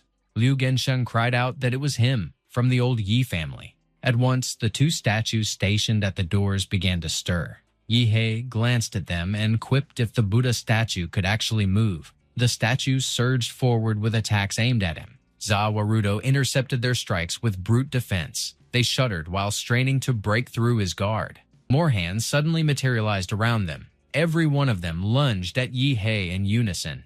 Yihe cloaked the spatial ring in invisibility and muttered that the enemy must not lay eyes on it. He then called forth his weapon, Starfall Cleaver. He drew it with deliberate force. He slashed with speed and instantly severed the statue's limbs. The statue's hands and weapons clattered onto the floor. Yihe mocked if they also had eye lasers, and if such contraptions counted as Buddha statues. He scoffed that the beam was sluggish and remarked that he should see what treasures their bellies held. He carved through the statues and exposed intricate mechanical parts within. Liu Gensheng was struck speechless by terror. In that frozen moment, he realized his own body had been cleaved in two. He lay sprawled beside the ruined statues. Yihe noted with sharp curiosity that they were never living beings, and pointed out that his life field had never sensed vitality from those two bodhisattvas. Yet he pressed how a backwater county like Lingshui could harbor constructs so advanced. He wondered aloud if the answers waited behind those heavy doors. He reminded himself he was a university student and remarked that he ought to at least practice some basic door-knocking etiquette. Zawarudo smashed the door with a crushing punch. Yihe called out with mocking edge if anyone was home. The door shattered immediately. Yihe strode forward with confidence. He remarked that the chamber was quite the hidden trove. An entire underground palace sprawled before him with a colossal Buddha towering within. He noted their guests were already waiting and prodded Abbott if he intended to keep hiding like a little mouse. Another monk emerged with a heavy sigh. He declared that their temple bore him no grudge and demanded why he came here to profane it. Yihe remarked with a mocking drawl that the monk was basically a robot, and pressed if he was hooked on playing a suit actor already. He hacked his body clean in two with his sword in a savage motion. The monk declared with grim weight that his blood karma reeked of heaviness.